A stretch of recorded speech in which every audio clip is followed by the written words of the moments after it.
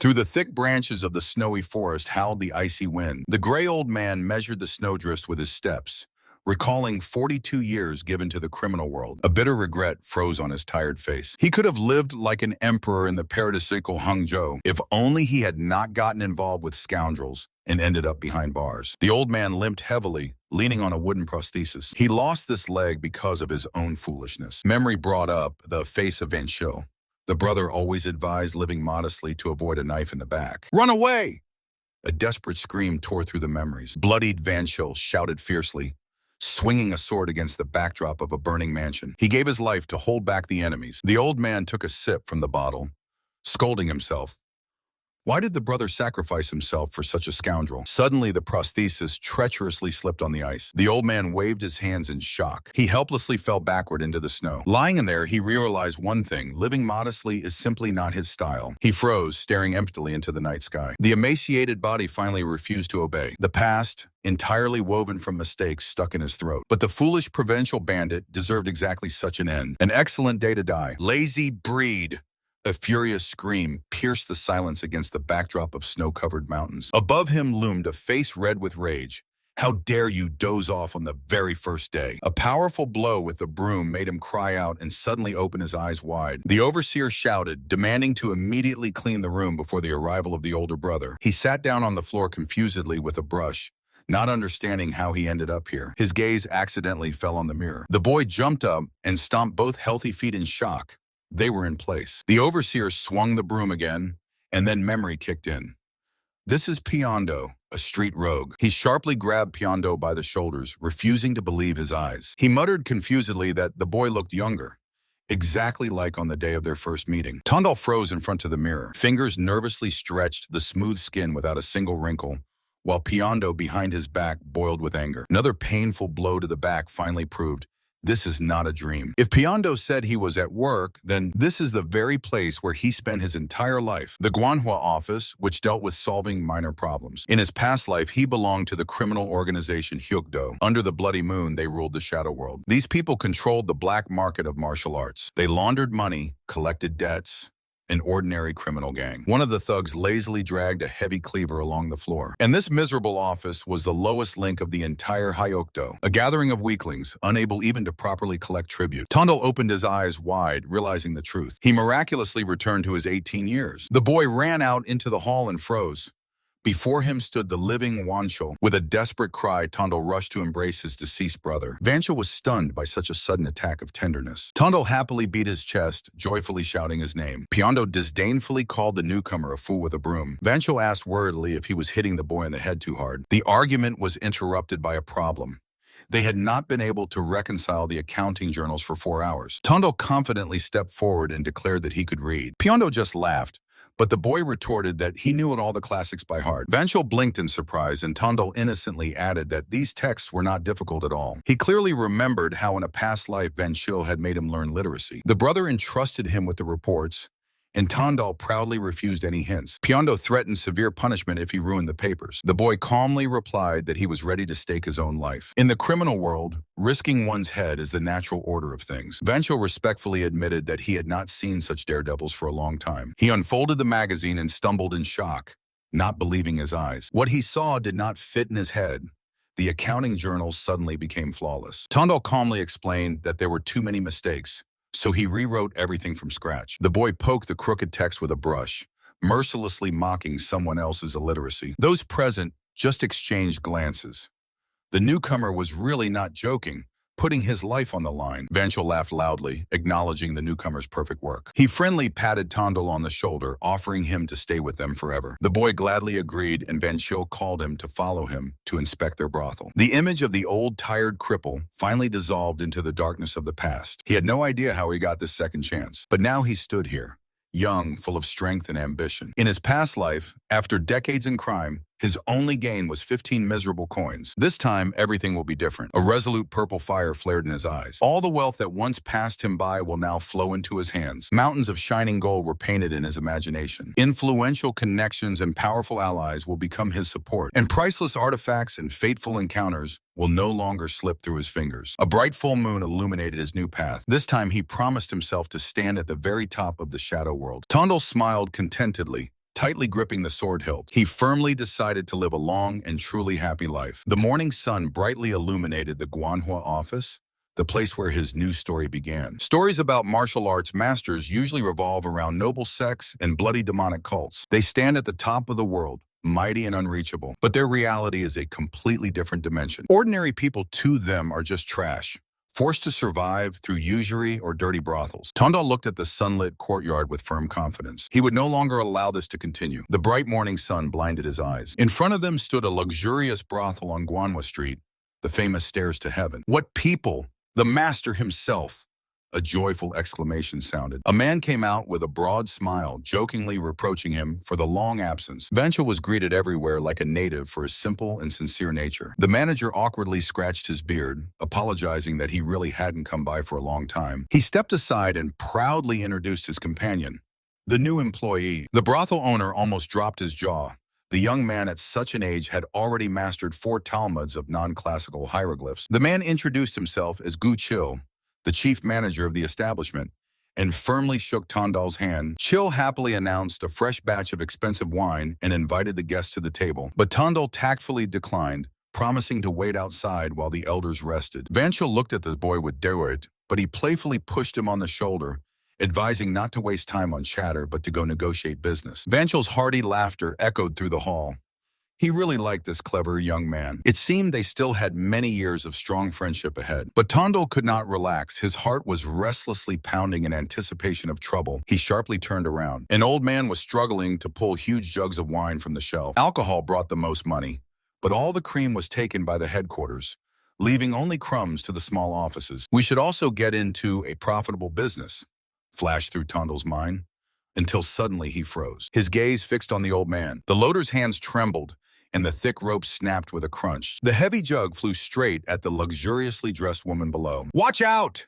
A scream broke the silence. A lunge, a dull blow, and the ringing of broken ceramics. Tondal exhaled heavily, leaning on his knee. He managed to shield the woman with his body and now gently asked if she was unharmed. She sat on the floor, looking confusedly at the shards and the guy who took the blow for her. Tondal assured her that he was fine and helped her to stand up. The boy awkwardly joked that he got drunk from the very aroma of the spilled wine. The woman's cheeks flushed with a blush. Frightened servants were already running from all directions, shouting at the loaders and demanding a doctor. But she stopped the panic with a commanding gesture. Tondal froze, realizing exactly whom he had just saved. Before him stood Yon Jaeyeon herself, the madam of the brothel. The woman ordered her savior to be immediately taken to the healer. Tondal tried to refuse, insisting that it was unnecessary, but 2 beautiful maids had already firmly grabbed him by the arms. The boy was unconditionally dragged to wash up. To Tondal, the madam quietly repeated his name, watching him go. Later, the situation calmed down. The sun flooded the wooden terraces of the establishment. The hostess listened attentively to Vanchil's story,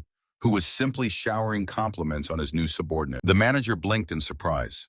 The usually cold hostess suddenly began asking about the simple guy. She directly asked the chief manager what he thought about him. The manager thoughtfully stroked his chin. The guy seemed simple, but had a complicated history behind him and did not look like a bandit at all. Meanwhile, the washed and changed Tondal was enjoying warming his hands on a cup in the guest room. The hostess sat opposite and inquired whether he liked the exquisite snow tea, since treating a bandit to such would be wasteful. She was pleasantly surprised by his refined taste and promised to bring some with her. Tondal politely declined, offering instead a favor for a favor. The woman waved her hands in fear, considering herself indebted for her rescue. The guy smiled gently, choosing his words. He asked her for only one thing, not to punish the old loader for today's mistake. Tondal explained that he had already received enough: new clothes, a hot bath, and luxurious tea. The woman looked at him with wide-open eyes. She smiled warmly and agreed to fulfill the request, acknowledging his kindness. When Vanchil and Tondal were already standing near the exit, the hostess asked the boy to visit her personally next time. Vanchil squinted slyly. It seemed the heart of the inaccessible lady had finally melted. However, the conversation about business quickly dampened the mood. The manager could not believe his ears. Could the Baekdon unit really be thinking of competing with them, and even coveting the stairs to heaven? The bearded fighter growled angrily. The damned Guanhebon wants to take their establishment for himself. And it doesn't matter that he is the son-in-law of the guild leader. He is just too greedy. If they do not accept his slave-like conditions, this scoundrel will simply take everything by force. Tondal frowned. In his past life, because of Guan's greed, this luxurious brothel was indeed lost. The laws of the criminal world are ruthless. Official units had a huge advantage over small offices, so they had to retreat without a fight back then. Vanchel clenched his fists helplessly, seeing no way out. But this time, Tandal looked the leader in the eye with icy calm.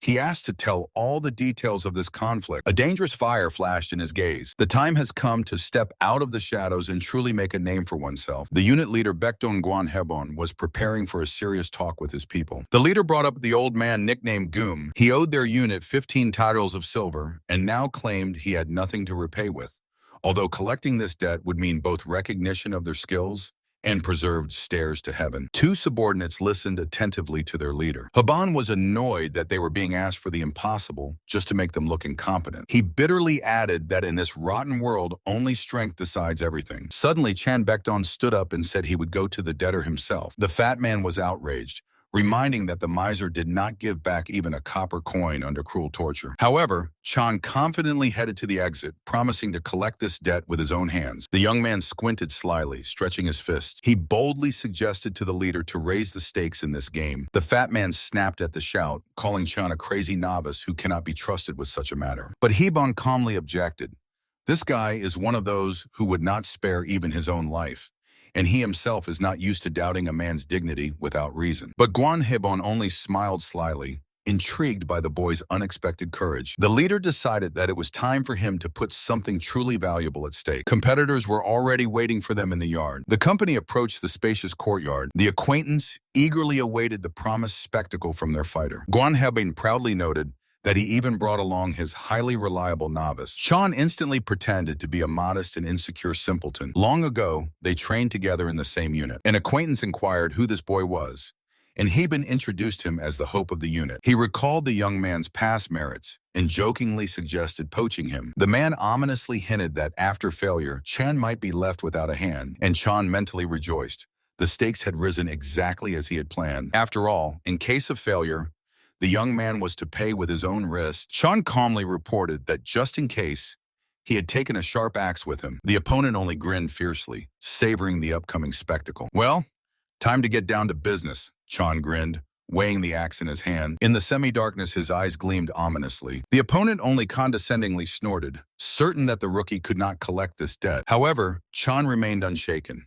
He remembered this whole scene from beginning to end. The boy kicked down the hut door, forcing the old debtor to recoil. Gum snapped that there was no money and calmly returned to weaving the rope. The novice's companion smiled. He, of course, knows, but today it is they who will talk to the old man and take everything away. The guide slyly advised the old man to be more polite with the novices. He mockingly added that he perfectly knows about the old man's empty pockets, but if everything falls through, he will be extremely disappointed and disgraced. Chan silently watched this cheap spectacle and the pressure on the debtor. The perfect moment came to throw the hook. Chan seemingly casually inquired how the old man's son, who disappeared about a month ago, was doing. After all, everyone knew the old man lost even borrowed money at the gambling house. Geum screamed hysterically, begging just to beat him and leave him alone. Chan smiled gently and assured that he was not a monster to beat an elderly person. The young man calmly asked to be handed the axe. Grabbing the weapon, he cheerfully reminded about his gift of clairvoyance. Chan squinted and said that someone's missing sister would return soon. The invisible listener shuddered. The boy had unmistakably guessed his secret. The competitor got angry and ordered to stop these tricks and get down to business. Chan only slyly squinted in the semi-darkness. "This will do." Chan suddenly rushed forward with an axe at the ready and reproachfully said, "How shameful it is to anger the god of luck for personal gain." The blade crashed into the floor, and the boy theatrically declared that the heavens would punish them for everything. "Stop! What are you doing?" An explosion of energy shook the whole hut. Those present froze, stunned by the sudden blow. The opponent tensed, noticing how the previously calm Guillaume suddenly panicked. Kabon instantly reacted and forcibly pulled the debtor back. The old man desperately shouted that there was nothing there while Chan was prying up the floorboards. Someone was hiding right under the floor. The young man smiled triumphantly at his find. A frightened boy crawled out of the hiding place, who supposedly ran away a month ago. Everyone stared at the son of old Goom, not believing their own eyes. The son rushed to his father, and he began to shout about protecting the province's laws. Chan disdainfully said that the years lived taught nothing to this miser. He roughly grabbed his son by the collar and reminded him of the rule that is above all laws. Chan coldly reminded that now is the time to return those 15 tiles, but the old man continued to shout fiercely that he had nothing and called to fear the law. In response, an inhuman scream tore through the hut. The debtor's son curled up on the floor with a bloodied hand. Chan cold-bloodedly ordered him to unclench his palm, threatening to cut off the whole hand. The young man hovered over his victim with a bloodied axe. He explained chillingly calmly how helpless a cripple would become without a finger or hand, and then he added that there was no need to worry if his hands and feet were cut off, or with the next blow he promised to cut off his manhood as well. Chan's face twisted into a maniacal smile before the new strike. Old Goom's nerves gave out, and he burst into a desperate scream. The father broke down and, begging to stop, swore to repay the entire debt to the last coin, and the maimed son lay on the floor while the witnesses stared in shock at the bloody scene. This incident went down in history as the greatest triumph of their unit. After all, once before, the old man simply deceived them and fled in the middle of the night with his son. Then he and his son disappeared with all the money without punishment. And this became the most disgraceful stain in the history of their usury business. But now Chan was holding a bag of silver, and Hebon, the coveted documents for stairs to heaven. The competitor boiled with rage, shouting that using clairvoyance was forbidden. Suddenly, the axe handle crashed right into his face. "Kick! What are you doing?" The bewildered opponent flinched. "Ah, sorry. There was an evil spirit sitting on your shoulder," Chan explained calmly, and he was stunned. The boy gladly offered to stand still to finish off the pesky ghost. "Ah, you're crazy! Don't come near me!" the competitor screamed, recoiling from the boy. Tatondel.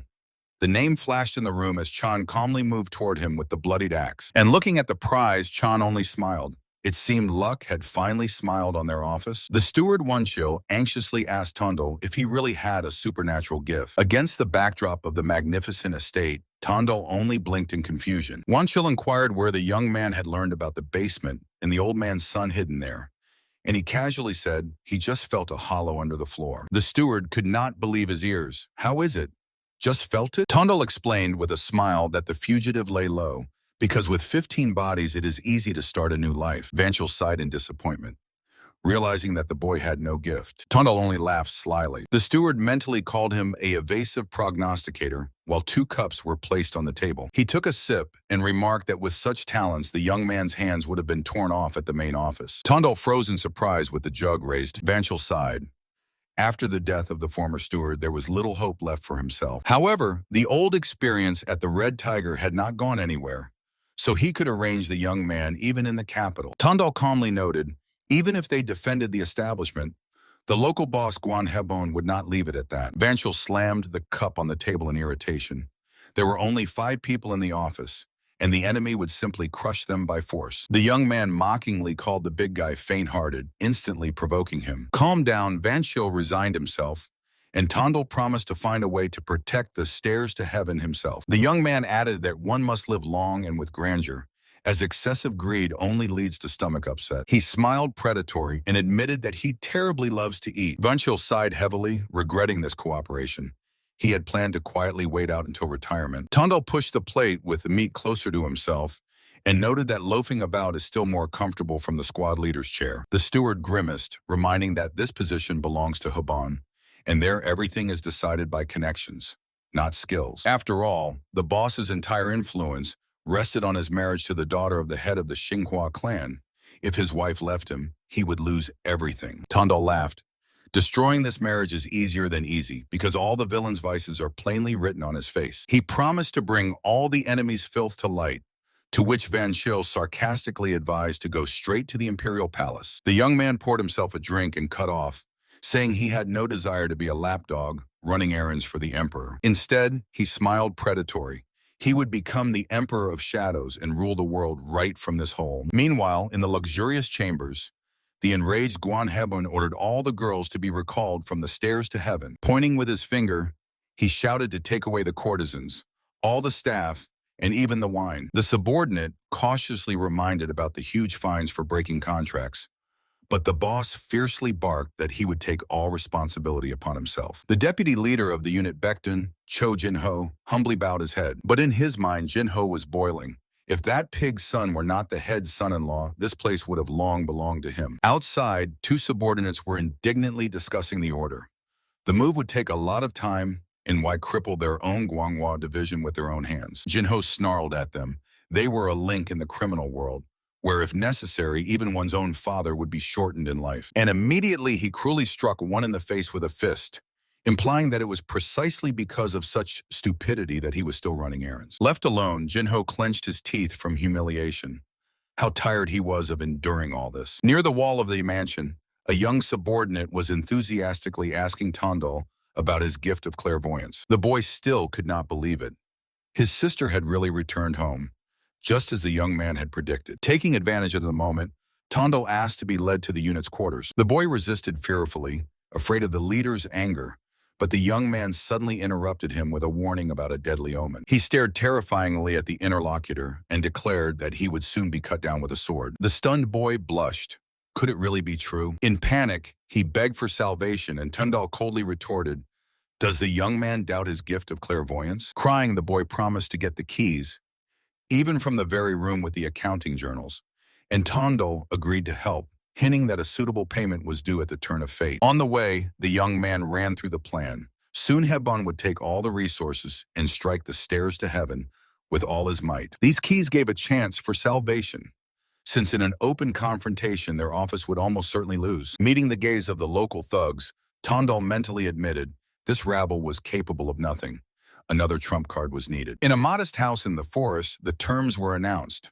6 bodies as a deposit and 2 monthly payments for new housing. The man in light clothing promised to arrange everything quickly and left. The gloomy swordmaster Chon Yusum silently watched him go. His wife came out of the house and asked, "Better return to the army. I don't want to see you go against your own beliefs." Yusum anxiously rushed to the sick Hyomin. She was not allowed to get up. Military pay was critically lacking for her treatment, and the world without his beloved was equally like a bottomless swamp. For the sake of money to save her, he left the service and set off to travel the world. However, it turned out that for people like him, there was no work. Neither respectable Orthodox sects nor security agencies would take him. Suddenly, Tondal came out from behind the trees and greeted carefreely, calling the hero by name. Yusam looked suspiciously at the stranger and asked what he needed. The young man introduced himself as a messenger of the criminal community Red Tiger. The swordsman cut in that he had heard about their crimes and coldly inquired about the purpose of the visit. Tondal offered to join them, 5 bodies as a deposit and then bodies monthly. Yusam mentally noted that these conditions were even worse than the offer from competitors from Seawave. But looking closer, he felt something strange. The guest did not at all resemble a typical bandit. From Tondal emanated an unusual, as if hidden aura. He stood completely relaxed, like a sharp sword in a sheath, and admitted himself that the rivals probably offered more. Instead, Tondal struck unerringly at the weak spot. A true hero does not suit being an ordinary thug, and who with a calm heart would join the criminal world? However, they, he assured, would not demand the impossible. Extending his hand, Tondal gave to the one who would join the Red Tiger a single promise. The swordsman bitterly smiled at such straightforwardness and asked what would happen if he refused everything entirely. Tondal assured the hero Chan would do nothing he himself did not want. After all, the tiger brand alone is capable of inspiring fear by its very existence. Before the young man stood a person capable of turning their miserable rabbit hole into a true predator's lair. For Tondal, this lone warrior was the most underrated master in the whole world. Yusam's eyes flashed with a predatory fire of determination in the half-darkness, and Tondal mentally swore to acquire this fighter into their pack at any cost. Meanwhile, in the office, poor Van Schill tearfully looked at the empty wallet. Tondal's lavish banquet was again paid for by his savings. Van Schill announced that from now on the squad was led by Tondal, and ordered everyone to treat him respectfully henceforth. One of the subordinates snapped indignantly. He had come to the office a whole 2 months earlier. The comrade only said that there was nothing to boast about here. The door silently slid aside and the very culprit of the dispute appeared on the threshold. The shouter instantly deflated and changed his tone. Tondal blinked confusedly while a mug of water was handed to him with a forced smile. So Bamsu gave up the elders. It was the brother manager Van Schill himself who appointed the young man their chief. Tondal awkwardly defended himself. He had been in the office for only about 10 days. But Gan Bison assured him that he bore no grudge. Van Schill laughed contentedly, confident that the offended friend would eventually come to terms. Then he remembered the newcomer, for whom he had rolled out a whole 5 bodies. Tondal calmly sipped water and looked toward the courtyard. The guest arrived exactly at the appointed moment. The sun was already leaning towards sunset. Tondal and Vanchil went out to meet the mercenary. The warrior was approaching, radiating a heavy, formidable aura, until someone gasped in fear that his appearance was truly terrifying. Shan Yusum stood on the threshold, and his face was crossed by an old severe scar. Vanchil could not understand how the boy had even come across such a fighter. Yusum silently handed back the pouch of silver, refusing the advance payment. He admitted that he was late due to contemplation and set a condition. He would accept the offer only from someone who could hold out against him for 10 seconds. The same, he added, he had told the opponents from the Sea Wave. Vanchil was surprised by such sparring, and Yusum explained that he simply wanted to test his own senses, and that there was something else. He scheduled the duel for the coming days at the Hour of the Rat. A building majestically rose above the courtyard. Having said this, Yusum silently stepped over the threshold and walked away. Stunned, Vanchil asked where Tondal had even dug up this monster. He only smiled smugly, hinting at the necessary connections. Vanchil sighed. What a pity that such a fighter would hardly be dragged into their family. He was sure that no one could stand against this warrior. Even Hobel, the elite master of the Red Tiger, seemed weaker next to him. The emblem on Yusum's back only emphasized his formidable status. A dark aura enveloped his figure. But Tondal calmly said that a dozen like Hobel were no match for him. So much so that Vanchil asked again, really that much? The steward grumbled that the newcomer was too troublesome. If he didn't want to, he would simply refuse. Tondal objected. If he didn't want to, he wouldn't have set conditions. He saw through the warrior. He was not looking for an excuse to refuse, but a reason to join. Then Vanchil skeptically asked if Tondal himself even knew how to fight. Tondal slyly squinted and threw a short no. The night of the duel came. The opponents were already waiting in the dark yard. The guests introduced themselves. Gunsosen from the Sea Wave and their unit leader One then confidently stated that holding out against the mercenary for 10 seconds was no problem for him. Yusum calmly displayed his weapon, an ordinary wooden stick. One then disdainfully said that in the Forest of Swords, playing with toys is not customary. He implied that the army doesn't teach that, but they are used to fighting for real and won't waste time swinging sticks. Tondal calmly added that the squad leader is free to choose any weapon. One then snarled, if he loses a hand, he should blame only himself. He was already thinking about what to say to that brat Tondal when he wins, since the kid won't win anyway. Yusum lazily told his opponent not to drag it out and to start already. One then was visibly shaken by such audacity. And you, look, a talkative cripple with a guide, he hissed through his teeth. Gunsosen, meanwhile, was betting in the pair, wagering that their leader would win or last all 10 seconds. He put 5 bodies at stake, and Tondal calmly clarified that he must bet the same amount. Someone from the darkness warned him not to regret these words later. Yusum silently stood in the middle of the yard. One then maliciously decided that the boy was simply afraid of a real blade. An army wimp who hasn't even smelled a slaughter. I'll finish him with one strike, he pouted, and he rushed into attack. Yusum cold-bloodedly measured the distance. One then was already grinning, confident of his victory, but the blade cut only through emptiness, and the wooden stick dully struck him right in the ribs. If that were a real sword, you would already be dead, Yusum said dryly. The warrior calmly declared that the victory was his. But I'm not dead. One then insisted, but Yusum no longer wanted to continue this sparring. However, if you insist, let's continue, he added ominously. A new strike tore through the air. I lost. Exhaled the defeated one then. Meanwhile, Tondal decided, such a valuable fighter must not be let in under any circumstances. Now it's my turn. He stepped forward. The young observer froze. Yusum calmly agreed. Well, if that's the case, he is entirely at their service. He only hoped for understanding from the new squad leader. Tondal admitted that the opponents from the Sea Wave squad, of course, offered better terms. But Yusum also had his own request. Tondal nodded. Let him speak. He asked to take a real sword instead of a wooden one. The warrior's eyes narrowed. Someone gasped in shock. Could it be that Tondal really drew his blade? Tondal calmly explained that he wanted to test this fighter. I would gladly become your opponent, Yusum smiled fiercely, and no longer restrained his thirst for blood. The aura struck with such a wave that Tondal's hair was thrown back. The young observer turned pale. It turns out, in sparring against the leader, the warrior was not even fighting at full strength. Fearing that he would kill Tondal, Yusum rushed into attack. The blades whistled as they clashed. The guests from Sea Wave were stunned by what they saw. Fortunately, Tondal's senses did not fail him.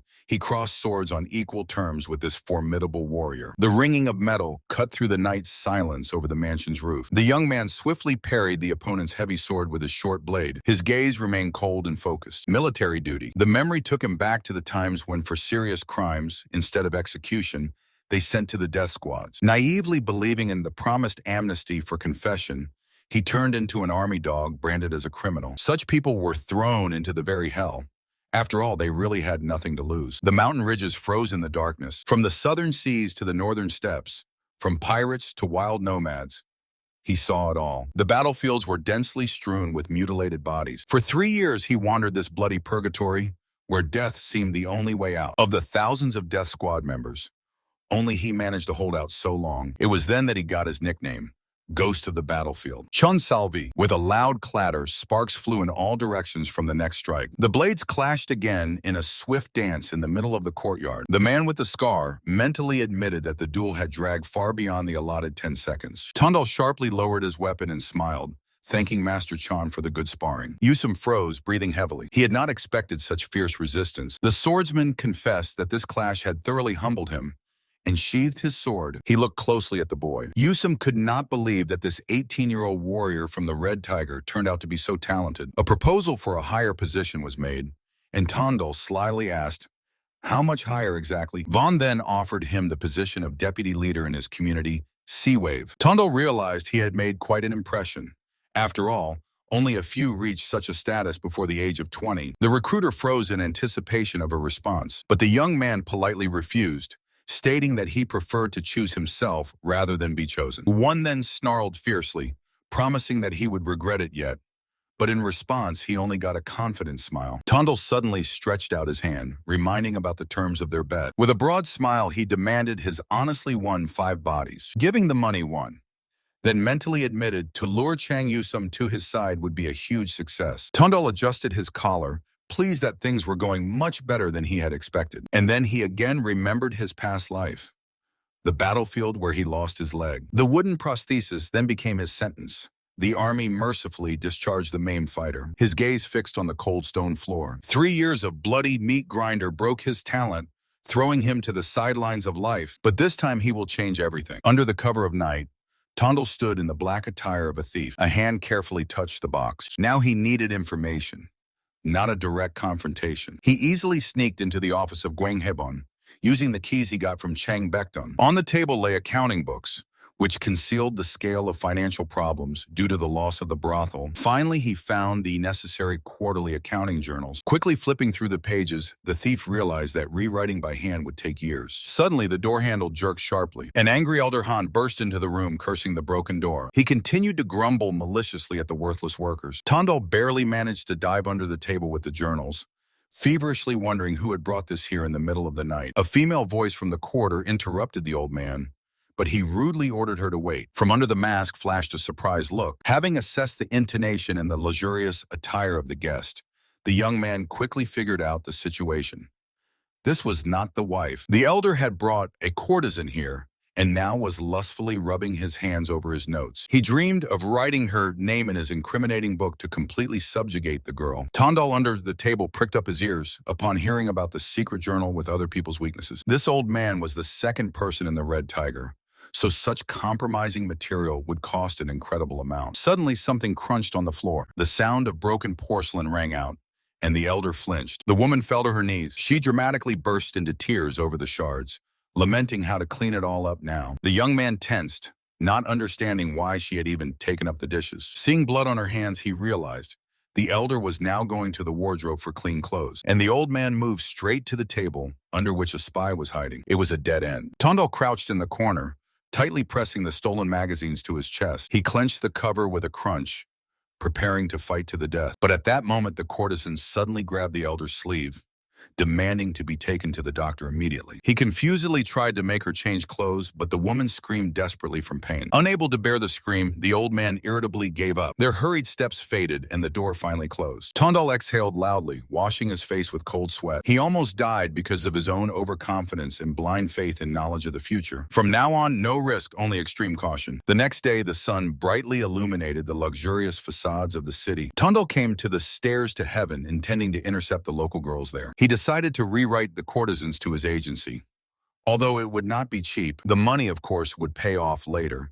But the problem was that it was needed right now. So a luxuriously dressed beauty cast her eyes on him. The courtesan asked in surprise what had brought him here. Swallowing his pride, Tondel blurted out a request to lend him money. To hell with pride, the beauty only blinked confusedly, and Tondel calmly waited for an answer. Opposite Tondel sat the owner of the Stairs to Heaven, who listened distrustfully to his unexpected loan request. He only smiled satisfactorily, noting how insightful she was. The woman had already heard that because of quarrels, the Baekdon branch was recalling its girls from her establishment, and guessed that this was exactly the issue. Tondel offered to fully take on both the relocation of the girls and their protection. The mistress pierced him with her gaze, and he calmly promised that no troubles would arise. Strange person flashed through her mind. His speech resembled cheap fraud, but his confident look involuntarily made one believe. Her finger thoughtfully tapped on the table. Eventually, she agreed with the idea.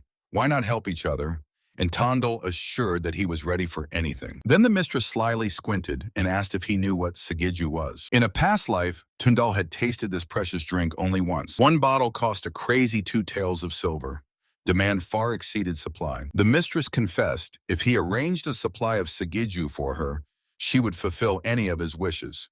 For Tondel, this sounded no harder than sparring with Chan Yusum. Discarding old bandit habits as unworthy of business partnership, he went straight to the winemaker's shop. The old owner greeted the guest with a rude question, asking if he needed anything at all in his shop. The old man introduced himself as the owner of the establishment.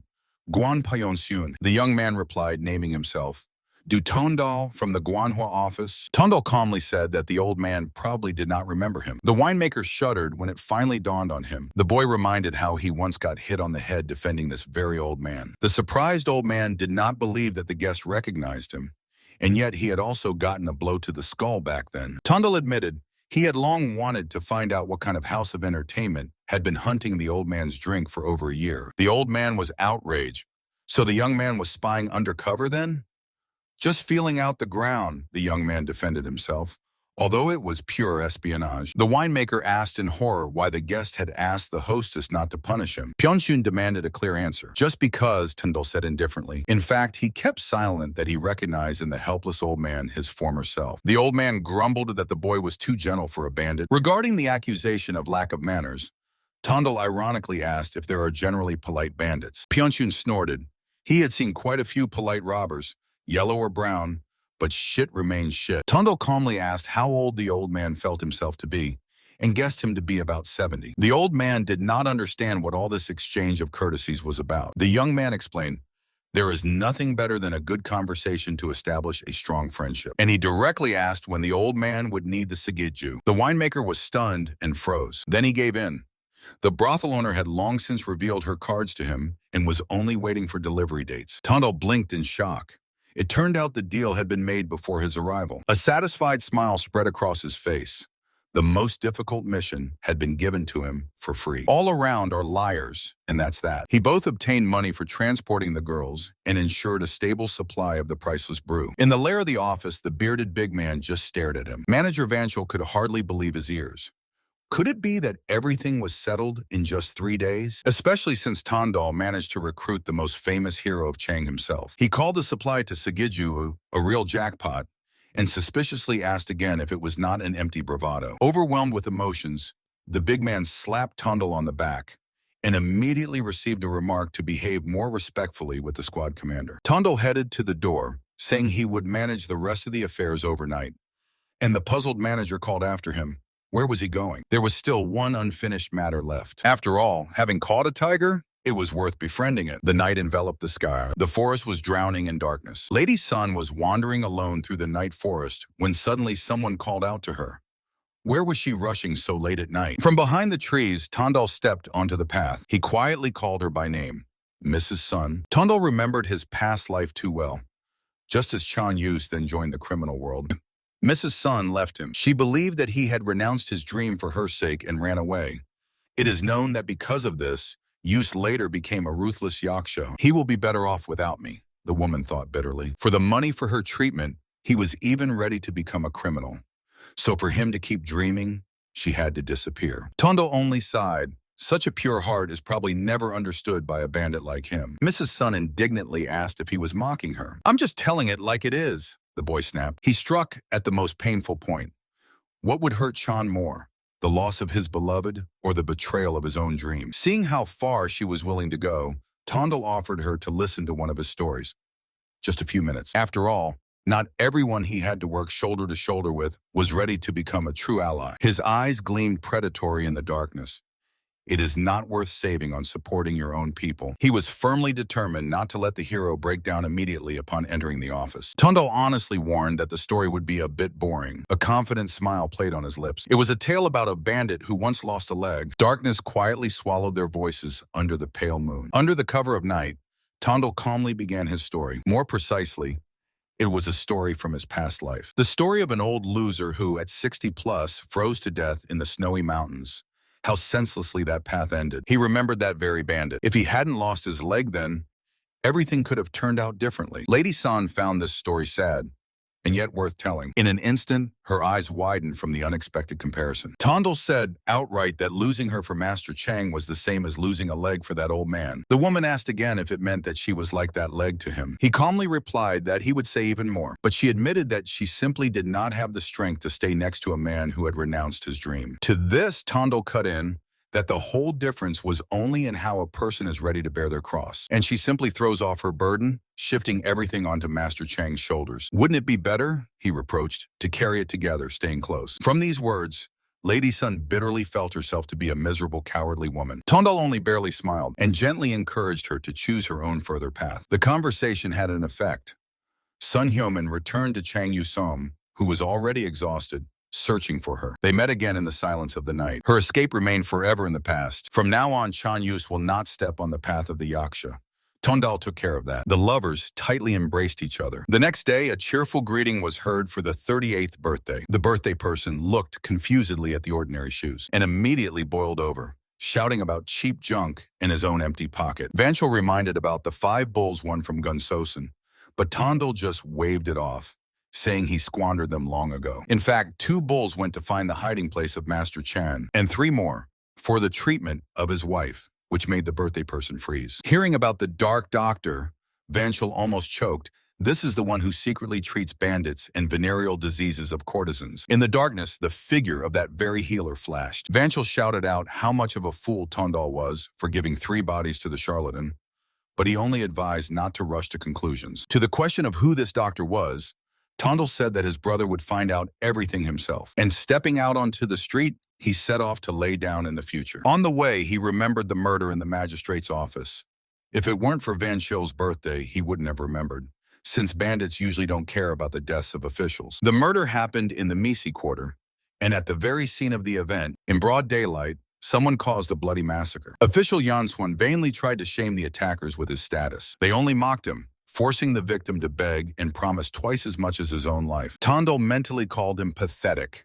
If you're already bargaining, offer 10 times right away. Yanswan seemed to hear and immediately shouted about the 10-fold amount. But the leader of the killers already swung his cleaver to cut off the pathetic whining. A sharp shout made the attackers freeze. Tondal stepped out of the shadows, calling himself an ordinary passing bandit. These intruders, he noted, have no relation to the Red Tiger community, and it's not proper to cause trouble on someone else's territory. The leader only sneered crookedly, seeing no threat in the boy, and who he said would stop them. Tondal gave them a single chance to get away because he was too lazy even to dirty his blade on them. The other only asked confusedly, not understanding. The leader lunged into attack and his blade whistled through the air. But the next moment, a powerful blow bent the bandit in half and threw him away. Tondal admitted that he was, of course, far from Chonsalvi in his prime. The remnants of the gang tensed cautiously. He stepped forward unhurriedly and assured that he was hardly inferior to that formidable master. The first of the attackers charged at him with a roar. A frantic scream cut through the courtyard. The blade flashed and blood splattered onto the cobblestones. The last enemy collapsed to the ground. Yanswan asked in a trembling voice whether his savior was hurt. The blood-splattered official struggled to stand up. He sighed that only his dignity was hurt, and Tondal noted that the official was lucky. A little more, and it would have been disastrous. When asked if Yanswan knew him, he confirmed. Suddenly, the official squinted suspiciously. Could it be that Tondal himself arranged the attack to curry favor with the new magistrate official? Tondal just laughed. Half right, he said.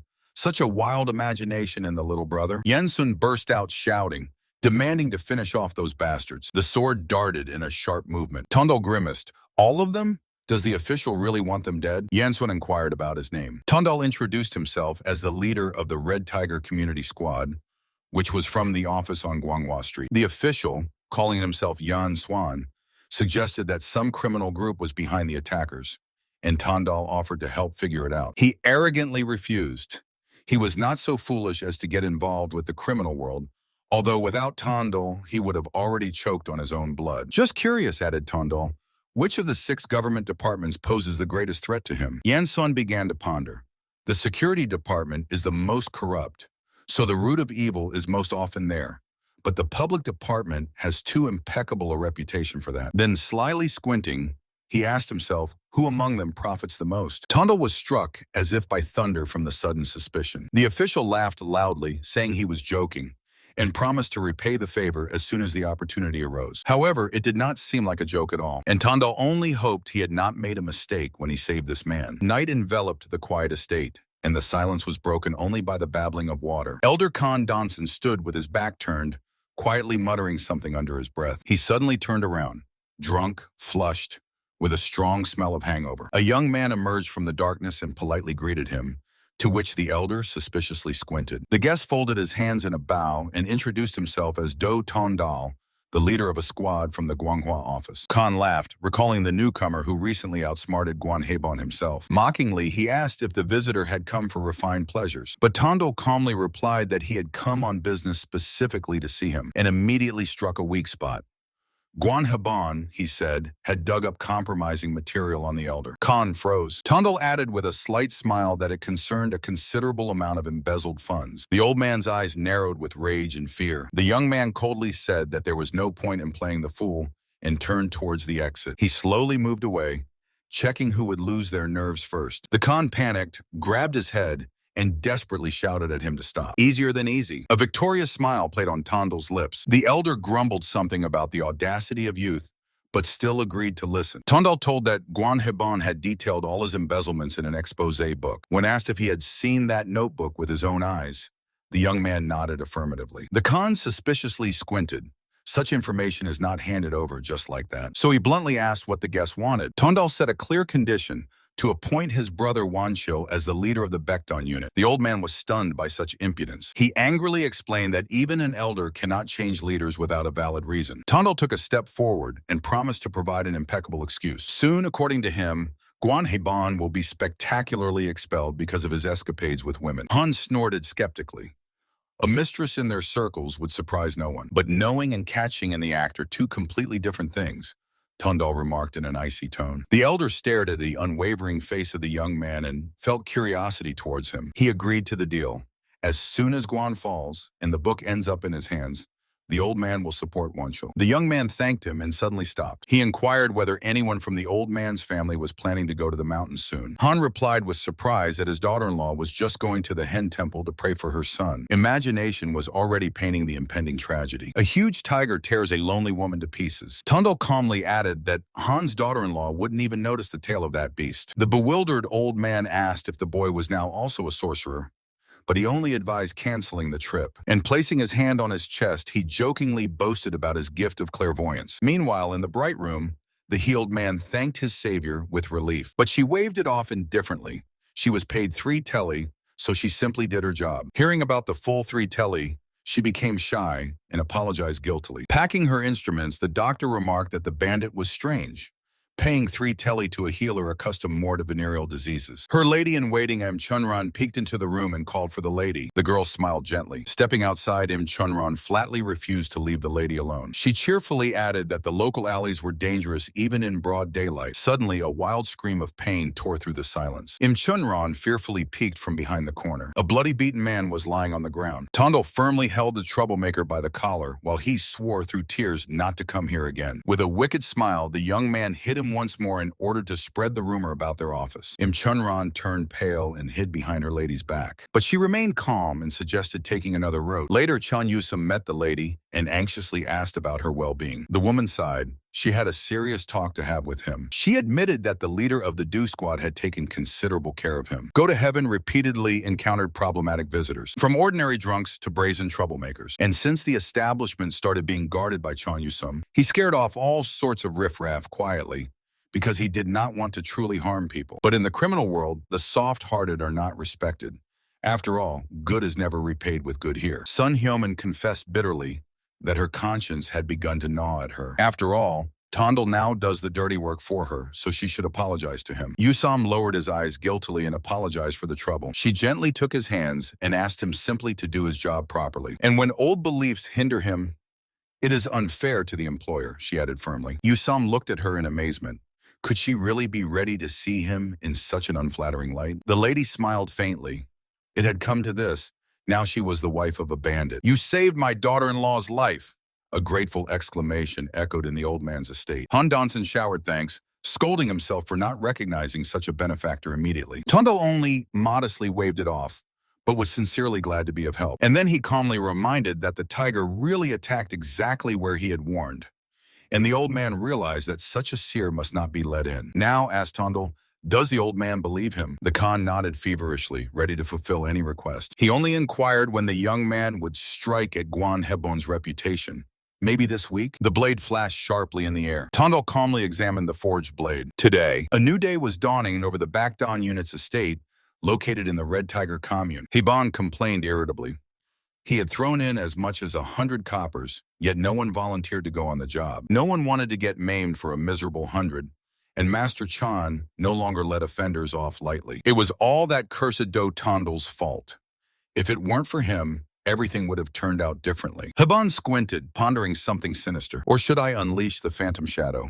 And he decided to find a mercenary. Primary Shadow, the renowned assassin all the way from Hangzhou. For Tondal's head, he set the price at a full 6 bodies of silver. Hebon almost boiled over with such greed, but the assistant insisted not to remove Tondal now, and they would surely lose their profitable gambling house. He warned the boss not to underestimate the enemy and to wait for the right opportunity. Hebon only clicked irritably, and when the subordinate cautiously hinted that the boss's wife had not been herself lately and advised to leave the women alone, he nearly exploded.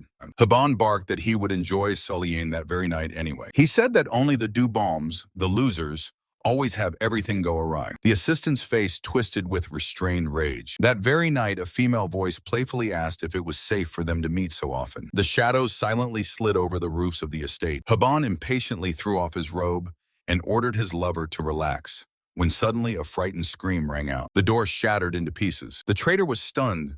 He was finally caught red-handed. From the darkness came a cold voice. Well, here he finally showed his true face. His enraged wife stood on the threshold. Darling?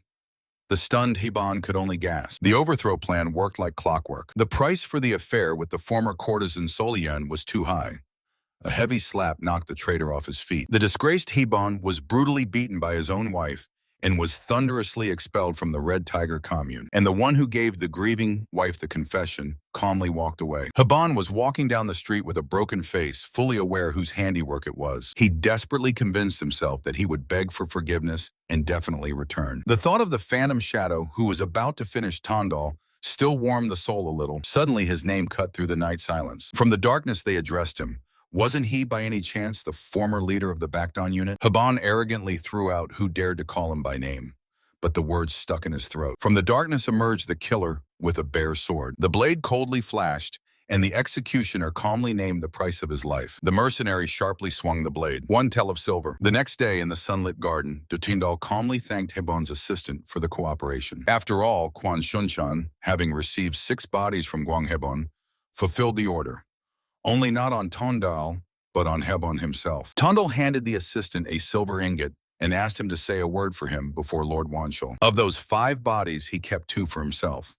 But the assistant awkwardly protested that it was unnecessary. Tondal only smiled. He too has a conscience. After Hebon was expelled, the unit leader changed exactly as planned. A clear morning of a new day rose over the estate. The subordinates respectfully bowed before the new leader. Vanshil Sai, who officially took power. Even in the darkest burrows, a ray of light finally broke through. The newly minted leader immediately called back Deputy Jiho for a private conversation. The office door closed with a dull thud. Vancho unexpectedly apologized for taking the place that rightfully belonged to Jiho. He calmly asked, only to be handed the reins a little later. Namely, as soon as Vancho reaches the headquarters. Jiho directly hinted that this position is far from Vancho's ultimate goal. Vancho admitted that even the current chair is too heavy for him, although the squad leader apparently had completely different plans for him. Jiho smiled. Tondel definitely will not let him sit quietly. It turned out that Do Tondel had visited them a few days ago. He prudently asked Vancho to take Bacton's affairs under his control and take care of the deputy. Vancho laughed, understanding that this boy would not stop at a minor position, and in a friendly manner asked Jiho if he would go further with him. Everything, the deputy replied, would depend on his own actions. So the first serious step was taken. Tondel and his brother slowly moved through the estate. Bacton's unit is just the beginning. In the businessman's language, the financial shoots have already been sown. Over the next 2 years, Tondel planned to completely subordinate the entire Red Tiger community to himself. But first and foremost, suddenly a harsh shout interrupted his thoughts. A gang of local bullies approached closer, mockingly calling him a gigolo. The foxy big guy disdainfully measured the slick newcomer. Tondel was forcibly shoved a broom into his hands. The bullies shouted for him to immediately make up for his tardiness with hard work. Someone among them timidly squeaked that Tondel had once been the squad leader, and making him sweep the yard was too much. The leader got angry and slapped the deputy with a ringing slap.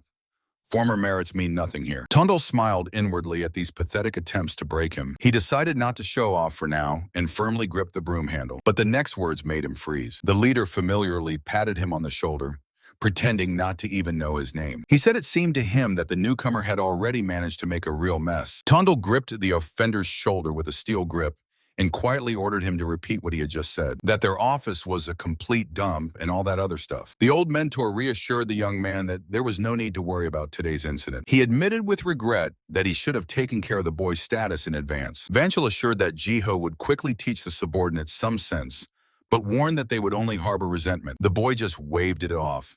He himself would soon teach them to stop running their mouths.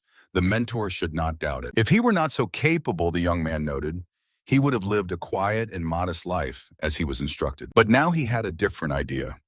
He intended to live long and grandly side by side with the mentor, which caused the latter to chuckle quietly. On the street, local racketeers were already brutally extorting protection money from a poor shopkeeper, who only begged for forgiveness.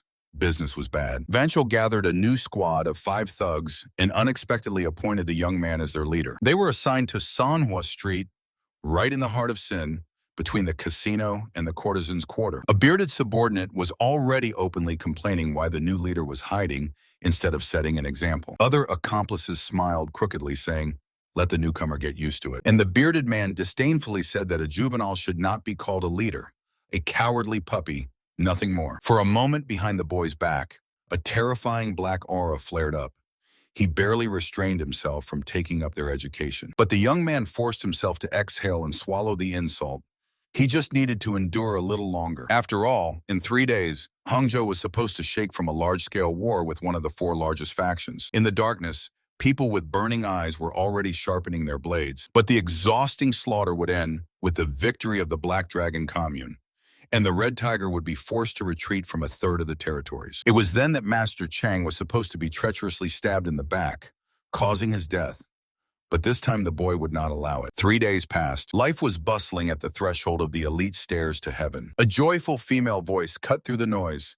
It had been a long time since they last met. The beautiful hostess beamed upon meeting an old acquaintance. The young man joked that now, having moved to Bacton, he needed protection even for a visit to her. The hostess was surprised by the guest who came not as a client, but he immediately got down to business.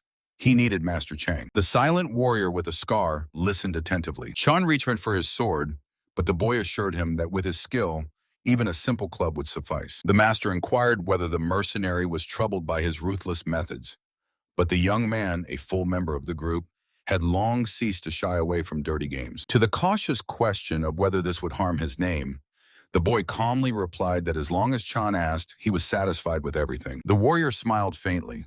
The difference was indeed small. Chan noted that the difference between a tiger and a cat was only in size, although sometimes a small difference matters a lot. Then the conversation was interrupted by the banging of the door.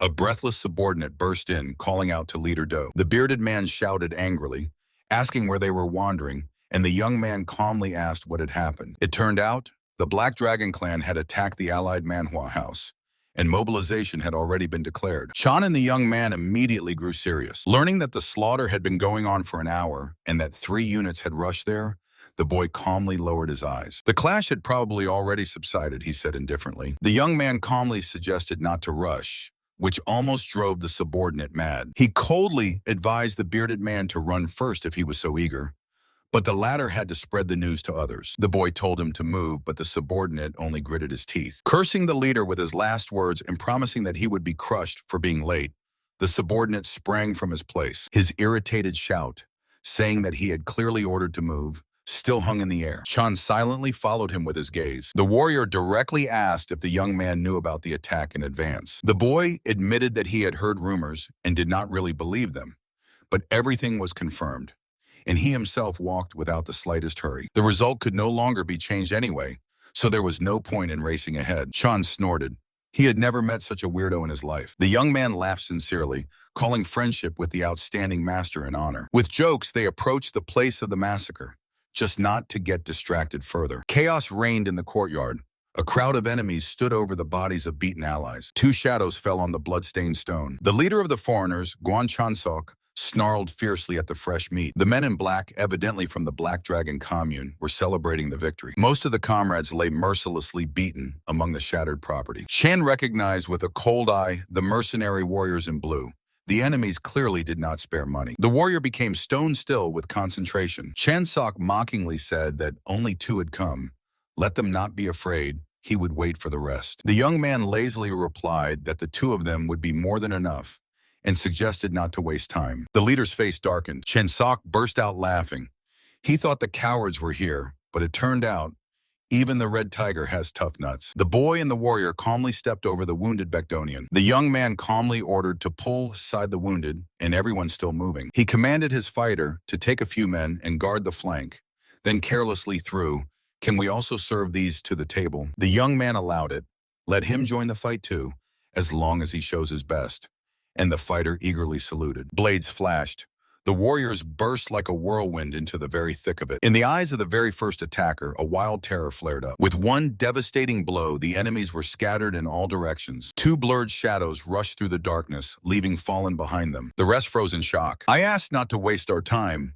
The young man's voice sounded as if from beneath the earth. His eyes burned with the icy calm of a predator. "And you, the trio of braggarts, come here," he beckoned the enemy commanders with a cold smile. 2 silhouettes stood still opposite the crowd of armed mercenaries in the manor's courtyard. A veteran with a scar smiled fiercely, considering whether to take down 2 at once. The young man calmly agreed to give up the loot. The bandit leader twisted his face in outrage at such audacity. He barked an order to attack. The first mercenary rushed forward, but the young man only barely smiled. He smoothly dodged a triple sword strike. Their coordination immediately revealed they were not ordinary street thugs. The young man caught the knife. This was his first real fight to the death in his new life. Perfect. His eyes flared with demonic red light. The enemy put all his strength into a vertical strike, but the young man playfully blocked the heavy sword with his bare hands, not wiping off the terrifying smile. The next moment, he caught the attacker's wrist with a death grip. The leader stared bewildered at the scene. The air was torn by the lightning strokes of the blade. A powerful kick threw the slashed mercenary away. The body hit the floor heavily. The mercenary froze in a pool of his own blood,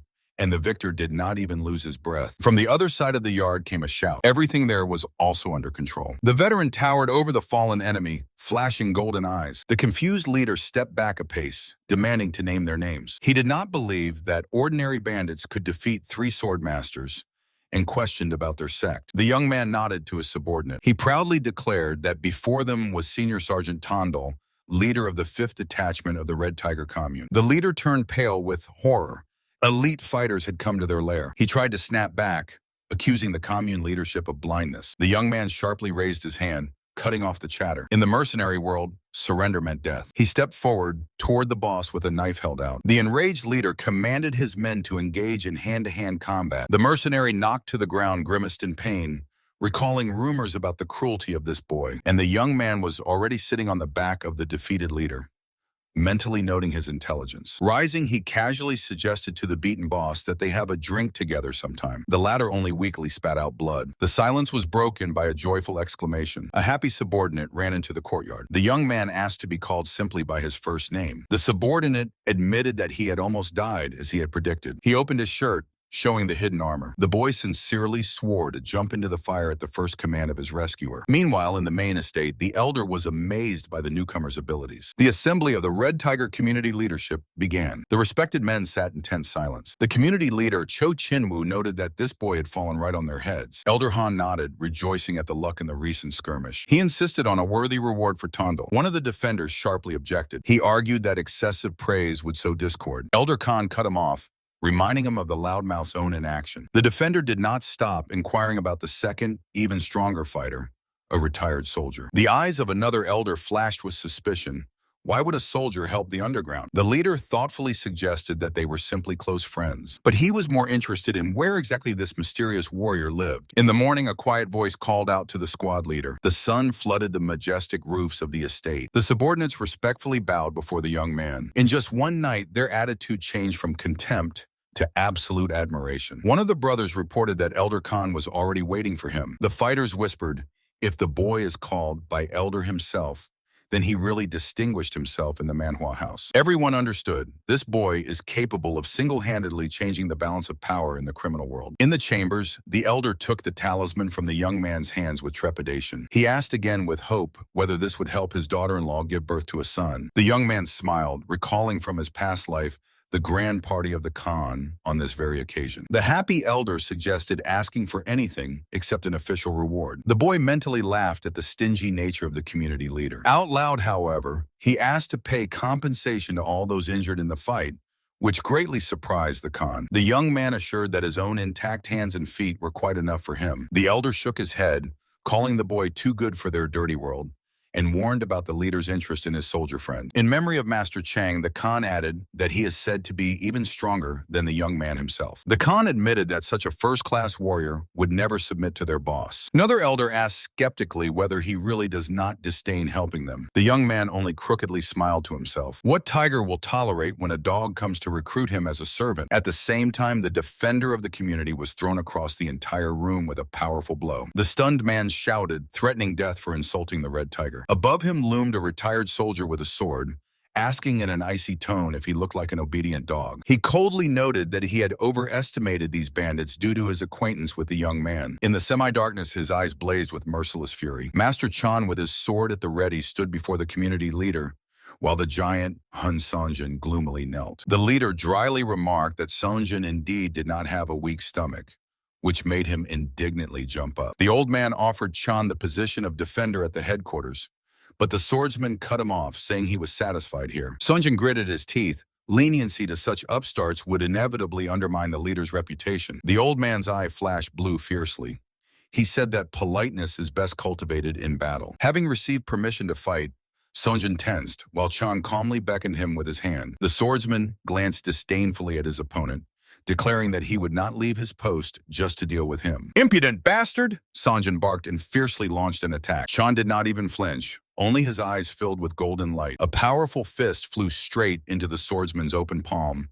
The blow stuck as if against stone. Songjin froze in shock. The next moment, Chan struck him in the chest with such force that the air crackled. The community leader stared bewilderedly at the fighters. The big guy collapsed limply to the floor, cracking the stone tiles. The old man exhaled heavily, looking in awe at the completely motionless Chan. Meanwhile, the sun shone brightly over the brothel, the territory where the leader would definitely not arrange a showdown. Inside, the bearded man nervously pondered what to do now with the fresh rumors. He complained that after such a defeat of Songjin, the leader's reputation suffered a devastating blow. Borden asked Tondel with concern why he was so calm and not worried at all about the consequences. The boy just smiled.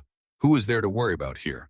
Maybe only Master Chan. He reasonably added that the community leader would not be able to do anything to him anyway. Tondel perfectly understood the balance of power.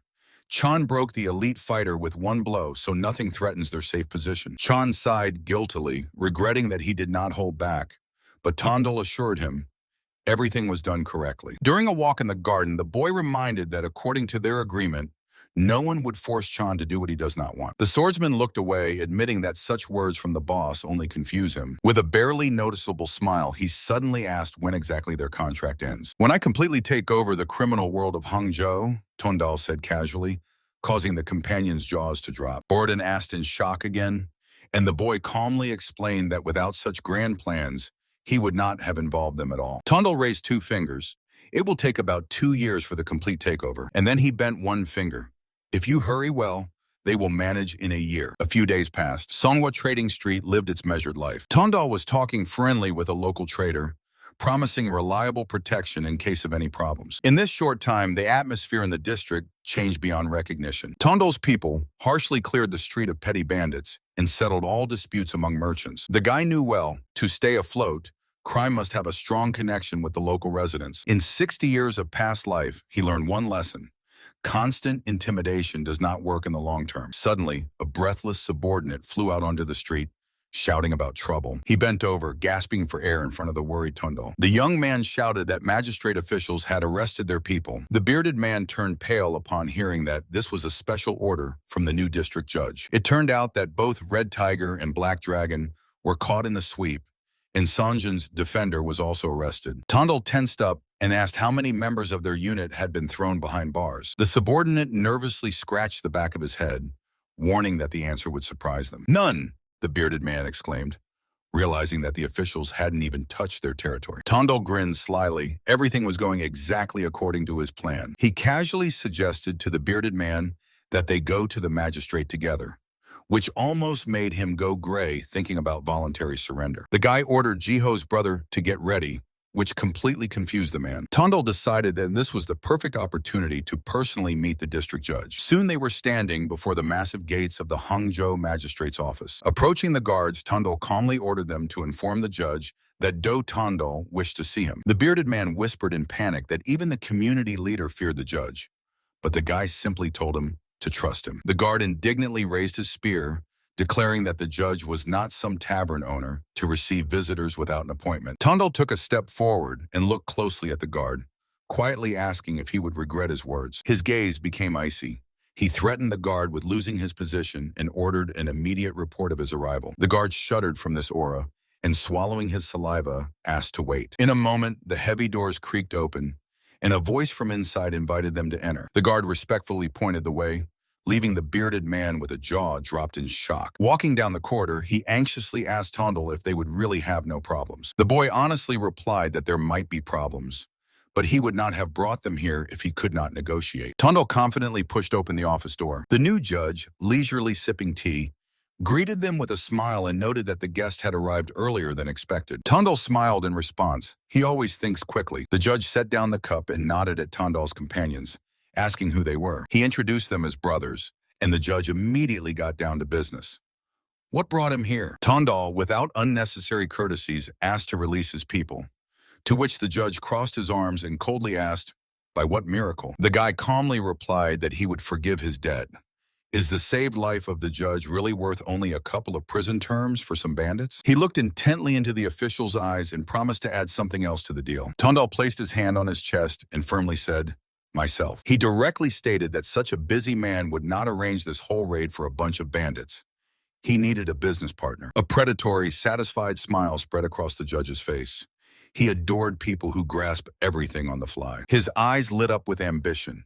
There really wouldn't be a need to explain for long. A prolonged creak sounded from under the roof. The unit's fighters exited the Hangzhou administration building. The subordinates did not yet understand how they managed to avoid prison, but their commander Wanshou proudly declared that he had negotiated with the judge himself. The gang froze in shock, and the satisfied leader commanded to go home faster. Tondal walked behind and silently smiled.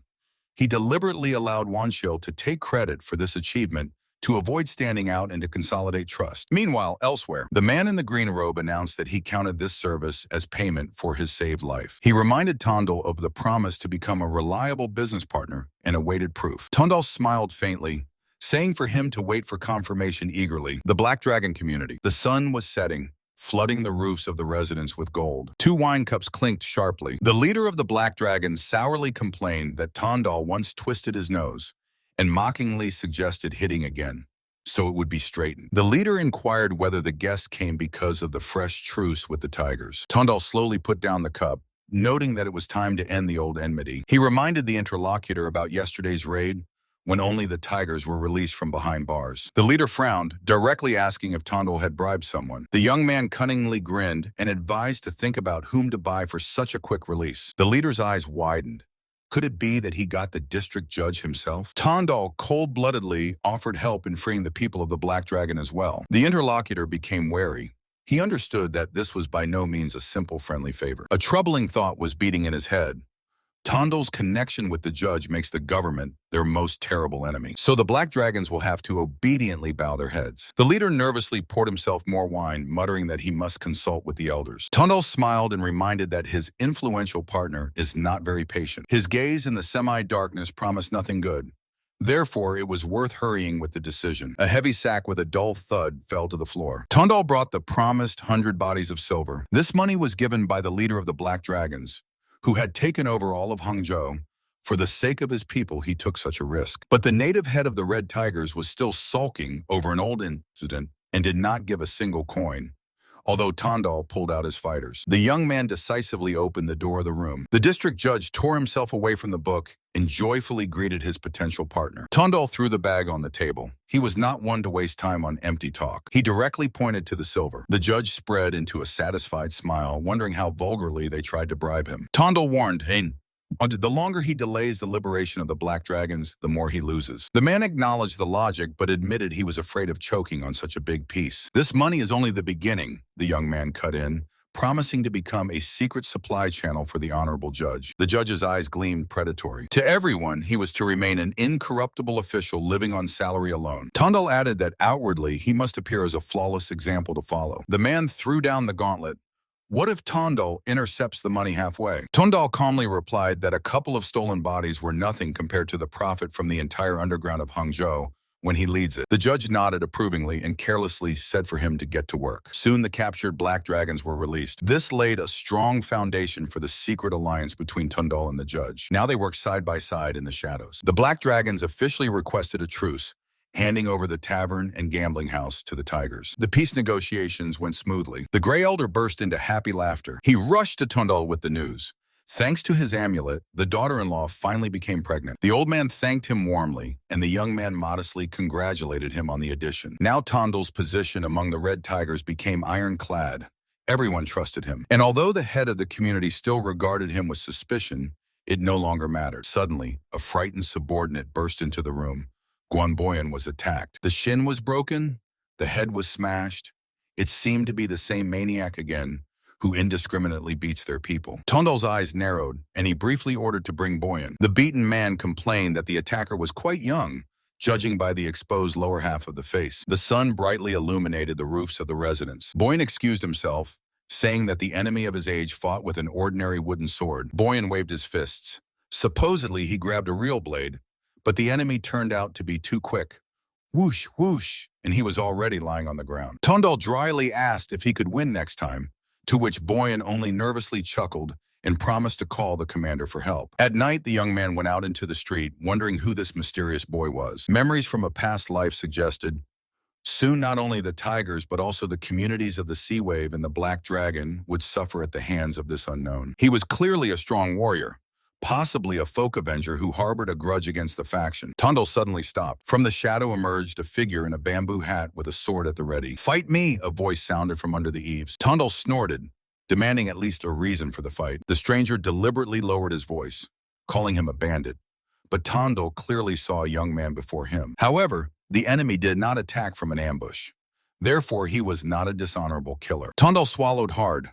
The problem lay entirely elsewhere. In the night alley, he calmly met the stranger in the bamboo hat, who tightly gripped a wooden sword. He said that if he was playing at being a wandering warrior, there were more appropriate places for that. The stranger only coldly ordered to draw weapons. A moment, and the enemy suddenly rushed into attack. He easily blocked the strike, mentally wondering why such a skilled swordsman was so nervous before an ordinary bandit. Deep breath, a barely noticeable smile flashed across his face. The shadows merged into a continuous blurred motion. The enemy sharply closed the distance. Wooden blades clashed with a dull crack. With a powerful counter-strike, he pushed the attacker back. Waving a long sword in a narrow alley was inconvenient, but the enemy's skills allowed him to ignore this obstacle. Shouting about cowardice, the swordsman in the hat attacked again. He smoothly dodged the blade. The attacker's gaze revealed a clear lack of real combat experience. Another harsh clash. He drank slowly and settled into the night silence. A chopped bamboo hat fell to the ground with a thud. The young lad looked at him stunned, realizing he had just miraculously avoided a blow to the head. He twirled a wooden dagger in his hands,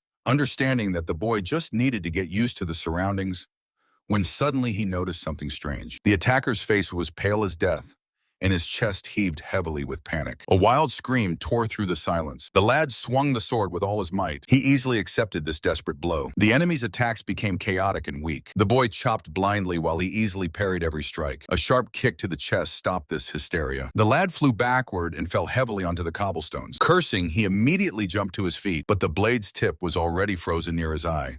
"Who are you? Identify yourself." The boy turned to stone. From his lips flew the name Namgun Cholhyun. He raised an eyebrow in surprise. Could it be the heir of the great clan before him? Leaning over the fallen aristocrat, he extracted a pitiful truth from him.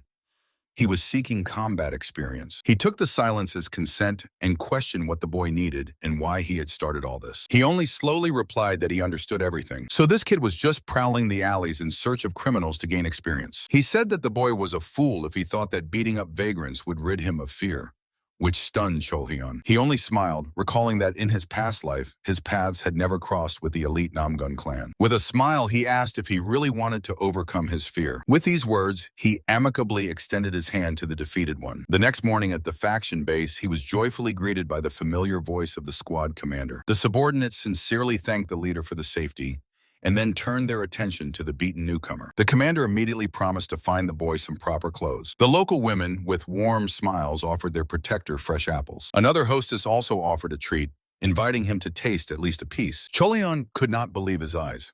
Weren't criminal gangs supposed to be gatherings of parasites? Noticing this shock, he ironically asked if the young man was surprised by such humane treatment of a bandit. Cholhyun only turned away displeased. During lunch, the young man directly asked how exactly he intended to cure him of fear, and nervously begged only not to kill him. Cholhyun admitted that he was forced to hide his cowardice before the upcoming great tournament of Orthodox sects. It was about the competition Dragon and Phoenix, where masters would fight with wooden swords. The young man complained that last time he managed to dodge it because of illness, but now this trick won't work. He sharply cut off, saying that for this one must be on the very edge of death. Calmly pouring tea, he added that only dozens of life-threatening situations can break this barrier. Cholhyun squinted distrustfully, asking if the criminal world is really that dangerous, and heard an honest answer: "There are no guarantees." The young man sighed, acknowledging the truth of these words. But the heir Namgun firmly declared that he was ready to stake his life, because otherwise a fate worse than death awaited him. That very night, they went to the underground doctor. The doc inquired if this was a new patient,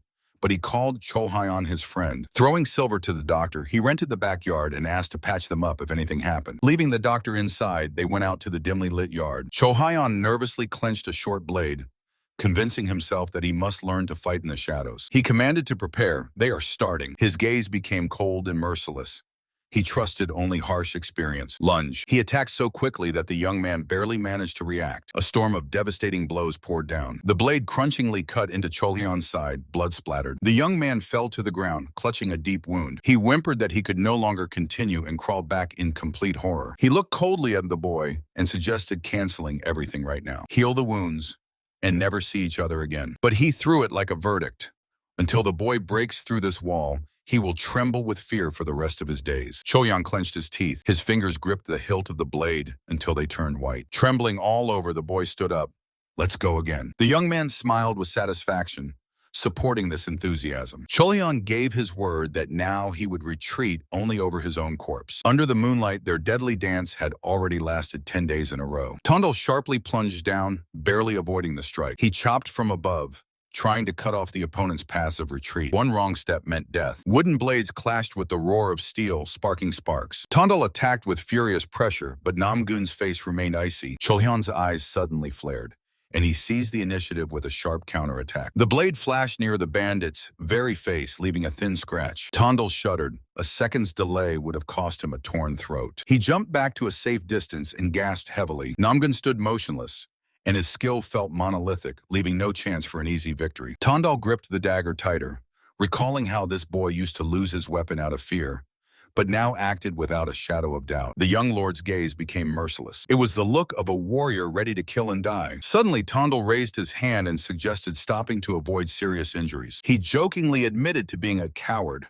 which only provoked an irritated thought in Namgun about his audacity. The next day was to be the last in their training. Cholhyun frowned with concentration. He asked uncertainly if he had really managed to overcome his own fears. Tondal assured him that the final trial awaited him in Hangzhou. He smiled fiercely and set a meeting for tomorrow. The next day, under the scorching sun, Namgun was greeted with a respectful welcome. The luxurious mansion became the arena for the final test. The young man came to challenge a hidden master, who turned out to be a modest man with an unusual aura. Master Chan furrowed his brows in concentration. Namgun mentally wondered how many strong fighters still hid in the criminal world. Meanwhile, Tondal stood aside, pleased that he had found a worthy opponent for the apprentice. True steel emerged from the scabbard with a metallic clatter. Both warriors took battle stances. Tondal smiled, seeing Cholhyun's serious mood. The pressure from the bare blade was no joke. The two froze facing each other, waiting for the first move. Against the heir of the great clan stood an obscure but deadly dangerous enemy. Sean rapidly attacked and drew first blood. The sharp blade tore the fabric on the young man's arm. Namgun clenched his teeth. The next second, the master launched a new assault. The swords clashed with a dull ringing. The courtyard turned into a battlefield where every move carried a threat. These two turned out to be absolutely equal in strength. Sean's skills impressed with speed and precision. He continuously rained blows, not giving a second to rest. The man fought on equal terms with the pride of the Namgun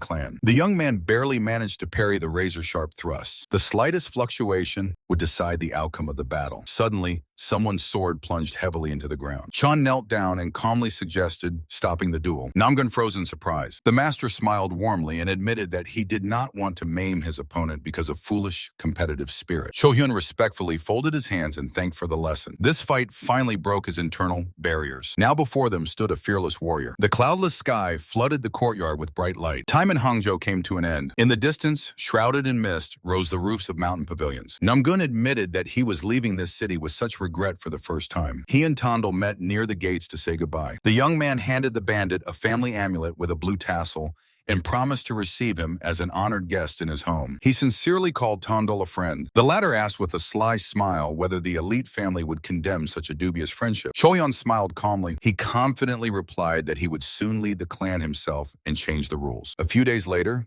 Tondal's peace was shattered by a shocking order. He was appointed deputy leader of the Seiyun unit. The gray comrade congratulated the boy on such an unexpected career leap. But Tondal instantly darkened, seeing through the leadership's maneuver. The old man explained that the former leader had been promoted and their division was given under the authority of Chang Zhongbei. In Tondal's imagination appeared the image of a slippery and dangerous puppeteer, like a snake. He understood. The community leader wants to split his alliance with Vanshou and set the new boss as a supervisor. But suddenly, a predatory smile played on the boy's face.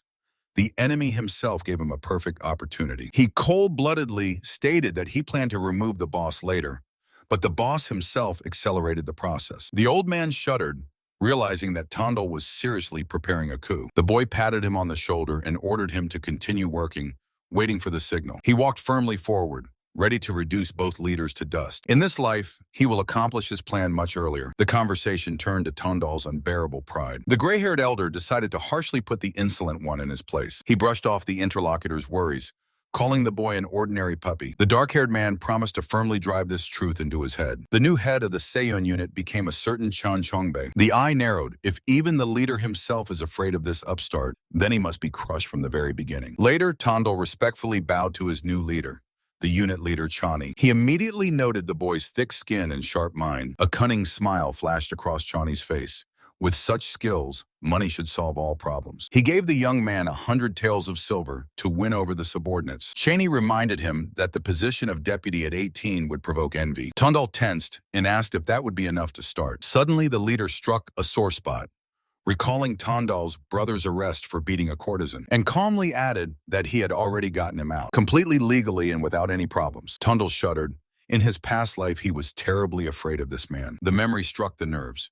The eerie aura and the glowing eyes of Chan Chongbei. This cruel and pedantic scoundrel once robbed the entire community to the bone. Tondal had already planned to destroy him, but now Chan had dug his own grave. A few days later, they decided to open a coal mine in the Hangzhou quarries. The mountains hid enormous riches. All the influential trade guilds of the district flocked to the city for the rights to the excavations. The deputy of the Hansen Guild, Bidonchal, with a flattering smile, handed Tondal a box of silver. The young man calmly accepted the bribe, acknowledging that such luck was unheard of for an ordinary bandit. Money flowed like a river, and he directly asked about the reason for such generosity. Everyone knew Tondal was the only way to the district judge. Donkol asked to put in a good word for him before the magistrate. Tondal coldly refused and advised not to disappoint him next time. The merchant stammered confusedly, thrown off by such a rebuff. He pierced the merchant with a look.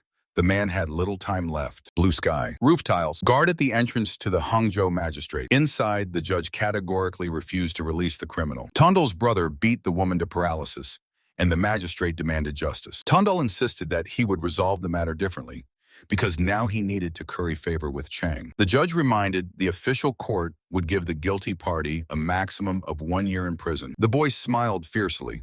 Official publicity would only attract new petitions and humiliate the victim. So the scoundrel deserves castration by his own hand. The magistrate caught the hint and approved such a role for the people's avenger.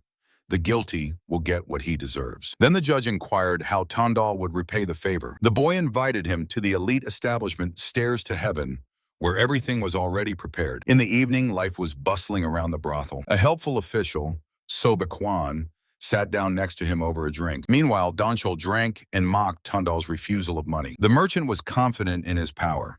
He had long kept 6 ministers in his pocket. Only convincing this young man remained when suddenly Donchol noticed something interesting. His eyes nearly popped out of their sockets with delight. Before him stood the luxurious hostess Yon Jeon. Donchol immediately began to fall for her, begging to sit next to her for at least a minute. She smiled gently and asked if he was entertaining some guest. Whispers spread around. Yon never personally serves clients. Many had simply been thrown out the door for such requests. Everyone wondered for the sake of which influential official she made an exception. No one in the hall could comprehend who had received such an unheard-of honor. The door opened, and the magistrate appeared on the threshold together with Tondal. Donko was stunned. Before him stood the district judge himself. The merchant tried awkwardly to justify himself, saying he had just dropped by here after business. Tondal feigned surprise, asking if the drinks were not affordable for the merchant, and indulgently told him to enjoy the views, proudly striding past. Yan joyfully greeted the dear guests. Donkol boiled with rage. This brat was so close to the judge that they went to brothels together, even to the very madam. Tondal cast a contemptuous glance at the merchant. The boy's hand tightly gripped the railing. He realized that today they would squeeze him dry. The melody of the Gaiageum sounded. The company sat relaxedly at the set table. The judge praised the music, and Yon coquettishly replied that she had prepared the best, especially for him. The magistrate humorously clarified whether it was really not for Tondal. Everyone laughed awkwardly. Then the judge recalled rumors about the boy's extrasensory abilities. Yon played along, openly admiring the youth's talents. The judge asked to predict his future, and Tondal prophesied that the recent failure would turn into a great success. In response to the question about the failure, the boy reminded them of their first clash with suspicious types. The judge poured wine, clarifying whether their meeting was that very blessing. He laughed loudly at the incredible arrogance of the young bandit, but he raised the cup. If success really comes, they will definitely drink to it. The bedroom door closed tightly. A strand of dark hair fell onto the pillows. In the morning, Tondal sat in bed with a bare torso, and next to him slept the hostess Yon. The consequences of that night turned out to be completely unexpected. The boy sighed heavily, digesting such a turn of events. Yon playfully pulled a red blanket over her chest, and with a sly smile asked if he would now take responsibility. The girl smiled seductively from under the red sheet, offering a drink for the hangover. Her lips stretched in a hint to continue last night. Clear morning sky. Tondal spent almost the entire day in this relaxed state, but work was calling. He modestly bowed his head, holding a heavy box. Elder Chombe joyfully spread his arms towards his favorite. The boss could not understand how the young man had managed to negotiate Sobek's release. This boy is simply a find, flashed through the leader's mind. He leaned over the table. Chombe directly offered him to become his man and rise to the very top. The boss pressed, painting alluring prospects before him. Tondal barely smiled. In his thoughts, he swore to serve him like a blood brother, albeit with his own hidden motive. Memories took him back a month, the clatter of metal, sparks from crossed blades. The gray-haired fighter gritted his teeth, vainly trying to break through Tondal's impenetrable defense. The young man casually lowered his weapon, stating that he had come just to talk. He kindly advised everyone to lay down their swords. All this time, Tondal played the role of Chambe's loyal dog, collecting debts from the disobedient. When diplomacy failed, he did not hesitate to switch to the language of force. Tondal cold-bloodedly reminded the gray-haired owner of the slaughterhouse about the delay in payment for the roof. He shouted indignantly that they would protect themselves. Then the young man asked slyly, what if they create a personal threat to them? He proposed to the elders not enmity, but a profitable partnership. His face was illuminated by a cunning smile. Why not use the magistrate? The official's authority would allow expanding the market, and in return they would simply pay a percentage. The old bandits exchanged puzzled glances at such a daring scheme. The method worked perfectly. The peaceful residents remained unharmed, and the young man's reputation soared rapidly. Now Tondal calmly placed a bag of collected debts on the boss's table. Chambe enthusiastically scolded his subordinates, holding up the newcomer as an example. The boss generously let the boy go home to rest. Step. The time has come to act. A sinister aura thickened around the young man. He was walking along Chan Sobek. At first, he wanted to rip the freak's balls out, but decided to just beat him up and throw him into the ditch. Finding the target among the night taverns turned out to be difficult. Suddenly, a rough male scream cut through the alley. The drunk Sobek pressed the girl against the wall, aggressively shoving money at her. Tondal instantly recognized the scoundrel.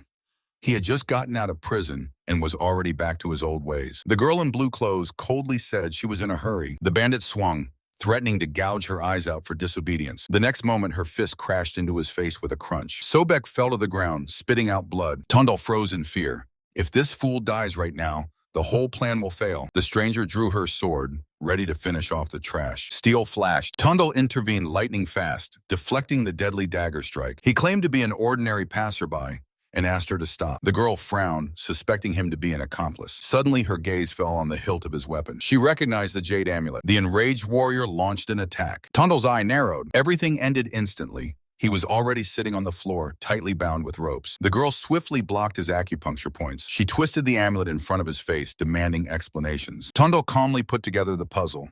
She is the younger sister of Cholhyun from the Namgun clan. A sharp slap. The young man silently wiped the blood from his split lip, listening to the interrogation about his brother. He could not tell her about Cholhyun's healing from cowardice.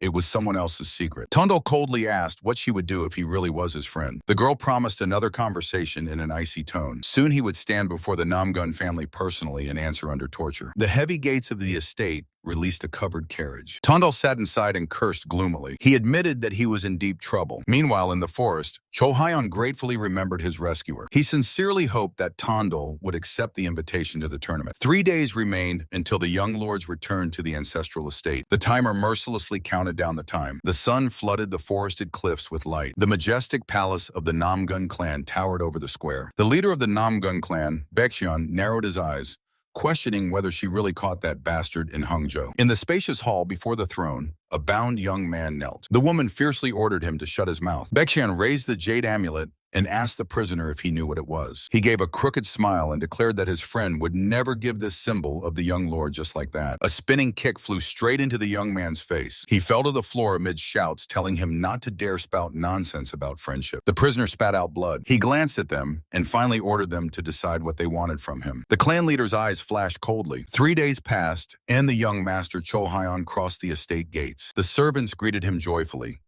reproaching him that while he was out, there was an uproar at home. Cholhyun laughed carefreely, expecting a scolding from his father. A servant cautiously mentioned that the young lady had caught a man with his jade amulet. Cholhyun asked about the amulet in surprise, and the servant added that it was some kind of bandit. He tensed and asked what name this man had given. Hearing a fragment of the name, Cholhyun turned pale. Sister Soren ran out to meet him joyfully. The brother interrupted her and asked if she had really caught Tondal. Soren shrugged off, saying that this thief had the audacity to call himself his close friend. The servant added that the prisoner is currently being interrogated by the executioner. Cholhyun's face twisted with rage. The sister recoiled from his gaze. He burst out shouting, explaining that Tondal is his only best friend, and the amulet guaranteed him reception as an honored guest. Cholhyun grabbed her by the shoulder and barked, asking how long Tondal had been here. Hearing about 3 days, he froze. Pushing away the guard, Chohyun rushed away. He flew like a bullet down the dark dungeon stairs, begging to make it in time. The heavy dungeon doors stood before him. With a scream, he broke them down and gasped in horror. Chohyun petrified on the threshold. Tondal hung in chains, and his body turned into a solid mess of blood and torn wounds. Beaten, he barely croaked that he was Chohyun's friend. Calling them scumbags, he fainted,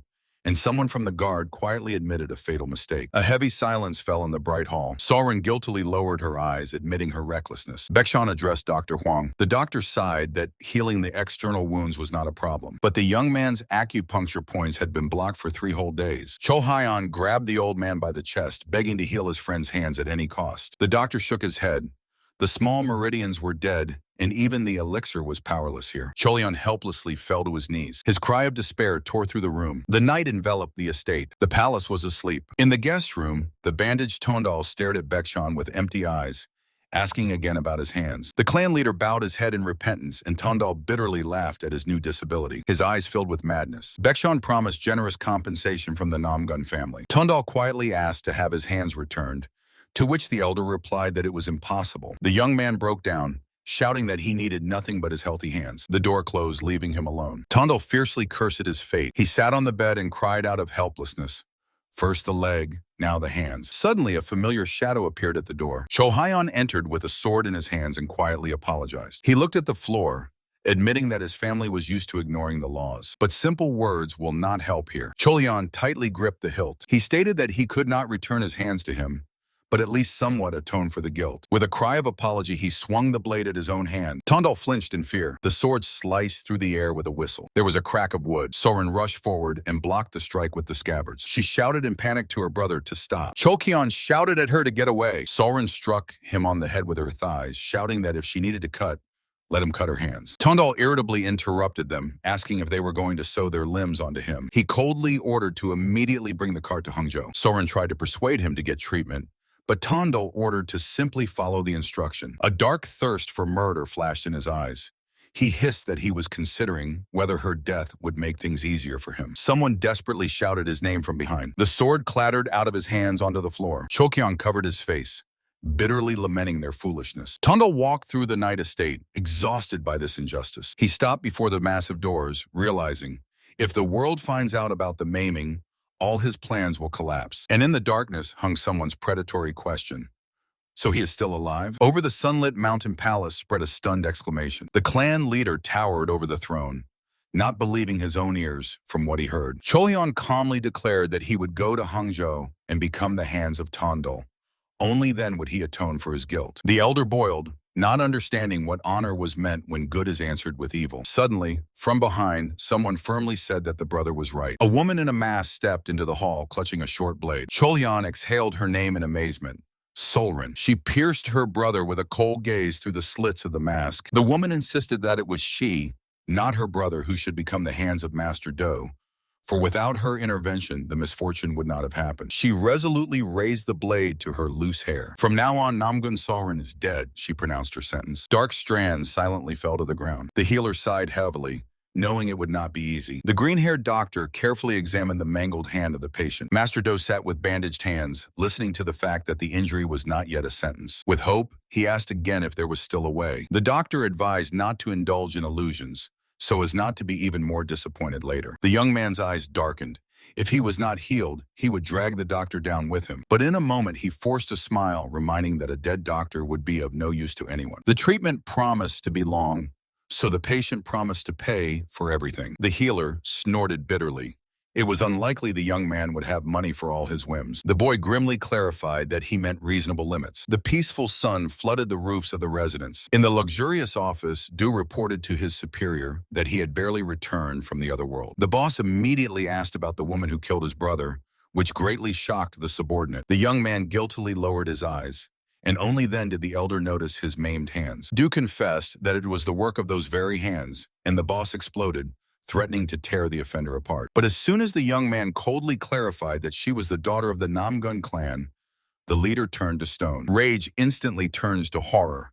The foolish brother himself raised a hand against the heiress of a powerful family. The man sharply cooled down, admitted his brother's guilt, and let the maimed subordinate rest. However alone, he only indifferently said that now it no longer mattered. He cynically decided that he no longer needed the cripple. On the table before him lay an ancient treatise, The Technique of Reading Thoughts. The scarred guard asked in amazement if the Namgun clan was really involved in everything. Master Do recalled with disgust the atrocities of the so-called righteous sects. He smiled bitterly. Every bandit has his own story behind him. Since he could no longer fight, mastering the technique of reading thoughts became vital for him. The mercenary realized that he would have to kidnap and torture the owner of the treatise, but still agreed to become a guard for the deputy leader Do. The young man snorted with satisfaction.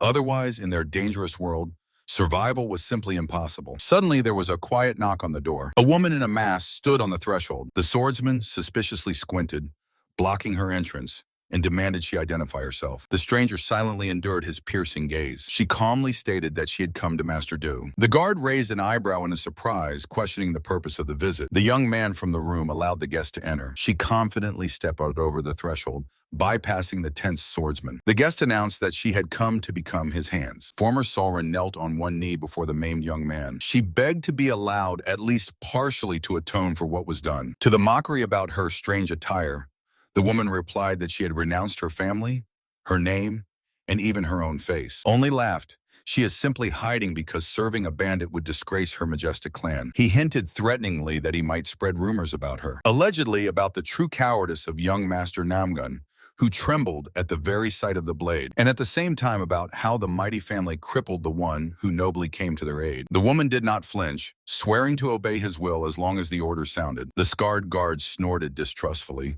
questioning whether this girl could protect anyone at all. He drew his weapon, declaring that he would accept her only after a test by combat. The woman calmly asked if he even realized whom he was challenging. The blade half slid out of the sheath with a quiet clatter.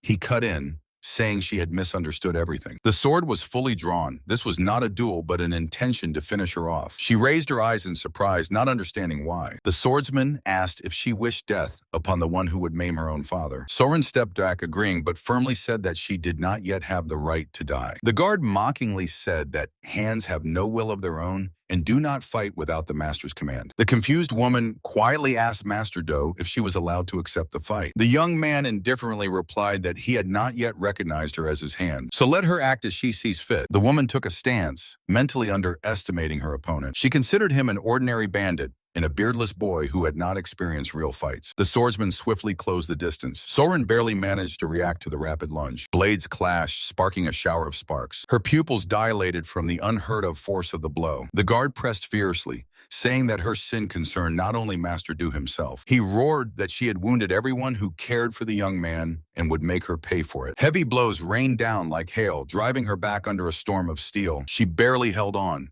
stunned that a master of such a level would wither among the criminal rabble. The swordsman's eyes flared with blue energy.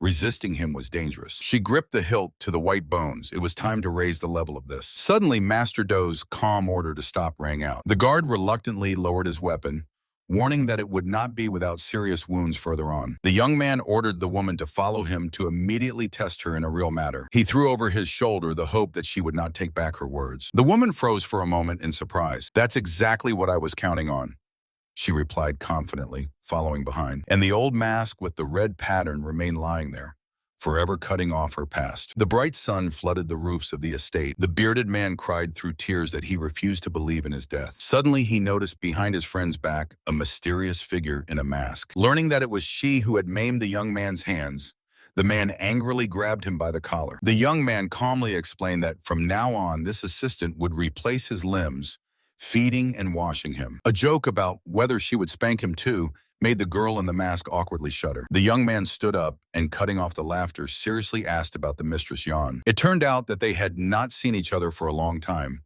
and the bearded man reproached his friend for indifference. Hearing that the woman had run herself ragged and even came to cry, the boy froze. The assistant briefly ordered him to come to her, but the young man tried to brush it off with a pile of tasks. The bearded man smiled wisely and reminded that true success comes to a man only together with a woman. The young man hurriedly left, hiding his embarrassment behind memories of their shared night. Then why do I feel so vile? A heavy thought flashed. Mistress Jan sat at the table, calmly noting that she had heard about his return. He nervously justified himself with urgent matters, avoiding her gaze. Her cold gaze slid to the figure in the mask. the villainess who had crippled the deputy's hands. The woman sharply stood up. The girl in the mask silently endured that look. A lightning-fast movement. The mistress approached the enemy closely and grimly grabbed her by the clothes. The young man screamed in horror, trying to stop the conflict. The woman bitterly muttered that she should have studied combat cultivation. She dreamed of taking revenge with her own hands. The boy hurried to intervene and explain that the villainess would now replace his lost hands. This did not calm the mistress. She frankly did not like that these limbs belonged to another. The assistant coldly cut in that hands have no gender, but the tension in the room only increased. The air became electrified as if all three were standing on needles. Stepping outside, he sighed with relief.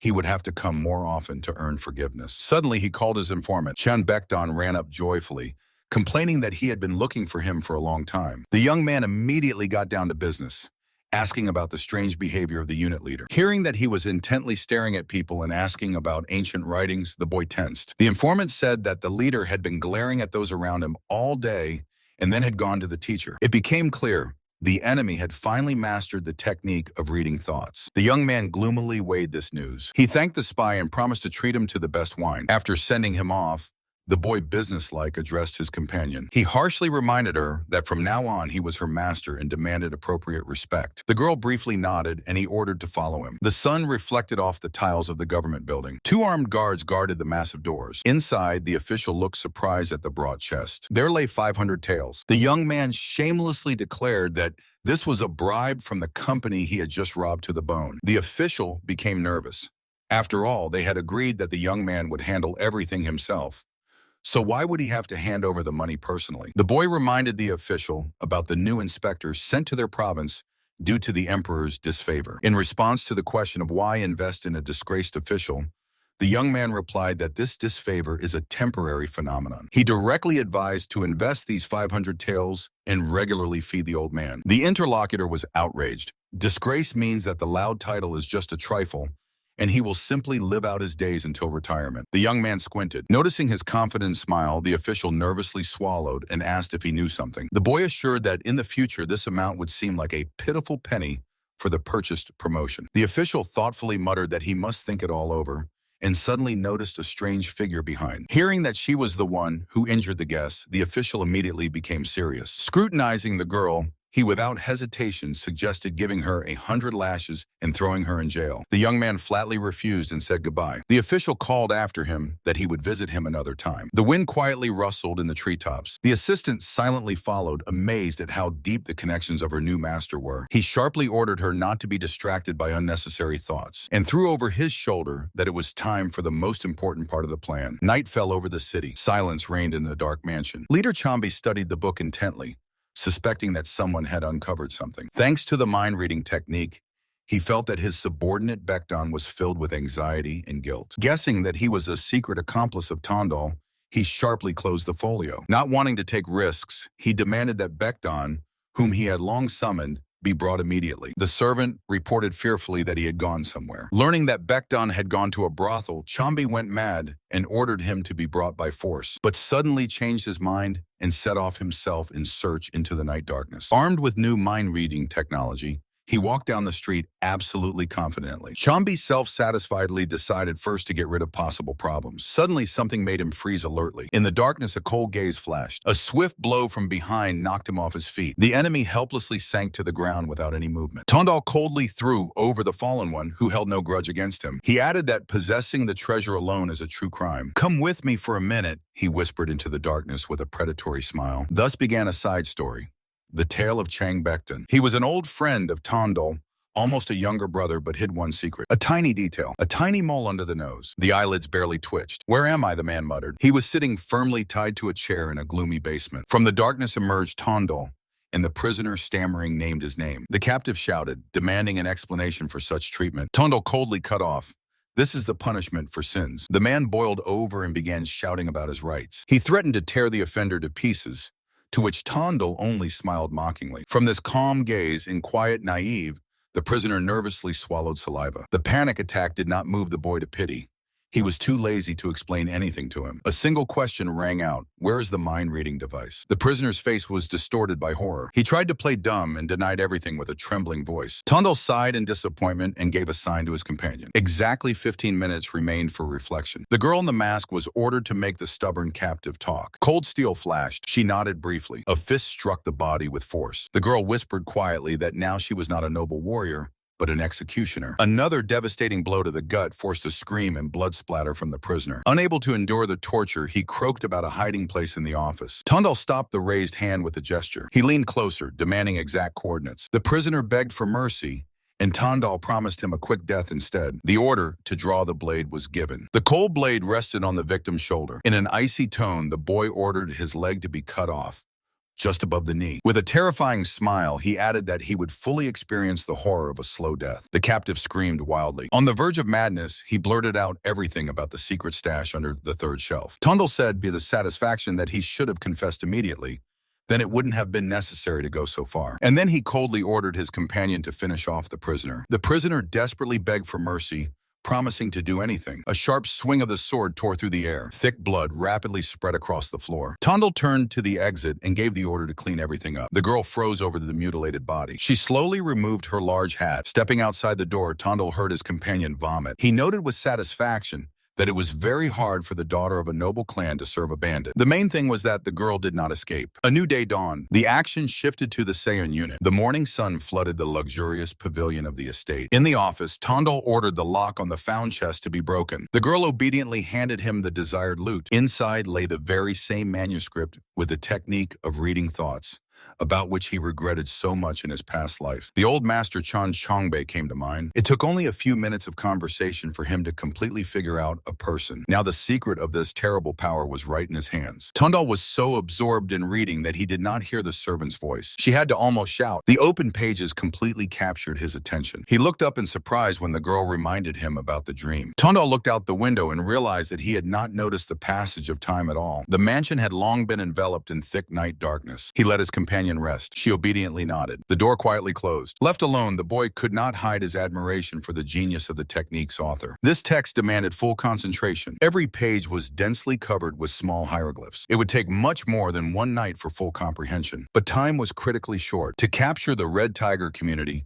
it was necessary to master at least a third of the material. He had to hurry. After all, very soon a degenerate would appear, whose brother had just been released from prison. Meanwhile, the gray-haired leader of the Cho Chinwoo community turned pale from the news. The subordinate grimly confirmed the rumors. Having learned that his brother arrived in the city, Chinwoo panicked and ordered to find him immediately. His relative, the People Ripper, served a full 10 years in prison. The leader nervously convinced himself that he would buy his way out, when suddenly a scream sounded from outside. The door shattered into pieces, and a bloodied guard fell into the hall. The People Ripper himself stood on the threshold with a predatory smile. Chinwoo jumped on the spot in horror. The guest carelessly crushed the guard's face with his foot, recalling old times. He brazenly ordered his younger brother to arrange him a rest in a brothel. The People Ripper demanded a sea of drinks and women, of course, for free. Mockingly smiling, he asked if Chinwoo had enough time to play king. Huanyun roughly grabbed his brother by the hair.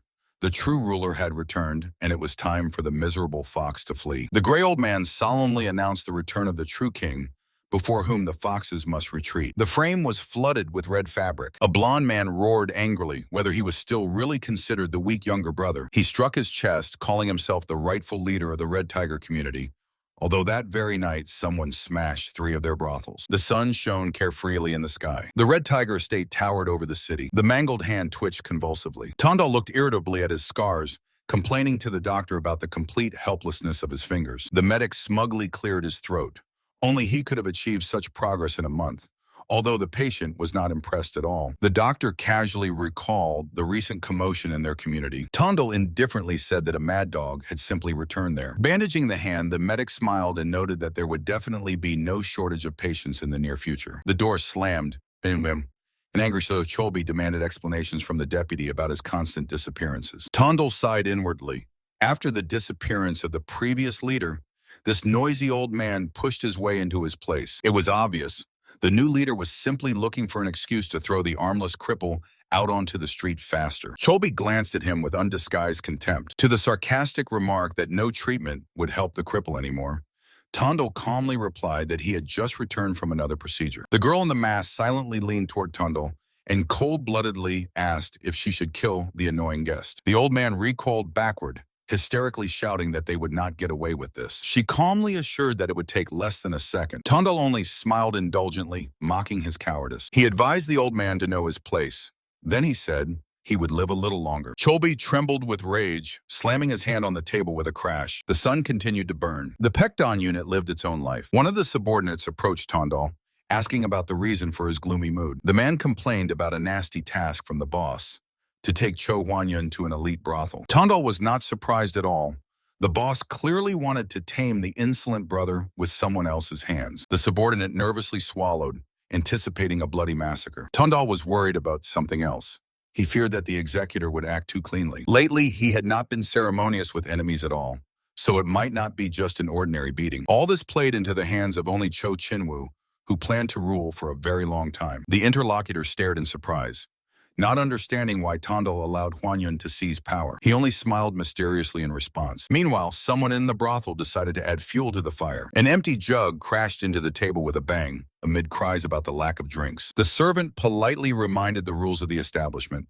Only one bottle of elite alcohol for 3. The gray guest went mad and overturned the table, demanding more immediately. While the employee begged him to calm down, the old man realized that he was being deliberately provoked. Someone's nerves tensed. Chan Yusum appeared in the hall. He coldly ordered the troublemaker to pay for the damages if he wanted to leave here on his own 2 feet. The old man brazenly grinned, calling these threats the shortest path to the bottom. The establishment's employee tried to pull the violent client away. He enthusiastically noted that Yusum was a true master of martial arts. It turned out that he had been a martial arts instructor in the province for about 5 years. Hearing that the guard was stronger than his own teacher, the old man immediately became embarrassed and hurried to get away. Tondal thanked Yusum for escorting the guest out without unnecessary noise. The subordinate panicked again.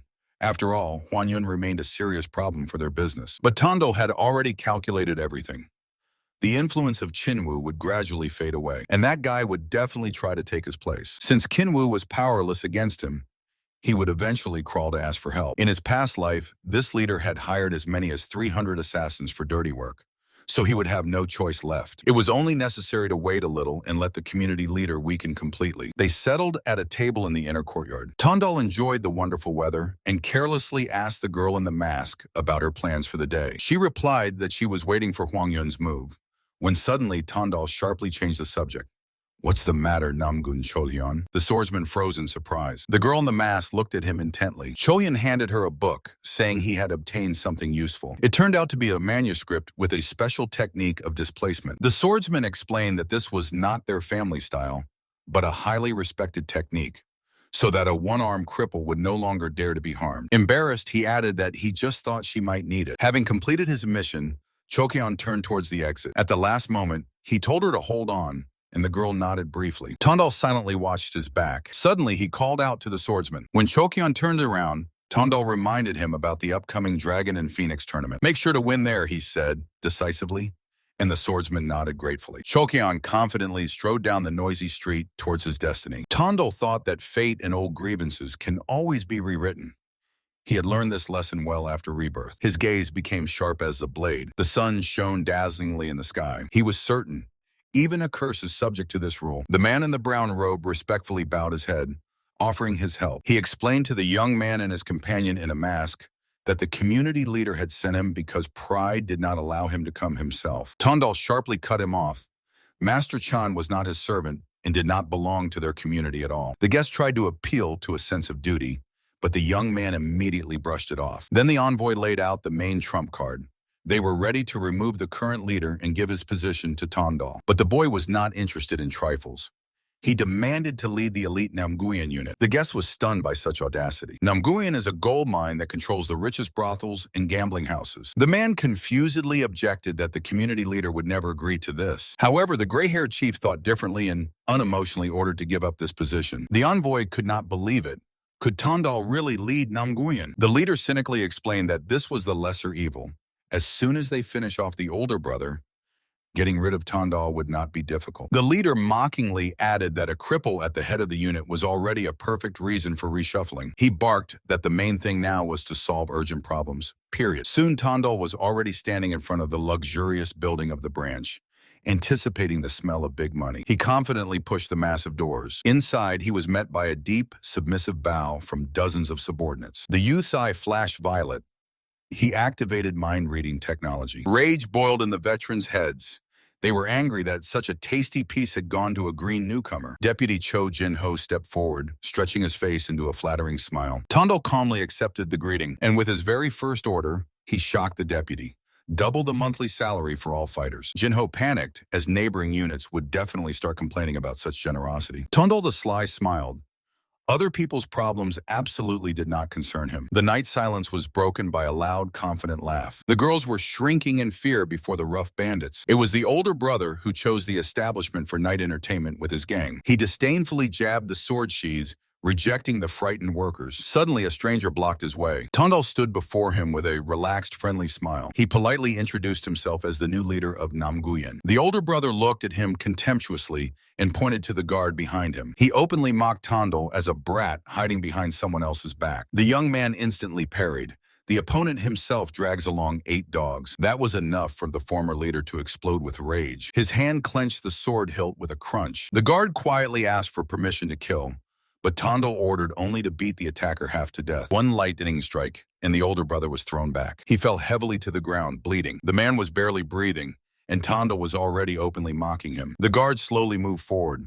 For a hunter, all prey is equal. Overcome with horror, the veteran raised his hand and pitifully begged to stop. The air was cut by a swift swing. The beaten man barely stood on his feet before the impassive pair, while his gang lay nearby. Tandal approached closely and promised in an icy tone, the next appearance in Namguyen would be his last. But if he stayed away, no one would look for him. The older brother admitted that he had wrongly suspected the youth of conspiracy. Instead, he suddenly asked if Tandal would mind taking the place of leader of the entire community. The young man calmly replied that it all depended on his skills. With a bloodied face, the man grimaced horribly, hoping for new encounters. The next day, the walls of the main residence shook from an angry scream. The leader threw a lightning bolt.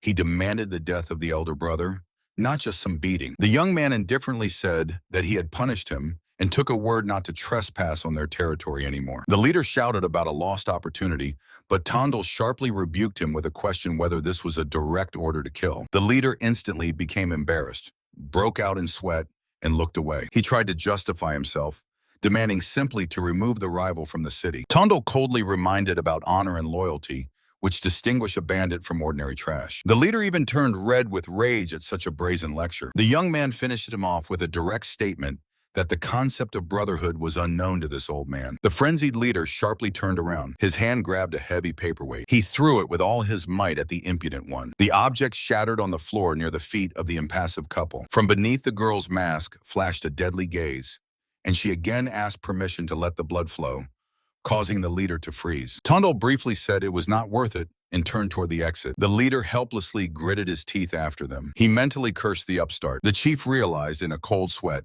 at this rate, he would lose not only power but also his own skin. Meanwhile, Tandal walked down the night street, reflecting on the cruelty of the world. He was finally convinced one can only rely on top-class mercenaries. The heel froze a millimeter from the floor. The young man softly landed on the boards, crossing his arms with satisfaction. He finally grasped the very essence of trace-free displacement. Several days of training with Namgun Solrin turned them into a true teacher and student. The girl in the mask sparingly praised his abilities. Tandal only spread into a self-satisfied smile. But Solrin was not joking. His talent was in no way inferior to her brother's, the most outstanding genius of their clan. Suddenly, a familiar voice broke the silence. Vanchel approached closer and asked if the young man had a free moment. The bearded man anxiously reported that the leader of their community had begun gathering martial arts masters under his wing. Tandal snarled fiercely, not at all surprised by such a move from the enemy. This was to be expected, as the leader simply had no other choice. Vanchel asked him to be careful and abruptly changed the subject,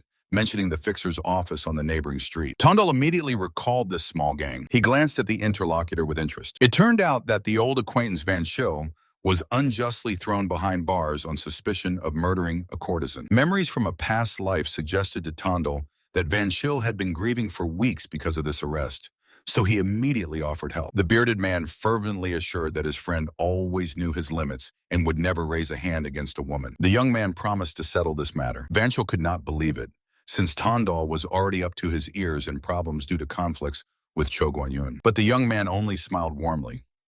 This is exactly what a real family is for. Moreover, he wanted to somehow repay the old bandit for all past debts. These words almost moved Vanchel to tears. In the damp prison cell, the arrested leader desperately cried out about his innocence. He swore to Tondal that he truly loved that girl and dreamed of a shared future. Tondal's eyes suddenly flashed with a mystical violet glow. This gift allowed him to read the slightest fluctuations of the body, from a nervous swallow to trembling in the knees. The scan confirmed the prisoner was telling the pure truth, and this considerably complicated the search for the real killer. White clouds lazily crawled across the sky. The sun flooded the roofs of Hangzhou with light. The majestic courthouse towered over the city streets. The local judge irritably flipped through the documents. Tondal harshly demanded to delay the trial because the suspect was innocent. The official was outraged, wondering if this young man was aiming for his position. Then the youth stepped closer and slyly squinted, sensing a foreign secret. The judge nervously swallowed, trying to keep his composure. Tondal calmly blurted out that he had embezzled a bribe for the provincial inspector,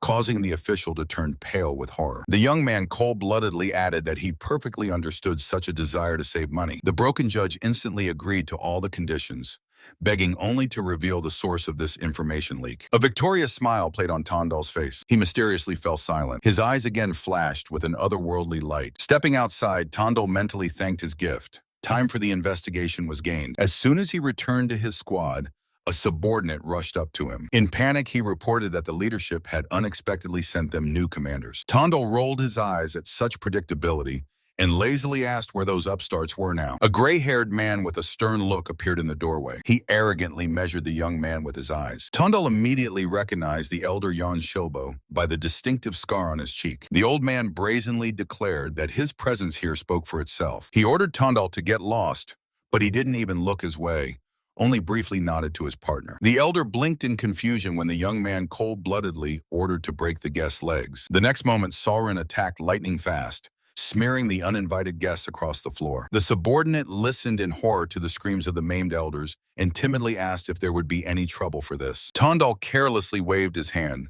The community leader had already sent killers after their heads, so the rules no longer apply. Night fell over the city. A group of armed mercenaries stopped in front of the luxurious mansion. The leader instructed to kill Cho Guangyun and to leave Tondal for tomorrow. But suddenly he was harshly interrupted. A man with a cold gaze emerged from the darkness and declared that he would finish the job himself today. He ordered the mercenaries to wait outside and prepare only to clean up the corpses. The tavern doors smoothly slid aside. The killer entered the hall and loudly inquired who among those present was Cho Guangyun. The gray-haired man at the table smiled crookedly and reproached the guest for having too long a tongue. The guest contemptuously drew his sword, confident in a swift punishment of another scoundrel. Cho Guangyun instantly recognized him as Gu Pilsen from the Red Wind sect. At that very moment, a scarred giant from the Black River sect rose from the neighboring table. He mockingly greeted the competitor and added that he came to drink with an old friend. Pilsen advised him not to interfere, but Shang Yi flatly refused to give up his place. The scarred fighter grinned fiercely. He drew his blades, ready to defend the honor of the Black River sect to the last drop of blood. Wanqiu listened to Tondal in shock. The clash of these two powerful schools meant a real slaughter. The young man explained with satisfaction that this small spark would soon ignite a full-scale war, against the backdrop of which ordinary disputes would seem child's play. Tondal's eyes burned with ambition. When the smoke clears, the power over the entire community will belong to him. Vanchel completely lost the gift of speech from the scale of this ruthless plan. The bloodied man snarled fiercely, satisfied with the success of the plan. A defiant cry rang out. The Crimson Wind sect is no match for the Black River. Pilsen lay on the floor choking on his own blood. The killer leaned over the dying Pilsen, mockingly awaiting his response. From behind the doorway, a terrified witness of the massacre peered out in horror. Clear, sunny sky. The huge estate glittered under the rays. Red-haired Hua Xin, master of the Crimson Wind sect, addressed the local elders. The gray-haired elders snapped that they were not going to pay for the death of her fighter, since the mercenary died before completing the task. Hua Xin calmly objected, reminding that the money should serve as compensation to the family of the deceased. Her eyes flashed ominously. She issued an ultimatum. Either 400 taels within 3 days, or her sect would take the Red Tiger commune. The elders stared in shock, hearing the demand to prepare to relinquish authority. Both sects had enormous influence in Zhejiang province. Meanwhile, the young man wondered how much money Cho Huanyun had if he managed to win over the Black River to his side. Van Chiel asked in shock, not believing what he heard. He explained to Van Chiel that even in the leader's chair, Huanyun would remain just a puppet on someone else's payroll. A whole crowd of worried commune members rushed to Van Chiel's headquarters. Breaking the unspoken rule, the brothers involved the warriors in the conflict, and now the entire commune was seriously in trouble. Van Chiel asked the crowd confusedly why they came to him with this problem, an ordinary commander. The people assured in one voice that he always helped them and had long earned their trust. And most importantly, he was closely connected with the former leader. Van Chiel tried to brush it off and advised them to take their complaints directly to the Cho brothers. The crowd stunned him. They decided to make Van Chiel himself the leader of the community. The action moved to the hospital, where under the healer's fingers the crippled hand twitched. In the quiet room, the green-haired doctor diligently massaged the young man's injured hand. He skeptically muttered that fighting would only work if the enemy stumbled upon the fist himself. In response to the question about the timeline for full recovery, the doctor advised not to rush. He reminded that one must move in small steps, otherwise one might stumble halfway. A girl in a mask silently approached the room. She reported that she had gathered everyone as he had ordered. The fist slammed into the table with a crash. The gray-haired elder shouted fiercely that he was the one who defended the community, while others sat in prison. He demanded to return the rightful place of leader to him. The young man calmly entered and looked over the angry elders at the round table. He met their hateful glances with a slight smile. To the old man's aggressive outburst, the young man replied that it was time to clarify all misunderstanding. He reminded those present, because of their games with mercenaries, the community's independence hangs by a thread. His word now carried weight, so he suggested making a deal. The old man sneered contemptuously. He called the young man an arrogant brat and barked at him, asking who he thought he was. The young man sighed, admitting that he had not expected much from them. He coldly ordered the assistant to kill all the people of Huanyun, except for himself and one servant. The elders gasped in shock. The girl swiftly drew a blade, and a scream of horror cut through the room. Blood splattered in a wide streak on the paper doors. In the semi-darkness, a dull death rattle sounded. Seeing the massacre, the gray-haired old man snatched a sword and, cursing, rushed at the young man. He fiercely lunged forward. The young man met the attack with a lightning kick to the chest. The old man flew backward with a painful groan. The victor arrogantly said that he had spared their lives before, only out of respect for the former leader. Now the old man sat on the floor, grayed with horror among the cut corpses. The young man ordered him to hand over all affairs and leave Hangzhou forever before sunset. Later, Van Chiel listened to the news in shock, not believing that the bloody coup had passed so easily. The young man smiled and assured Van Chiel that he would indeed become the leader, as the elders and people were now on his side. Van Chiel suspiciously asked what the young man wanted in return. The request to transfer the Qinwu estate to him caused the commander to laugh nervously. He could not believe that the young man had turned the entire community upside down just for a house. The young man indifferently replied that the estate was solid, reproaching his interlocutor for knowing nothing about real estate. Van Chiel wished him success in management, hinting that the young man now also had to work. The young man brushed off the headache, asking only to be regularly paid his share in money. The powerful sects were left with nothing. Both hired brothers disappeared without a trace overnight. Instead, the sect leaders received brazen letters from the new head of the community demanding a meeting. The leader of the Black River, Baek Jewel, gloomily read the message. His assistant suggested that it was a trap from an upstart who believed in his own impunity. Baek Jewel decided to put the insolent one in his place, harshly and quickly. Both sects accepted the invitation, considering the local soldiers mere frogs before the face of a snake. The assistant asked the young man how they would get out of this one. A predatory smile appeared on the young man's face. He quietly replied that they would show the sects there are frogs capable of swallowing even a snake. The judge in green robes raised his eyebrows in surprise. He asked distrustfully if the killer of that courtesan really stood before him. The young man with bandaged hands radiated absolute calm, while a bound man trembled nearby. The boy calmly explained that the criminal surrendered himself out of pangs of conscience, and the captive, stammering, named himself Ochundu. To the judge's direct question, the poor man desperately nodded, confirming his guilt. Since the confession was voluntary, the judge decided to close the case, and the young man immediately asked to release their comrade, Baek Chon-shik. Ochundu nervously asked if he would have any problems, to which the boy calmly swore on his own skin. The judge just clicked his tongue calling the guest a splinter in one place. The young man dryly advised him not to relax. In fact, this killer was a subordinate of Cho Guang-yun, whom the boy deliberately spared during yesterday's bloody massacre. After the horror witnessed the day before, he would not have dared to take a single unnecessary step out of fear. The boy nodded to his silent subordinate in a mass to prepare to leave. Meanwhile, in prison, Baek Chun-sik learned that the real villain had supposedly been caught and would soon be released. The prisoner did not believe his ears, but the young man abruptly cut off his joy. He smiled slyly and added that the released one would deal with his enemies himself. Later in the judge's room, the conversation turned to the change of power in the Red Tiger community. The young man reported that the new leader was Chi Wan-shou, one of those he had brought last time. The judge squinted cunningly, suspecting that the coup did not happen without corpses. The boy assured that no bodies would be found, and then the official directly asked why he himself did not lead the gang. The answer was ambitious. To become the emperor of the night, it is not necessary to sit on the throne of the underground world. The judge laughed, wondering why everyone around was so obsessed with money. Suddenly, the guest invited the judge to his new home that very night, which caused outright surprise. The smile on the young man's face became truly dangerous. He barely moved his lips. Instead of explanations, he only said that he wants to show something. Let him just come. That same night, someone's hand confidently lay on the sword's hilt. From the darkness emerged a gray-haired elder accompanied by fighters, the leader of the Black River sect, Baek Ju-il. The young man stood opposite together with Wan Xiu, declaring that he now coordinates the Red Tiger. He said directly that he came to deal with the disorder and asked if the sect was targeting their territory. The elder frowned and cut in that their actions were only a response to the provocations of the Red Wind. The young man's eyes flashed with violet light. If it were just a response, they would not have come all the way to Hangzhou. The leader did not like this, but the boy stood his ground. Once the Red Tiger is involved, it is also his business. Baek Ju-il asked threateningly if they were ready to fight the entire sect, and received a bold agreement. The boy confidently stated that even 100 such underground groups could not oppose the Black River. Smiling broadly, he suggested resolving all differences right here and now. The elder and his assistant exchanged puzzled glances. The rules were simple. 2 fighters from each side fight, and the defeated leave with nothing. In case of loss, the boy promised full support to the sect, sarcastically noting that warriors were not of the status to control crime. Instead, he proposed to pay them a generous tribute from all the gang's income. The old man's face softened.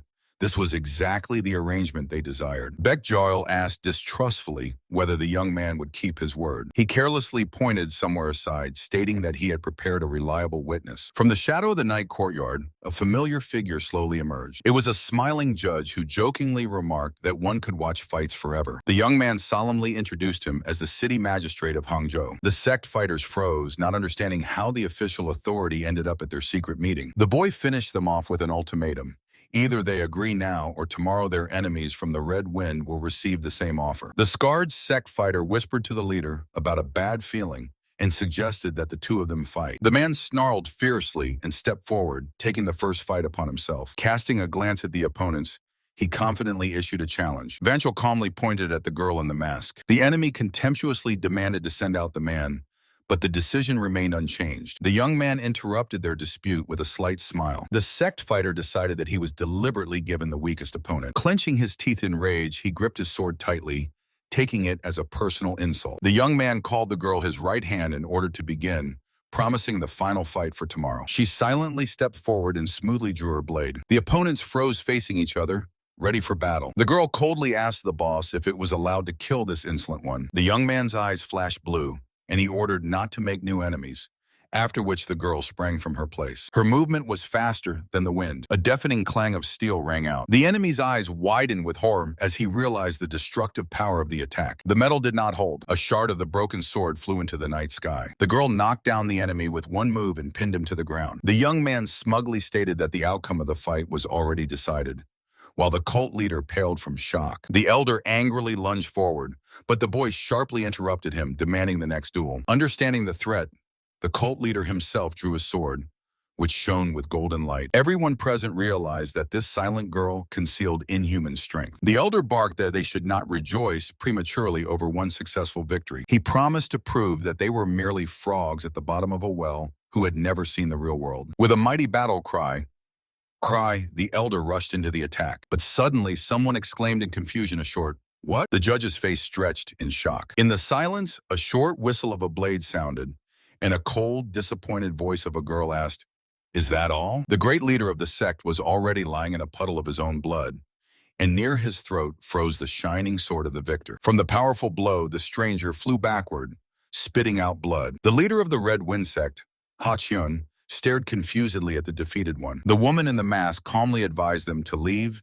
and settle their disputes with the Black River elsewhere. Thus, two mighty battle sects left Hangzhou empty-handed. The storm finally subsided, and Tondol realized their time had come. The elder sighed with relief. Cho Jin-ho took the defectors under supervision and harshly kicked out the freeloading elders. The Red Tiger community entered its golden age. Money flowed like a river. Vanchel literally begged Tondol to become their protector. Rumors that all the rowdies here had their legs broken spread so widely that the factory owners began to avoid the community by a long detour. But the funniest thing was that Han Sunjun also kept his position. True, now he had turned into an obedient little dog. Officially, Tondol became a coordinator with a schedule only a few days a month. He devoted most of his free time to intense training. With talent comes a true passion for battle, and interest only fuels skill. Such a closed circle of strength. Meanwhile, the first winter arrived in his new timeline. In the snowy yard, Tondol thanked Jinho for agreeing to spar. He calmly replied that he needed it too. The fighters crossed their weapons with smiles. Wooden swords clashed with a dull thud. Jinho praised the boy's movements, but Tondol still demanded more from himself. Namgun quietly approached and handed them hot tea. She sincerely congratulated Jinho on his brother's victory in the big tournament. He was surprised by her awareness, and the girl nodded at Tondol. The coordinator was proud of it, as if he had won the competition himself. The conversation smoothly shifted to Tondol's mangled hands. They were gradually recovering, and he could already raise clenched fists to his chest. Namgun smiled warmly. This very local doctor had almost completely healed her too. She understood well. She owed her new life precisely to Tondol. Jinho squinted intently. He directly asked if she would leave the boy after his full recovery. The girl replied dryly that she would obey any order of her master. Then Jinho hinted that it was time for them to communicate less stiffly, since they had grown close enough. Namgun cut in that she could not relax, but a slight smile revealed her true feelings. Jinho took a sip of tea, understanding everything. At first, serving Tondol was terribly inconvenient. Feeding, washing, making the bed. The only time apart was the night, which she awaited each time with despair. Namgun suddenly asked quietly if Tondol still hated her. Jinho snorted and suggested asking him about it personally. Then she inquired how the coordinator takes a bath, and was surprised to learn that he does it himself. Jinho slyly suggested that she accompany the boy today. No one will entrust their body to someone they hate, he added calmly. Namgun blushed with shame at the very thought of bathing the man. Jinho laughed and said that otherwise she would never find out the truth. Tondol and his partner had just returned from training. Jinho asked how they managed to make the boy so strong so quickly. The partner blurted out about hellish loads and immediately bit his tongue. Namgun covered her mouth with her hand in amazement. The man mentally scolded himself for gangster habits that ruined his speech. Tondol just waved it off, saying it was nothing special. Another fighter warmly noted how well Tondol and Jinho got along. Jinho immediately corrected him. He meant the coordinator and Namgun. The partner loudly objected, reminding that this girl was almost a blood enemy. Moreover, he blurted out that Tondol actually already has Yan Jiun. Jinho was surprised, and the fighter confirmed that they are quite close. Namgun's eyes gleamed slyly. This gossip seemed extremely interesting to her. Hot water splashed as it filled the wooden tub, and words about trust echoed in the girl's mind. Tondol entered the bathhouse where the embarrassed Namgun was already waiting for him. Clothes rustled. The fabric softly slipped off Tondol's shoulders. After countless trainings, his body became strong and his back truly broad. Namgun blushed deeply, desperately hesitating. Should she help with washing? Noticing her gaze, Tondol asked in surprise why she was still there, and the girl fled fearfully through the door. Tondol blinked in confusion. A heavy silence fell on the bathhouse. He was left alone, looking perplexedly at the closed door. And Namgun outside desperately tried to calm her heartbeat, convincing herself that there could definitely be nothing between them. The sun brightly illuminated the rich facade of the gaming house. Under the carved roofs, life was already bustling. At 82 tables on 2 floors, hundreds of tales spun daily. But recently a new player appeared here. Guak Hedon. He methodically cleaned out the pockets of the local regulars. In just 5 days, this predator took about 1,000 tails. Opponents were left lying in pools of blood. The resources of regular clients were rapidly melting away. He relaxedly recalled how in his past life, he himself had spent everything down to the last 5 coins. Commander Sochilion approached him with news from intelligence. Guak Hedon turned out to be a refugee from the Black Dragon community. Due to problems with the gangs in Wuhan, he fled here. He ordered to immediately bring this impudent one for a talk. The girl in the mask innocently asked if the guest could play,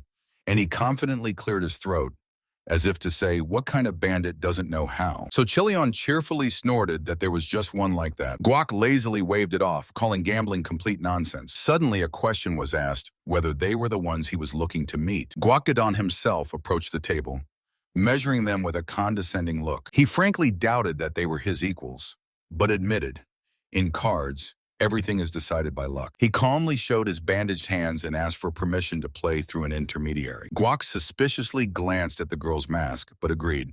As long as they pay, he doesn't care. He suggested playing Dolyadegi, and right away he threw in an aggressive starting bet, 1,000 taels. Without batting an eye, he replied that the bigger the bet, the better. The rules were simple. Everyone gets 5 cards. From 3, you need to make a combination of 10, 20, or 30 points. The minimum bet is 1 tael. There is no upper limit. The coordinator blinked confusedly, not understanding at all what to do. He briefly ordered her to just choose cards and show them only to him. Guac confidently slid the wooden plaques toward himself. Everything happened exactly as he expected. The experienced player moved smoothly and deliberately. Reading a professional's emotions is almost impossible. They catch every gesture and breath of yours, and any habit becomes a deadly weakness. Tension at the table was rising. Some masters consciously simulate despair with perfect cards, driving the enemy into a trap. Guac was a perfect target for testing mind-reading techniques. His eyes barely flickered violet. In front of him lay the opponent's face-down cards. Soon he suggested taking a break. Guac readily agreed. 2 hours of boring tug-of-war brought a miserable 15 taels. He admitted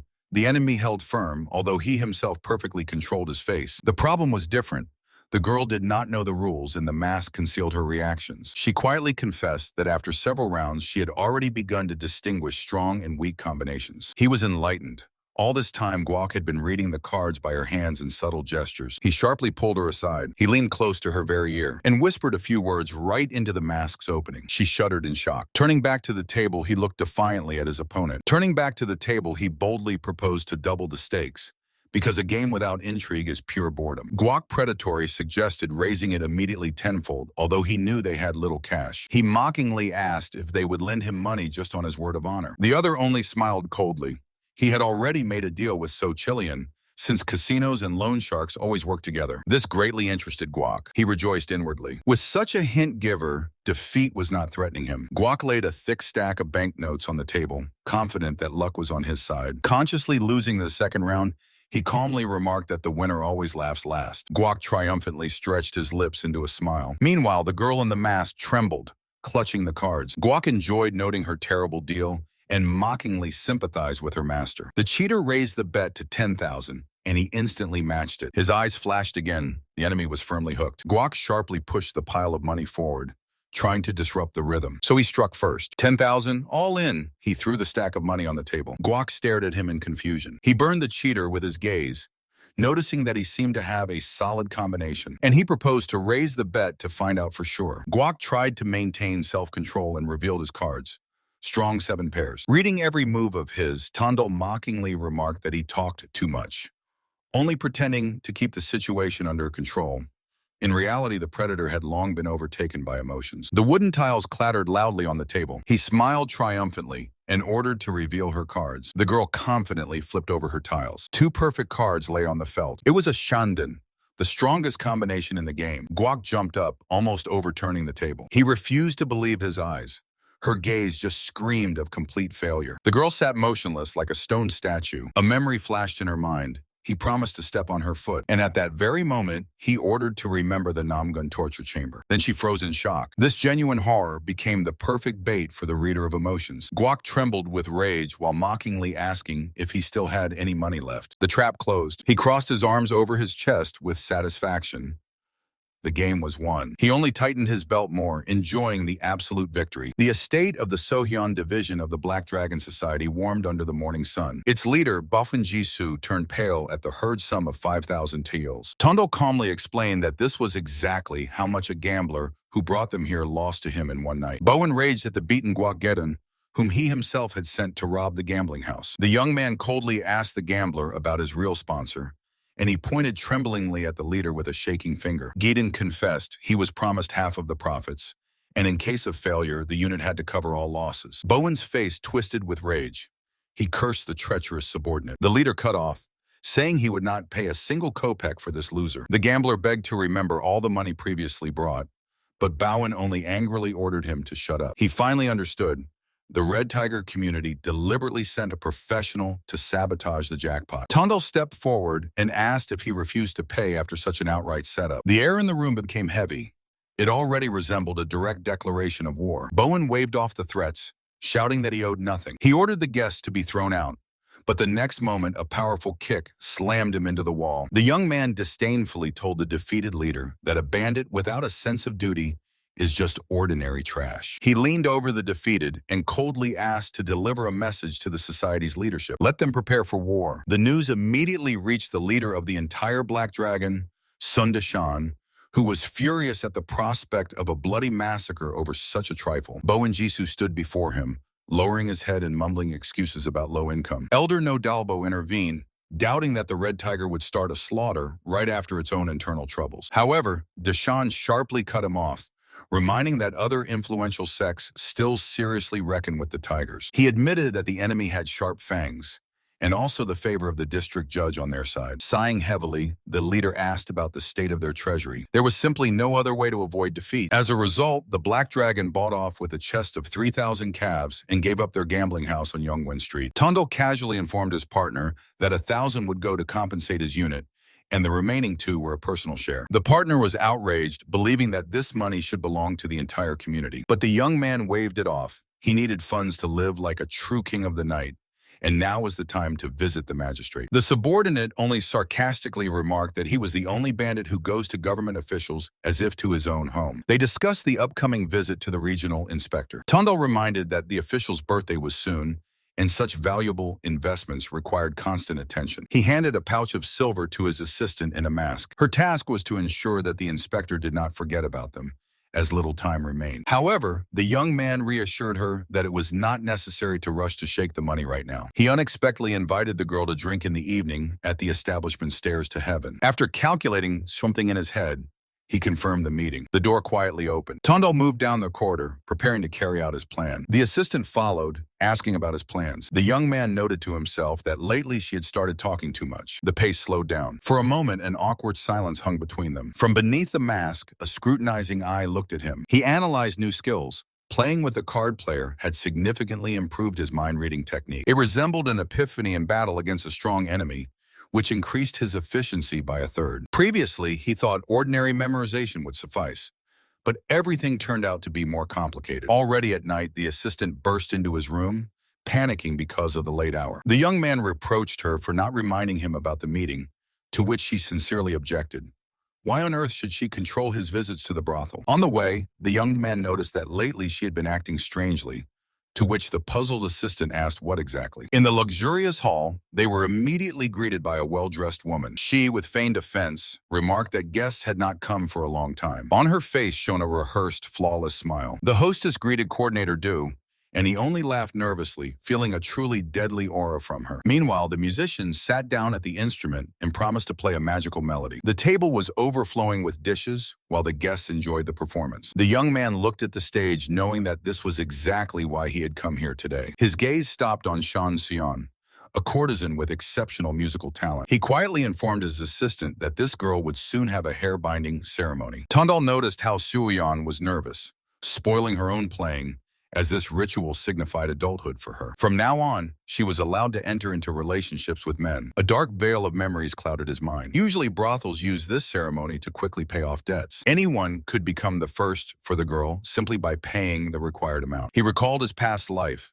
Then some rich man paid 8 oxen for a night with Suyon. The problem was completely different. Drops of blood etched into memory. That night, the buyer simply broke 2 fingers of the girl, destroying her future forever. These memories burned him every time he crossed the threshold of this establishment. He clenched his fist tightly, firmly deciding to live a new life differently. The young man sharply ordered the shocked assistant to prepare 10 calves. He loudly called the hostess and with a clatter dropped a heavy sack on the table. It echoed throughout the hall that he himself would fasten Shan Suyong's hair. The girl on stage froze and her cheeks instantly flushed with a deep blush. To avoid problems with the influential Mr. Gu, Tondal quietly asked the assistant to pretend to be a sponsor. He mentally justified himself by thinking he was not going to sleep with the courtesan.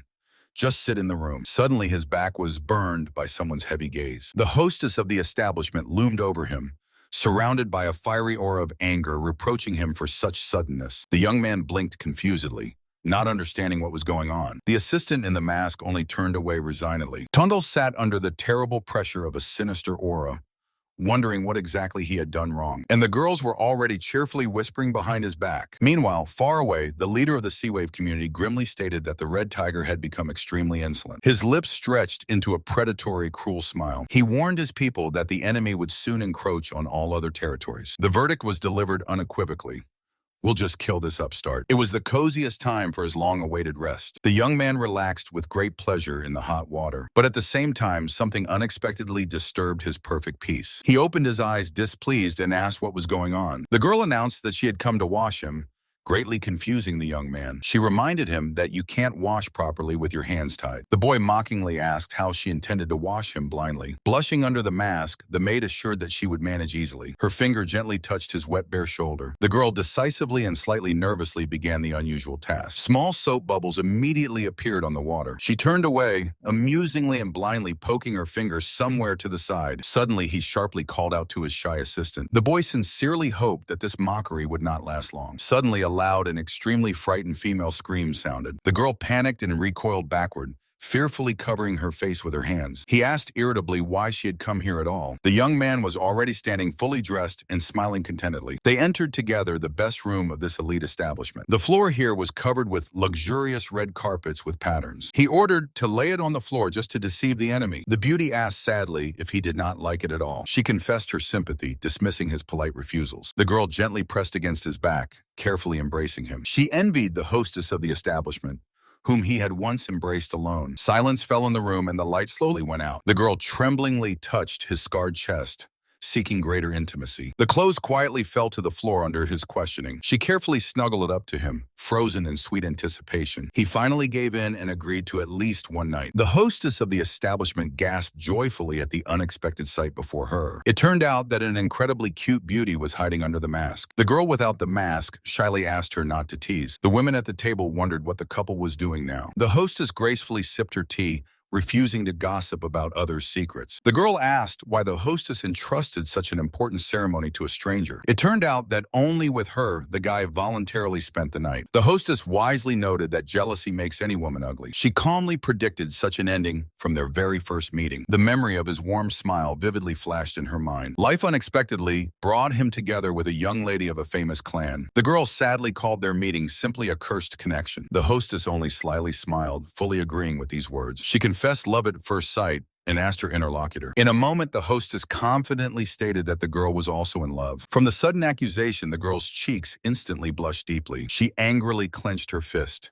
not understanding the general admiration for him. All respectable people of the city, for some reason, irresistibly gravitated towards this man. Even the coldest beauties could not resist his charms. The young man always gave people exactly what they desperately needed. He did it absolutely sincerely, not for his own benefit. His confident gaze and determination involuntarily enchanted everyone around. Being next to such a man, it was truly impossible not to fall in love. Now the young lady sincerely suffered because of his night with another. The mistress hinted that she herself would be the perfect match for the young man. The daughter of a noble clan will always stand far above an ordinary courtesan. However, the girl bitterly admitted that she had long renounced her noble name. The mistress calmly replied that time would surely put everything in its place. The boy clumsily tried to manage the food using chopsticks. He was outraged when the assistant in the mask began openly reproaching him. The girl ordered him to open his mouth wider and extended the food. Her keen gaze through the mask's opening paused for a moment. Suddenly, she shuddered and extremely awkwardly averted her eyes to the side. The young man slyly squinted,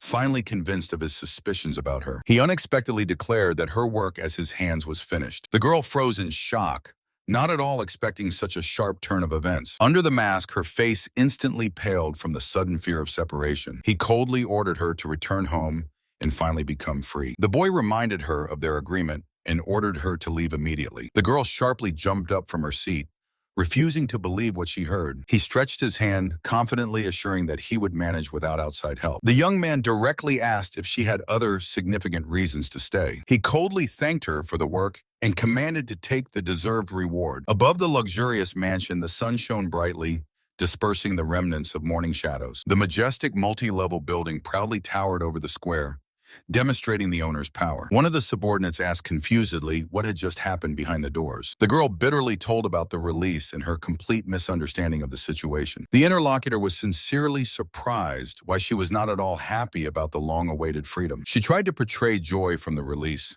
but it looked fake. The boy frankly did not believe her because of such an incredibly sad look. The girl awkwardly lowered her eyes, tightly clutching the removed mask in her hands. Tears poured from her eyes from the painful realization of her own uselessness. The abandoned mask lay orphaned on the floor, putting a full stop to the conversation. The bearded man rolled his eyes in displeasure. The young man waved it off, saying they were not close enough to arrange a farewell. But the man reminded him that they had been hanging out together all day. He handed the boy a heavy red bundle. It turned out that Elder Khan had given him protective gear. Under the fabric was hidden a sturdy, dark breastplate. Borden added that thanks to the young man, the elder's daughter-in-law finally gave birth to a son, and he even wanted to invite him to the celebration. He advised to wear armor, since no one is protecting the boy now, and directly suggested to repent and return to the one he quarreled with. Night silence hung over the estate. The young man's nerves gave out. He sharply barked that he no longer wanted to hear about that woman. At that very moment, an invisible threat tore through the space. A sudden deadly strike flew out of the darkness. The boy reacted instantly and took a hard counterattack on the block. The enemy used the weightless technique of 10,000 steps in the shadow of the heavenly flash. The force of the attack threw the young man onto the stone floor, but he kept his balance, immediately switching to a fighting stance. He mutely admitted that he had developed both skills to the 6th rank, but further progress stopped dead. The small spirit mentor immediately pointed out the mistake. The stance is shaky. You need to relax the left leg and lean a little forward. A sudden hard blow to the chest threw him backward. The young man grimaced irritably, cursing the moment he got involved in this at all. The training was frankly not going well, nor was sleep, so he remained alone with the night silence. Suddenly in the moonlight, a figure with a wrapped face silently emerged. It was the assassin of the 100 Sounds. His white boots swiftly slid across the surface. The killer, whose name alone made even first-class warriors tremble. The Black Dragon and Sea Wave communities lost as many as 300 bodies for this expert. The goal was only one, to take Tondal's life. The assassin cold-bloodedly raised the blade over the sleeping victim. The fabric of the clothing barely rustled in the darkness. In his mind, he promised to put an end to the young man's suffering, looking at his peaceful face. The white-haired killer plunged the dagger into the bed with all his might. The dark-haired young man barely managed to open his eyes and recoiled in horror. The blade flashed up for a new strike. The boy sharply rolled back, and the weapon crashed into the wooden backrest. Jumping to his feet, he asked who sent the killer, but encountered only deaf silence. He grimly stated that there would be no other chance to hear an answer anyway. Looking at the torn clothes, the boy smiled crookedly.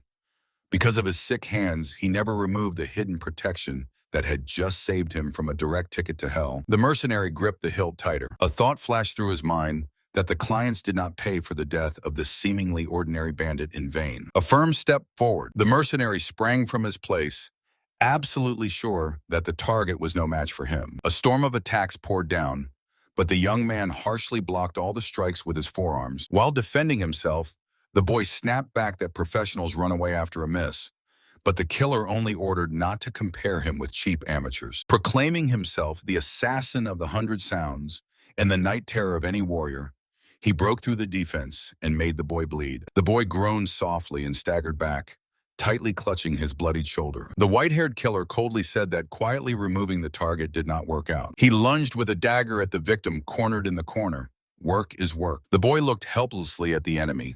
If only his hands were intact and a blade lay in his fingers, the fight would not be a one-sided game, he thought fearfully. Could his path really end like this? He never got closer to the dream of becoming the master of the night and did not have time to live life to the fullest. The attacker sharply raised the weapon for the final blow. The youth closed his eyes resignedly, mentally cursing his miserable fate. A terrifying sound of pierced flesh rang out. Red splashes stained the wooden screen. Blood dripped heavily from the long blade onto the floor. The boy painfully squeezed his eyelids shut in anticipation of the end. But there was no blow, and he cautiously opened one eye. The killer coughed up blood in shock. Someone had pierced his chest through with a sword from behind. A heavy knock sounded. The man froze, clutching the wound on his shoulder. Right before him lay the dead enemy, and above the body with the bloodied sword stood a mysterious figure in a hat. The wounded man asked confusedly about his hands, to which the stranger sharply replied, they had already surrendered themselves. Tensing up, The warrior cautiously asked what the savior was doing here at all. He turned his face, hidden behind an ornate white mask, and calmly advised to start by thanking for the saved life, and then in an icy tone ordered to forget about familiarity because he stood higher in rank. The stunned warrior only asked confusedly what that even meant. The girl in the mask stood over the fresh corpse with the bloodied sword and coldly told the shocked youth that from now on, she would protect the Red Tiger community. Recovering from the shock, he burst out shouting, asking what she had been thinking at all. Her decision to become a protector seemed to him sheer madness. She did not flinch and calmly asked what he hoped for by sending her away. "I don't need you," he exclaimed in despair. In response, the girl mercilessly hit with facts. He was incapable of either eating on his own or fending off killers. Stubbornly ignoring his own helplessness, the young man cut off that after this rescue they were even, and ordered her to leave immediately. The young man could not hold back and burst into an emotional scream. The woman in the mask calmly asked why he was so desperately driving her away. The answer flew out instantly. She had no place here. She was the daughter of the great Namgun clan, the elite of martial arts who had nothing to do among criminals. A cold gaze flashed through the slit of the mask. A heavy tension spread throughout the room. Suddenly, a new guest interrupted the conversation, declaring with feigned modesty that he would not interfere in their personal affairs. But immediately he stepped closer and advised the girl simply to follow the call of her heart. He struck at the weakest spot, asking about fear for the clan's reputation, and she honestly admitted her weakness. A cheeky smile flashed on the boy's lips. He carelessly said that the Namgun clan is actually not that special, and ordered to leave all possible consequences entirely to him. The woman stunned the long-haired man with the news. Her brother Chohyun had already agreed to her admission, which almost left him speechless. The young man was gasping with indignation, shouting whether she was now ready to sell opium and kill people on command, but received a harsh rebuff.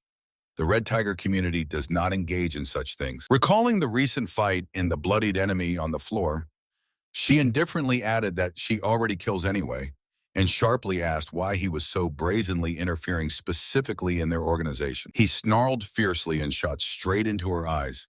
She constantly drives him away only because she is head over heels in love. Tension hung in the room between him, the girl in the mask with the bloodied sword, and the fresh corpse at their feet. Deafening silence. The killer froze in place. "Well, what did you say?" she barely uttered in a trembling voice. A deep blush appeared right through the white mask when he coldly cut off that she had heard everything. The girl tried to brush it off, as if to say, why on earth would she fall in love with someone like that?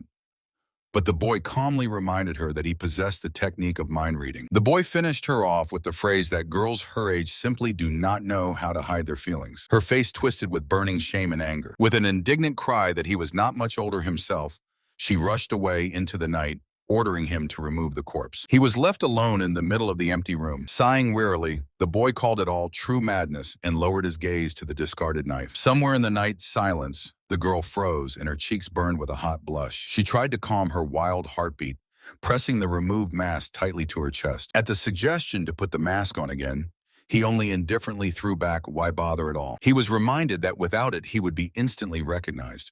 But the boy indifferently squinted his eyes. He did not care. Under the companion's dissatisfied snort, they silently walked through the stone courtyard. The boy inquired why the community defender was following him everywhere, to which she directly called him the most important figure of the Red Tiger, and immediately saw through his plan. He intended to enter the territory of the enemy Black Dragon alone. In a moment, they were already standing before the massive doors of the enemy headquarters. One of the guards immediately recognized the uninvited guest and hesitated, but he sharply ordered to call the boss. The guard replied confusedly that the leader was not yet on site. Then the boy turned to the exit and calmly said to tell the chief, "The war will begin tomorrow." The guard was stunned and burst out shouting, not understanding what it was about. The youth looked back and reminded about the assassins sent to them, while the guard tried to justify himself with some principles of his community. Patience broke. The boy's eyes flared with a predatory blue light, and his heavy aura instantly paralyzed the guards, cutting off the pitiful tales about honesty. He leisurely walked away, ignoring the desperate cries of the guard begging him to stop. The sweaty guard bent tensely and informed that the leader was waiting for them. The head of the Black Dragons, Sundashan, brazenly played the fool and denied the assassins sent to them. His lie was so pathetic that the young man didn't even have to read his thoughts. Deshawn tried to press back. A sudden war between them would only make the Blue Wolf clan the winner. The guest coldly cut in that the wolves would simply side with the stronger. His eye eerily flashed with a purple glow. The leader felt this incomprehensible pressure and noticeably flinched. The boy aloud concluded that the killers, it turns out, were sent not only by them. He silently loomed over the table, cornering the enemy with his very presence. At the hysterical demand for proof, the young man gritted his teeth and promised to kill Deshawn for the next lying word. "The war will start here and now," he growled. Everything instantly fell into place. The black dragons and blue wolves secretly united for his death. Above the peaceful sunny roofs of the estate hung a silence before the inevitable slaughter. The bearded man was almost boiling with rage, shouting about crossed lines while his companion cautiously asked for evidence. Why do they even need to prove his words? The answer came calmly. It is only necessary to convince the subordinates. The short-haired girl coldly squinted and suggested simply cutting out all the enemies, the fastest way to destroy two communities at once. The young man smiled gently and rejected the idea, since that way they would not gain control over their territories. There, their own rules and connections had been formed over the years, so the confused bearded man asked perplexedly what to do then. The leader calmly looked at the heads bowed before him and passed the sentence. He gives the communities of the Blue Wolf and the Black Dragon exactly 1 month. Two subordinates froze in a bow, listening to the harsh ultimatum. If the communities do not find a solution, they will simply be destroyed. To the question of why give them a whole month, the leader only smiled fiercely. "In a month you will understand for yourselves," he cut off against the backdrop of massive pieces of fresh meat hanging on hooks. Meanwhile, the young man with the bandaged hand and his companion stopped in front of a market stall, and the girl sincerely did not understand why they even needed this meat shop. The boy lightly pushed aside the screen and mysteriously said that the place was not simple at all. Stepping over the threshold, he casually asked how the trade was going, and the gray-haired seller immediately broke into a smile, joyfully greeting Tondel. Only the guest did not come for ordinary goods. He calmly asked to hand over the meat of the one caught less than an hour ago, which made the old man freeze in surprise. He handed over the letter and warned that he would return exactly in a month, ordering to prepare the best of everything. On the street, his partner with a bandaged arm couldn't hold back and asked what that had been all about. The brunette calmly replied that under the guise of a butcher's shop, local bandits from the Hao clan were selling information. The boy shuddered, immediately recalling the heavy gaze of the butcher with the huge cleaver. This shadowy sect extracted secrets no worse than the famous Beggars clan. The bait for the killers of the 100 Sounds was thrown into the water.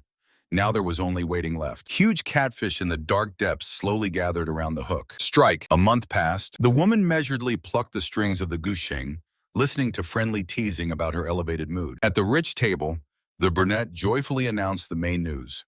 Their retired official was urgently summoned to Beijing. To the brunette's question about the reason, he only shrugged, nodding toward the silent culprit of the feast. Shaitan cunningly guessed that he deserved the challenge due to great achievements, and from his reaction immediately understood that he hit the mark. Someone teased that the smile stretched to his ears, but the guest just waved it off. Why be sad when so much money is invested in this person? The girl jokingly reproached the guest that after leaving for Beijing, he would quickly forget old friends. The young man in green indignantly waved off at the generously set table. He smiled confidently and firmly promised to always repay good with good. The dark-haired man instantly offered him a gift in honor of the upcoming promotion. It was a killer compromat, direct evidence that the leaders of hostile communities hired an elite assassin. The assistant silently placed the scandalous documents right on the table. The young man read the text with amazement. The mercenary belonged to the closed world of martial arts, and the evidence was obtained by the influential Hao clan. He sincerely did not understand why such tricks were needed if the conspirators could simply be thrown into the dungeon and forced to confess. The dark-haired man coldly explained the plan. As soon as their connection with the Murim surfaced, their own subordinates would tear the traitors to pieces. The hostess cunningly smiled, instantly appreciating the double benefit of the divide and conquer tactic. The satisfied girl announced unlimited drinks until the end of the night in honor of the momentous day. Festive lanterns of the luxurious multi-story pavilion brightly lit up against the night sky. Grabbing the intoxicated judge under the arms, the maids dragged him to the chambers. The man turned to Lady Jaeon and quietly asked if she would go with him. He significantly added that all joys must be shared with the lawful wife. At these words, he smiled smugly, and Jaeon's cheeks flushed with a blush. The girl joyfully threw herself around his neck and cooed how sweetly that word sounds. But in a moment, her profile froze in a confident, predatory half-smile. Meanwhile, the short-haired guard paled and stared in shock, realizing the news about their marriage. Another guest, adorned with lavish hairpins, turned to her and asked why she had not left yet. The guard replied that she remained to guard her master, to which the girl sharply retorted, "The man of her heart has already left, so she has no business here either." But suddenly her gaze softened, and she playfully suggested just having a good drink together. The hostess slyly remarked that nothing dispels melancholy better than a good shot. Noticing the girl's gloomy face, the beauty cheerfully clinked her cup with hers. The girl drained the cup in one gulp. She grimaced, not understanding how people could drink this filth at all, to which her refined interlocutor smiled and said, "Everyone says that at first, but then they get used to it." The girl frankly admitted that she understood their master's sympathy, since the woman opposite was a true beauty, but immediately added bitterly that if he had feelings, he would not have left her for a night with another, even if they had slept together before. The beauty gently objected. It was purely a business move, because no man goes to bed with a woman just out of duty. She inquisitively tilted her head, asking if the girl was not at all troubled by this visit to another. But she just waved irritably, since she was much more bothered by the status of legal wife.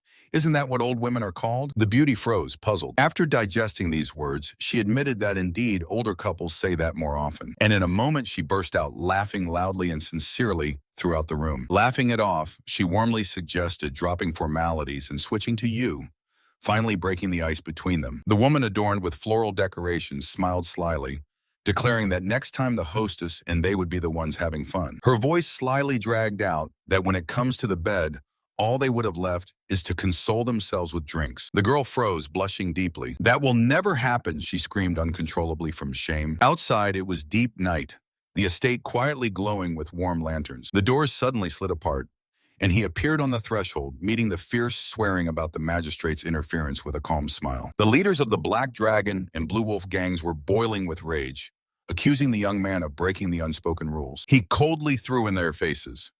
Rumors about their mercenary had already spread, and without the main force, both gangs were now just easy prey. The chiefs burst into shouting, flatly refusing to submit to the Red Tiger faction and give them power. The young man narrowed his eyes predatory, fully understanding that these two were hoping for someone's help. One precise question about support from the Red Wind or Black River sects struck the dragon leader like an electric shock. The faces of the leaders, twisted in shock, confirmed everything better than any words. He harshly reminded them that the month given to them had passed, and nearby emerged the very same girl, a living witness to their secret meetings. Borden realized with horror that all this time they had been mere pawns for the young man, who now grinned eerily from the shadows. He abruptly cut off the panic, demanding to name the terms of their agreement. Cornered, the prisoner confessed they had given half of the profits for protection, having set two more powerful combat sects against them. The young man openly mocked their stupidity. One bloody clash seemed insufficient to them. A broad smile, the enemies had not deviated from his predictions by a single step. The action shifts to the Black Dragon estate, where the deputy leader Guan tensely met an uninvited guest. The young man casually stated that he had just visited their leader in prison. Guan tried to protest but received a cold rebuff. The boss was behind bars solely because he had sent assassins against him. The deputy began to justify himself and whine about pressure from competitors. The young man sarcastically asked again, could his head really have been worth giving the native community over to be torn apart by strangers? Driven into a corner, Guan miserably shifted all responsibility onto the imprisoned boss. Smiling coldly, the guest promised to summon him soon for a final conversation. He intended to prove once and for all that his past triumph was not a coincidence. The girl with the bob haircut frowned discontentedly. Above stretched a carefree blue sky, but behind the high roofs of the Crimson Wind sect, new intrigues were already boiling. The assistant reported to the elders back that 2 squad leaders had already been instructed, and 2 more were on the way. The head of the sect, Guan Tigyo, inquired about Tondal and learned that the squad leader Yo would be set against him. The lightning spear Yo Shilso was among the top 3 warriors of the sect, and her silhouette alone with the dark shaft breathed danger. The young man immediately saw through the plan and directly asked if the leader simply wanted to send her far away. The old man waved it off. It was a usual formality, which Yo agreed to herself, taking with her 42 exiles. The squad of grim fighters with burning eyes was perfect for this mission. To dominate the criminal world, one must become part of it. These people will leave the ranks of the righteous Murimu, but will firmly hold power in the shadows. When the topic of competitors from the Black River sect arose, Guan Tegu cold-bloodedly cut off, saying they would do the same. And although taking such a step was not easy, in the predatory squint of his eyes, not a single doubt flickered. The underground of Hangzhou turned out to be a real gold mine. In the old man's imagination, a huge shining nugget already hung over the roofs. The gray-bearded man satisfactorily calculated, even if he has to share with the Black River sect, their profit will soar to the skies. His interlocutor in red cold-bloodedly declared that he would personally eliminate Tondal. He predatory folded his arms and entrusted to convey this news to the allies. Meanwhile, the bearded man from the other camp almost tore his hair out upon learning about the joint plans of the two hostile sects. However, the dark-haired young man remained unshaken, confessing that this was exactly what he expected. He burst into a hysterical scream, accusing his comrades of inaction. "And why stop them?" the dark-haired young man said indifferently, while the bearded man shouted about inevitable doom. The young man squinted slyly and suggested comparing strength. Who is scarier, the enemy leader or their protector, Namgun? The bearded man faltered confusedly. Namgun flared with such a deadly aura that the man immediately dismissed all his doubts. When the young man finished him off with the fact that even 5 enemy leaders could not overcome the girl, the bearded man simply froze, realizing her real power. The young man barely smiled. Against the backdrop of minor sects, Namgun's clan was a true fighting giant. The bearded man asked worriedly if war was their only way out, but the young man sharply cut him off, saying no. The boy calmly explained that a full-scale slaughter was not profitable for them because even victory would cost too much. He turned away and slyly added that he would simply make the enemy reckon with them. They would send out 3 fighters equal to the enemy leaders. At this statement, the bearded man stared in shock. The first, Master Chang. The second, Protector Namgun. The floor was suddenly shaken by a heavy step. The boy with a self-satisfied smile poked his finger at himself. The bearded man almost choked on such impudence. A shocked silence hung in the air. The girl greeted the boy with a smile. Finally, he was able to eat with his own hands. During the walk down the corridor, he grumbled mentally about her familiarity, while she was already driving him to combat training. The young man looked at his palms and sighed. His hands had not yet recovered. Then what was the bravado for? He stopped and explained that he just wanted to calm down Van Chil's brother. A hand sharply pushed the door aside. In the room, a crowd of tense masters was already waiting for him. Ahead stood the grim deputies of the leaders of the Black Dragon and the Sea Wave. The boy smiled calmly and declared that he had come to calm those who worry too much. From the crowd came a question full of distrust. Could he really drive out the sects of Crimson Wind and Black River? He gave a firm guarantee. The mustached master immediately tensed. Would the Red Tiger not take over all the communities as soon as the competitors disappeared? The young man did not lie. They would unite under the Red Tiger, but in exchange for absolute loyalty, he would preserve their lives in current positions. The elders looked at each other in amazement, letting out a long, agreeing sigh. One of them anxiously clarified how the clan's income would now be divided. Tondal calmly raised a finger, 8-2 in favor of the main branch. The crowd erupted in outrage. The leaders shouted about starving to death and threatened to switch to hostile sects. Forward, and with a song, the young man replied indifferently. He immediately shattered their illusions.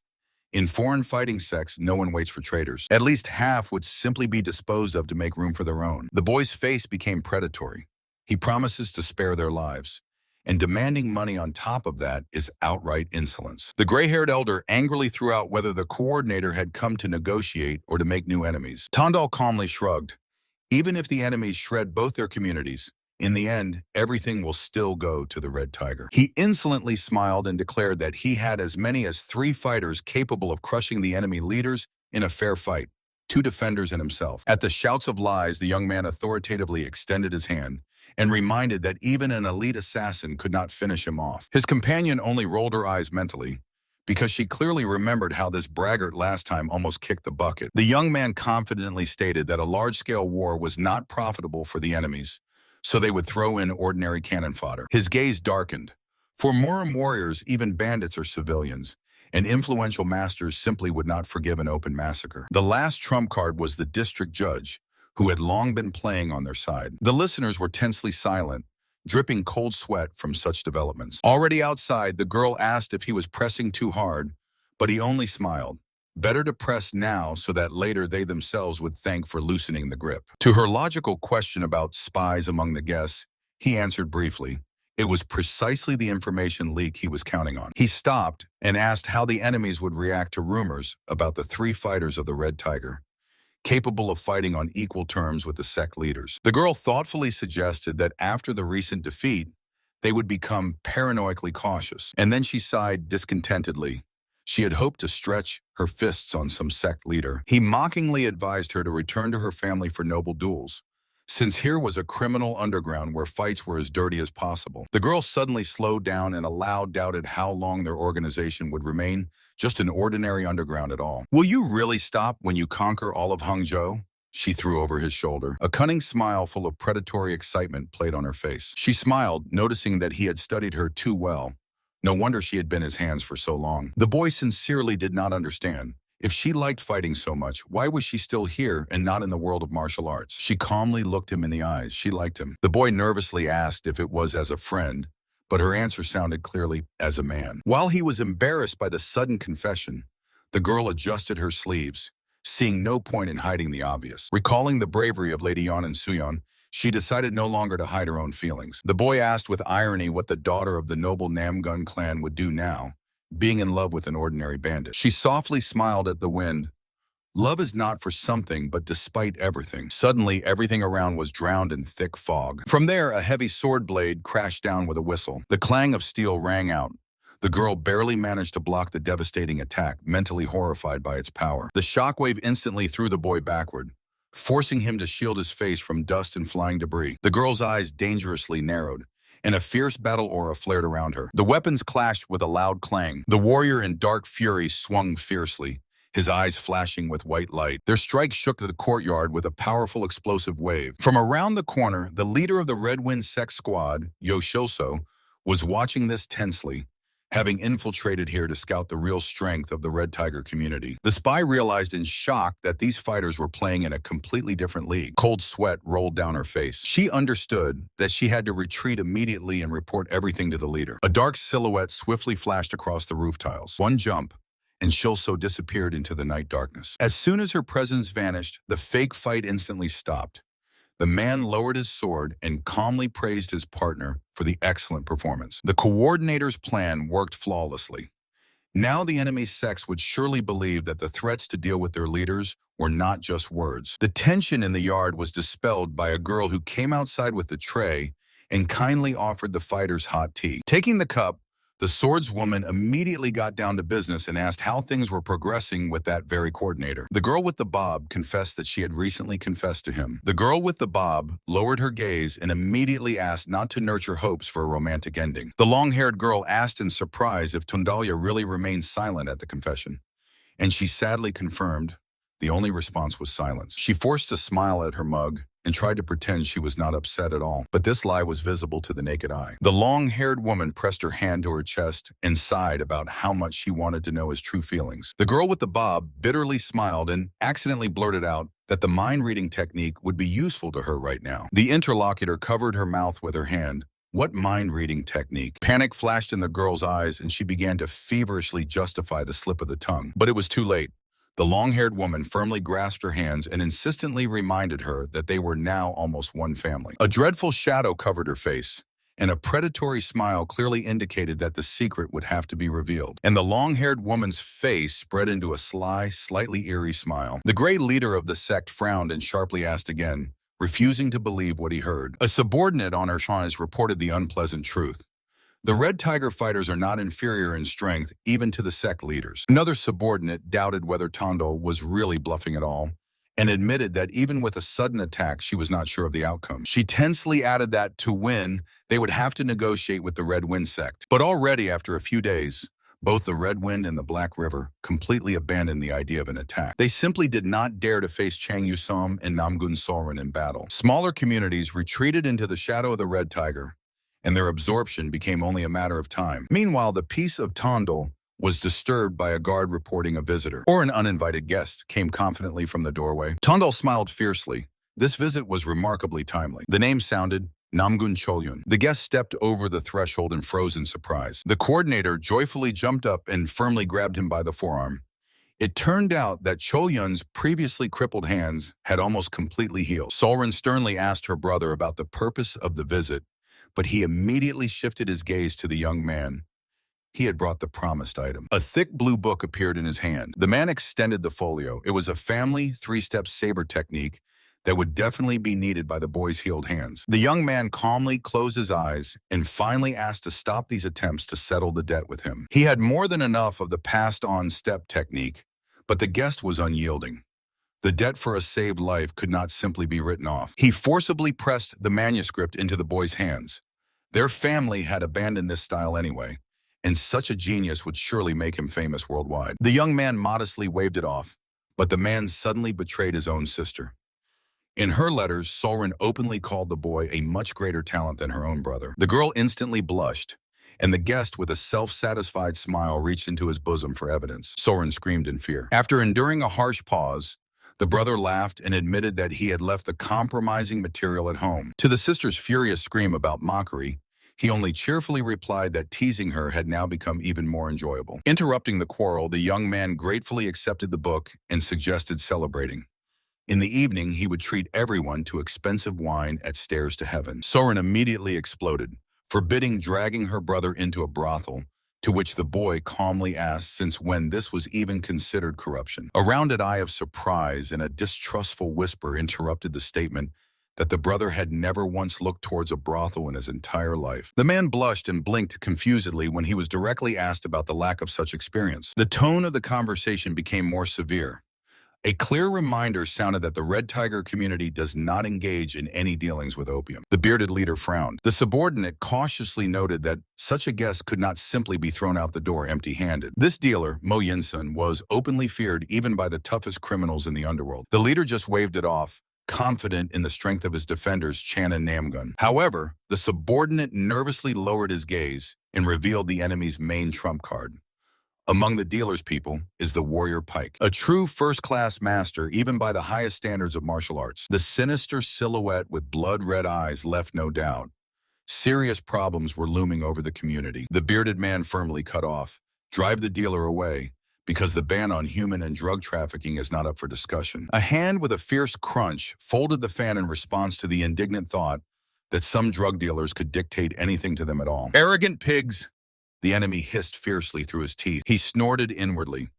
They scared some fox, and now the pride is sky high. Opium dealer Mo Yinshan miserably fidgeted in anticipation, begging for a dose. From above, a thrown pouch flew disdainfully at him. It painfully hit the old man in the forehead, interrupting his panic thoughts about the leader's anger. The man leaned over the dealer and ordered him to inject himself so that he could at least stand straight. Work was brewing. Mo Yinshan greedily clung to the potion with trembling hands. 2 days passed. The luxurious mansion basked in the rays of the sun. Namgun Cholhyun thoughtfully examined the new rooms while his sister sat nearby. The brother asked how he liked the new place, to which he reluctantly squeezed out that it was so-so here. The acquaintance just laughed at his inability to lie and advised him to occasionally take a break from training. All the more so, the girls opposite no longer cast interested glances at him. The girl boiled with rage and shouted at him to be quiet. Her brother just laughed, teasing that he would come here more often for such a face. At the end, he asked them to take care of themselves and not to forget to visit their parents. She quietly agreed, hoping that this prank would pass for him without consequences. As soon as her brother left,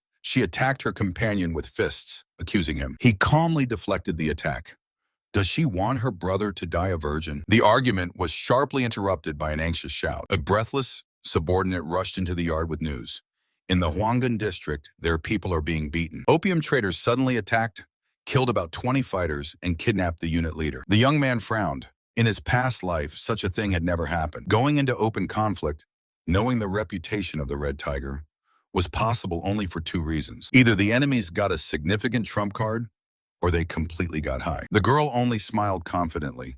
There is no point in calling for backup, as the 2 of them have enough strength to handle it. The man in white confidently crossed his arms on his chest and ordered to call the defender Chang as well. The fist sharply tore the fabric of the clothing from the sharp premonition of trouble. The warrior grimaced fiercely at the mocking question about what it is like to suddenly become a priceless commodity. Now he turned into an ordinary hostage with a price tag of a couple of 100 taels of silver. He remained kneeling with his hands tied while the bearded leader sat relaxed on a chair, completely ignoring the bloody body under his feet. The exhausted prisoner raised his pale face and began to plaintively beg for a new dose. The leader waved irritably and ordered his subordinates to feed the whiner with narcotics. The face of the witness to this scene was covered with cold sweat from shock. He simply could not believe that this bastard had just personally scattered an entire combat unit. From the semi-darkness emerged a gray-haired elder with a bare sword, radiating a terrifying blue aura. Only one tense name hung over the battlefield: Tundal. Herb gatherer Cho Mugen barely stood on his feet,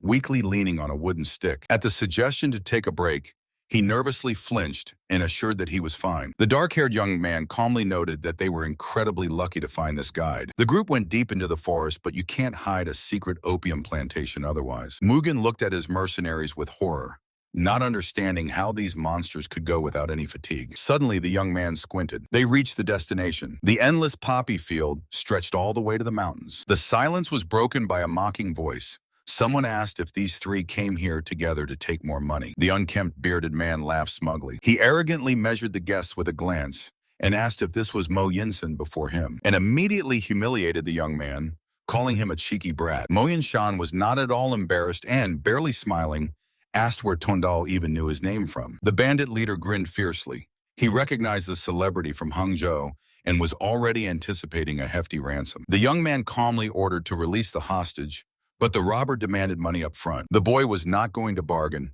and directly offered the bandit a deal: life in exchange for the captive. The leader confidently cleared his throat and, crossing one leg over the other, devised another game. He mockingly raised a finger, let three guests fight against one of his fighters. The robber openly mocked, not believing the rumors about their master's strength. The young man insisted on an honest one-on-one duel, unwilling to gang up on the old addict, and even the enemy fighter admitted he would have preferred to avoid it. The young man only sighed wearily, as if to say he knew it all along. The young man wearily closed his eyes and asked who would go fight. His companions unanimously declared their readiness, forcing the leader to ask them to come to an agreement. The dispute was decided by a coin toss. Satisfied, Sauron won the right to the duel. The leader snorted at their frivolity and called his warrior a local drug addict. From the darkness emerged a terrifying, gray-haired old man with sunken eyes exhaling heavy hoarse breath. The terrifying voice reminded of the promise, and the young man calmly swore to fulfill it with his life. The gray-haired fighter croaked the order to begin, and the duel started. The warrior woman in blue swiftly rushed into attack. A furious storm of sparks, her weapon clashed harshly with the blades of the gray-haired old man. She analyzed the enemy's paired blade technique on the move, deciding to keep a safe distance. Suddenly, the old man appeared right above her, forcing her to sharply dodge the deadly strike. The girl barely managed to evade, stunned by the sudden maneuver. She was dumbfounded and could not comprehend what had just happened. Jumping back, she tensely measured her opponent with a glance. His strikes turned out to be much wider than her calculations. Grandfather instantly closed the distance with a new lightning-fast lunge. Deflecting the chaotic hail of attacks, she finally understood the reason for his brazen confidence.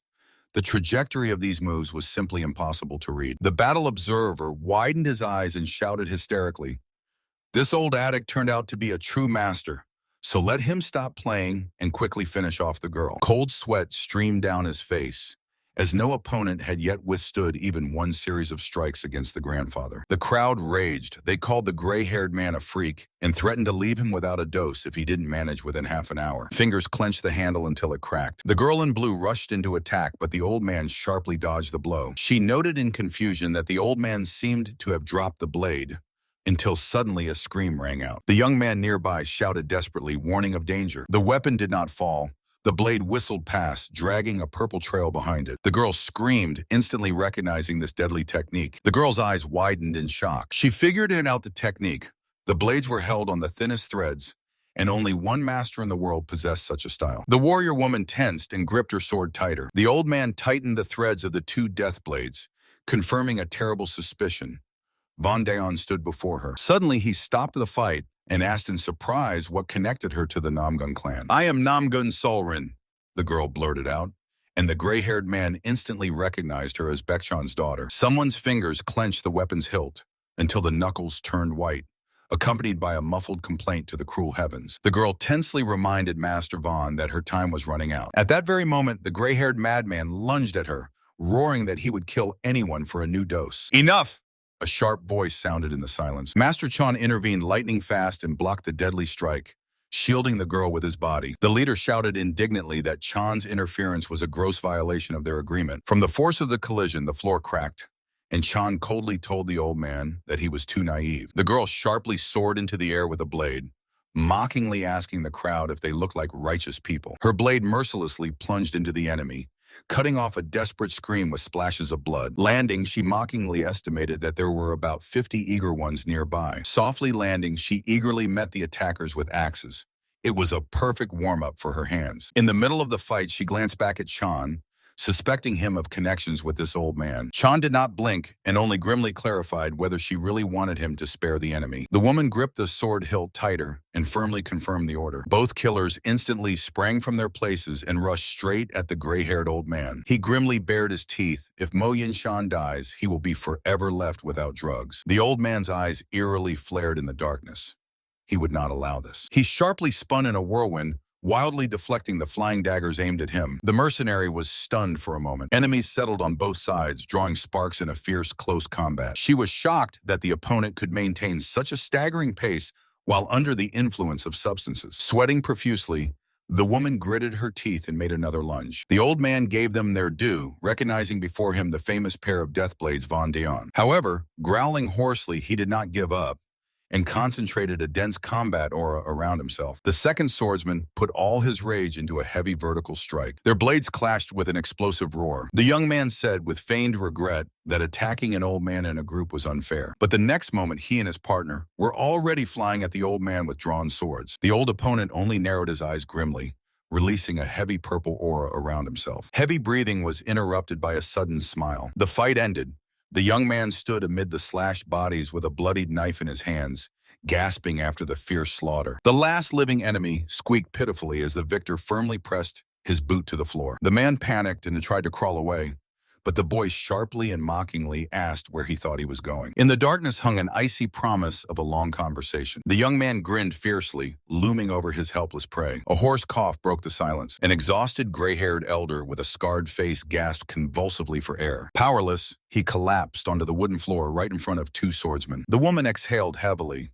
It was too close. She admitted, if the master's mind had not been clouded by drugs, they definitely would not have gotten out of here without serious wounds. Suddenly, a lightning-fast movement cut through the space. In the neighboring room, beaten bandits writhed on the floor, clutching their wounds. One of them screamed in animal panic, offering to take all the money from the warehouse. The young man in white calmly cut off that not everything in this world can be solved with coins. He firmly grabbed the enemy by the clothes while he hysterically shouted that even human lives are sold for silver. A yellow flash of his blade instantly split the bandit's face in half. The young man with the bloodied sword coldly threw the dead man only one word: "You are mistaken." Looking around the room strewn with corpses, the heroes caught their breath.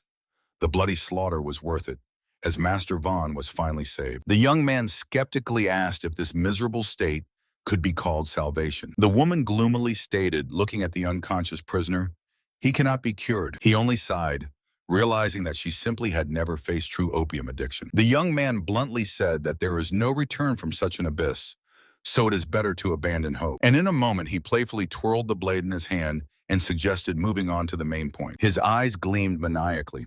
It was time to search every corner and find Mo Yinsen's money. To the team's surprise, he pompously raised a finger and declared, "A true bandit must rake in profit at every opportunity." Comrades mentally dubbed him a greedy devil, while he himself sincerely did not understand their indifference to their own future. The matter of rescuing the hostage Guan Chansok was completed. All the enemy's opium plantations were mercilessly burned to the ground. The accumulated wealth of the slain boss turned out to be quite modest. Barely 2,000 taels. The cleaned silver ingots lay in neat rows into their hands. Examining the loot against the backdrop of the luxurious estate, the young man proudly praised the team for the excellent work. The warrior with tied-up hair looked at his companion's hands with satisfaction. The wounds had almost healed. Full recovery was not far off. The dark-haired man only gave a crooked smile and waved it off, muttering about blissful ignorance. The conversation shifted to their new partner. The first rejoiced at the talented fighter and good person, but the young man openly doubted the newcomer's human qualities. He was abruptly thrown off track by one question. Does he like the protector, Namgun? The young man blinked and began to deny it, but the interlocutor smugly stated that his wife thought so, and she is never wrong. The dark-haired man blushed and grumbled that she was wrong, Such things are clear even without mind reading. Suddenly, the defender herself passed by them, sighing wearily. It's all lies, but she doesn't mind if they continue to think so. Meanwhile, in the room, an exhausted, gray-haired old man looked hopefully at the girl, asking if she had finally come to her senses. He did not understand why he was still alive, to which she calmly replied, "She cannot kill Master Vona." The girl knelt before the bound prisoner and coldly cut off that the world would be better without opium addicts. She promised him recovery, but the old man howled in despair. He is not sick, he is cursed, and only begs for a quick death. The dark-haired youth stood over the prisoner and asked with icy calm why the old man had not killed himself yet if he so desired to die. From trembling lips escaped a pitiful confession. He is too cowardly for suicide, so he begs anyone to do it for him. The apprentice burst into a cry with tears. How could the greatest warrior, whose strength was feared by absolutely everyone, have fallen to such a life? While the youth could not comprehend this downfall, the old man silently listened with an exhausted, dim gaze. Suddenly he broke out, his face twisted with rage, and he croaked that it was the cursed valor in playing the hero that destroyed him. If he had remained weak, his wife and 2 daughters would still be alive. Before his eyes painfully flashed the bright smile of his wife and the joy of his little daughter. All was crossed out by one villain, whom he once punished. The hero's peaceful family happiness was cut short the moment the offender stealthily visited his home. The degenerate harbored a grudge against Wandaeon and struck at the weakest spot. The villain's face was twisted by cold gloating. He took revenge brutally on the defenseless family.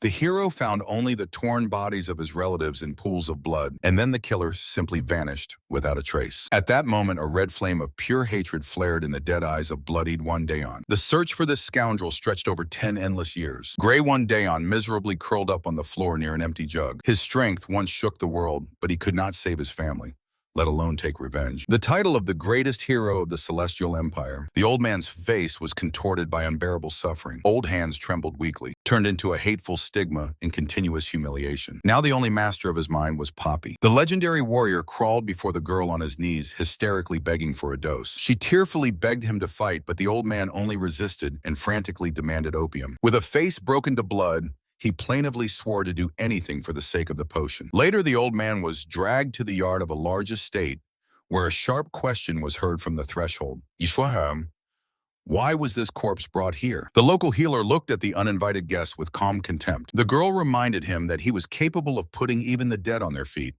but the doctor dryly cut off. He had more chances to resurrect a freshly buried corpse than to cure this drug addict. Opium poisoning had reached the very bone marrow of the old man.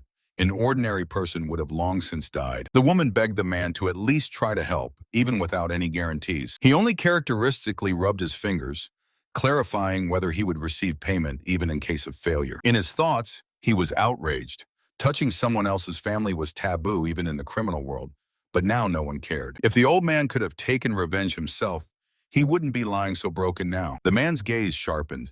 If even the omnipresent beggar sect hadn't sniffed anything out, then the enemy was not hiding at all. He exhaled heavily and drawn out, and irritably admitted to the woman that he simply had no desire to get involved in this. She clung to his words with hope.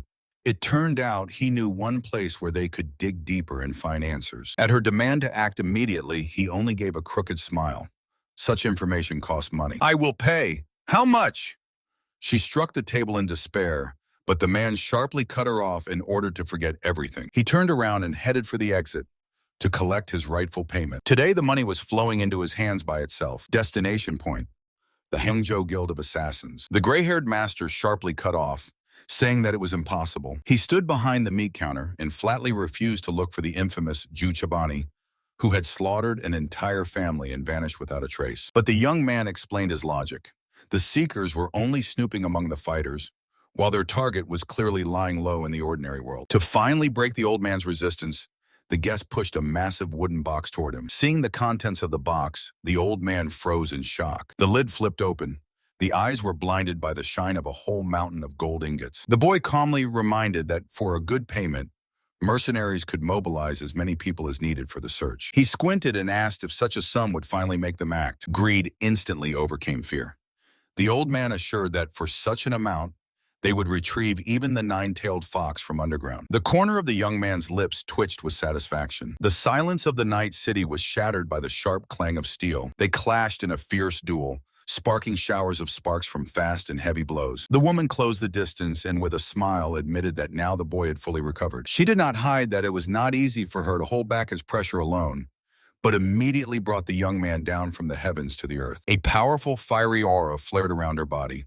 The woman stated that the difference in their chi energy was like between heaven and earth. No matter how incredible Tondal's talent was, he simply could not resist the pure power of the Namgun family. The young man was silently gloomy, clearly realizing that he was still very far from the true summit. He thoughtfully examined his blade, listening to her promise to obtain a special miraculous elixir for his breakthrough. When the companions set off, Tondal asked about Master Wan, from whom there had been no news for 4 months. Instead of long explanations, a cold proposal was made to go and see everything with his own eyes. In a dark dungeon, a gaunt, gray-haired old man hung on thick chains, frantically begging to be killed. The woman calmly watched the prisoner and matter-of-factly told that in the first months, he only screamed, demanding a new dose, but now he was completely broken. The tormented master confessed in despair that he had become a slave to opium and would never be able to get off the needle. The old man pitifully begged to be released for a dose until the young man struck with one name, Juchaban. The prisoner tried to feign ignorance. In vain, the boy's cunning smile made it clear that the reaction gave him away completely. The young man proposed a deal. He would give the coordinates of the mad butcher if the old man came out of the cell on his own 2 feet. "Where is that beast who killed my wife and daughter?" A desperate roar struck the dungeon walls. The response was cold. The information would come only after victory over the opium quagmire. He said coldly that the old man could kill him only when he himself got out of here. Walking away, he satisfactorily noted the spark of hatred in Wondion's gaze. The prisoner was not yet completely lost. Meanwhile, somewhere in the city, someone's hand slammed down on the table with force. Cornered, the man hysterically screamed to find the target as soon as possible.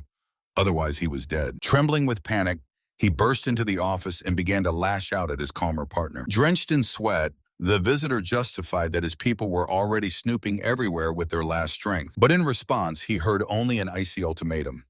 Results were needed, otherwise they would go to the other world together. And high in the sky above the city, white clouds floated carefreely. The massive estate of the Namgun clan stood calmly under the sun. Inside, the elderly head of the clan ordered his daughter to return home, but she coldly retorted, "Her home is now in Hangzhou." The father irritably reproached her for burying her talent in the trash and urged her to choose the right path. At her skeptical question, the old man barked, "The daughter of a noble family is obliged to study martial arts." Soren did not let him finish, and bored, completed the phrase, "and then successfully marry and continue the lineage." The father spread his hands inspiredly, sincerely believing this was the only road to happiness. The girl sharply blurted out that a weak man would only drag her down, but she did not finish her thought. An unexpected question from behind the door made her flinch. A young man confidently entered the room and asked the father for permission to steal Soren for a moment. He smiled confidently. The boy wanted a duel to personally check her progress. In the old man's eyes flashed a cold calculation. He immediately approved the fight to finally bring the runaway to her senses. The father decided mentally, let her feel on her own skin how much precious time she wasted in her ditch. White clouds slowly floated over the roof of the estate. The clan elders had already found several very advantageous matches for the girl. One of the men doubted whether she would listen to them, although no one had ever refused a bride from the Namgun clan. However, the gray-haired elder coldly cut off, saying that this duel would quickly knock the pride out of her. She had to see with her own eyes how pointless it was to associate with the scum of the criminal world. In the sunlit arena, the man and the girl stood opposite each other in fighting stances. Namgun Cholhyun himself stepped out against her, the brilliant winner of the Dragon and Phoenix tournament, whose strength was equated to the level of the elders of the great sex. He looked at his opponent with open superiority. Cholhyun confidently advised her to fight to the fullest, and the girl gripped her real combat sword tighter. He condescendingly allowed her to strike first, and the girl briefly agreed. With a sharp jerk, the girl rushed into attack. The blades clashed with a deafening clang. The smile instantly disappeared from Cholyun's face. He tensely realized that her weapon was in no way inferior to his own. The arena exploded with showers of sparks from the fierce barrage of fast and merciless strikes. He sharply raised the training sword, ready to parry the attack. Soren struck from above with fury, but the opponent met her blade with an unshaken gaze. "Not bad," he said cheerfully, easily holding the block. The girl only intensified the pressure and hissed through her teeth that it was not enough. The elders watched the fight closely. The younger one was openly amazed by Solren's growing skill. But suddenly he frowned. It was completely unlike her usual martial art. She moved with the classic emperor's steps, but cunningly wove something new into the technique. Soren flared with a blue aura, and the gray-haired master confirmed a foreign style was truly felt in her sword movements. The girl managed to completely cover the weak spots of the original school while preserving its devastating power. The younger elder only snorted in amazement. The observer smiled nervously, admitting that he himself would hardly withstand such furious rage. A wooden sword whistled as it flew into the air. The disarmed Solren was breathing heavily and just brushed off the opponent's praise. Hearing about one's own strength after defeat felt like mockery. The man reproached her for recent laziness and directly asked if she had forgotten the events in Hangzhou. He proudly declared that he trained himself to the seventh sweat only so that he could later rest with a clear conscience. The girl inquired if he planned to return there, and he nodded. A close friend was waiting for him there. Their conversation was interrupted by the voice of a gray-haired elder who admitted that in fact none of them had shirked training. However, the old man sharply added, if she trained at home, not in that dump, she would be much stronger now. The girl flared up with indignation and threw in his face that he had no right to call that place that. The elder calmly cut in that he had recently come across the Deathblade's masters there, causing his interlocutor to nervously clench his fist. With a barely noticeable smile, he promised to tell all the details of what had happened. The girl's face was distorted with anger, and a sinister gleam appeared in her eyes. She finally understood where this valiant warrior had been all this time. The gray old man's face stretched in shock. Had the great master Wong become an opium addict? Soren sharply cut off. It is the scoundrels now who are the only ones trying to help the fallen hero. The old man stunnedly stretched out his hand. For the sake of searching for the enemy, these vagabonds paid the house sect a crazy 3,000 taels. The girl boiled over, asking what their praised righteous alliance had done for the most outstanding fighter. Clenching the fabric on her chest, she said that the righteous only complained emptily, not even pitying a miserable 100 coins. Soren coldly looked at the old man and directly asked who among them was the real trash then. Her profile petrified. She was no longer going to live in this hypocrisy. The old man gasped with indignation. Suddenly, someone's voice from behind mockingly stated that the girl had long been lost to her clan. The young man casually threw his arm over her shoulder and cheerfully suggested going to Hangzhou together. The master's family killer had all this time been hiding in the city of Inshan, disguised as an ordinary butcher. Having read this in the delivered note, the old man shockingly gaped. The young man smugly smiled and assured that the information had been checked twice, so there could be no mistakes. The young man finished his business with the elderly butcher and calmly left him all the money he had brought. He cheerfully waved off unnecessary questions and headed toward the exit. The old man froze by the counter. No one had ever given him 3,000 calves so easily. The old man only mustered confusedly after him that he had never seen such eccentrics. Twilight descended on the carved roofs of the large estate. Inside, the healer reported, the man's body was completely cleansed of opium. From now on, everything depends only on his willpower. The young man nodded approvingly and thrust a heavy pouch into the healed man's hands. And then in a matter-of-fact tone, he handed over the enemy. He is now working as a butcher in Hubei province. The man asked in shock if it was really about Juchaban himself. He clutched tightly at the bag of money. The young man nodded.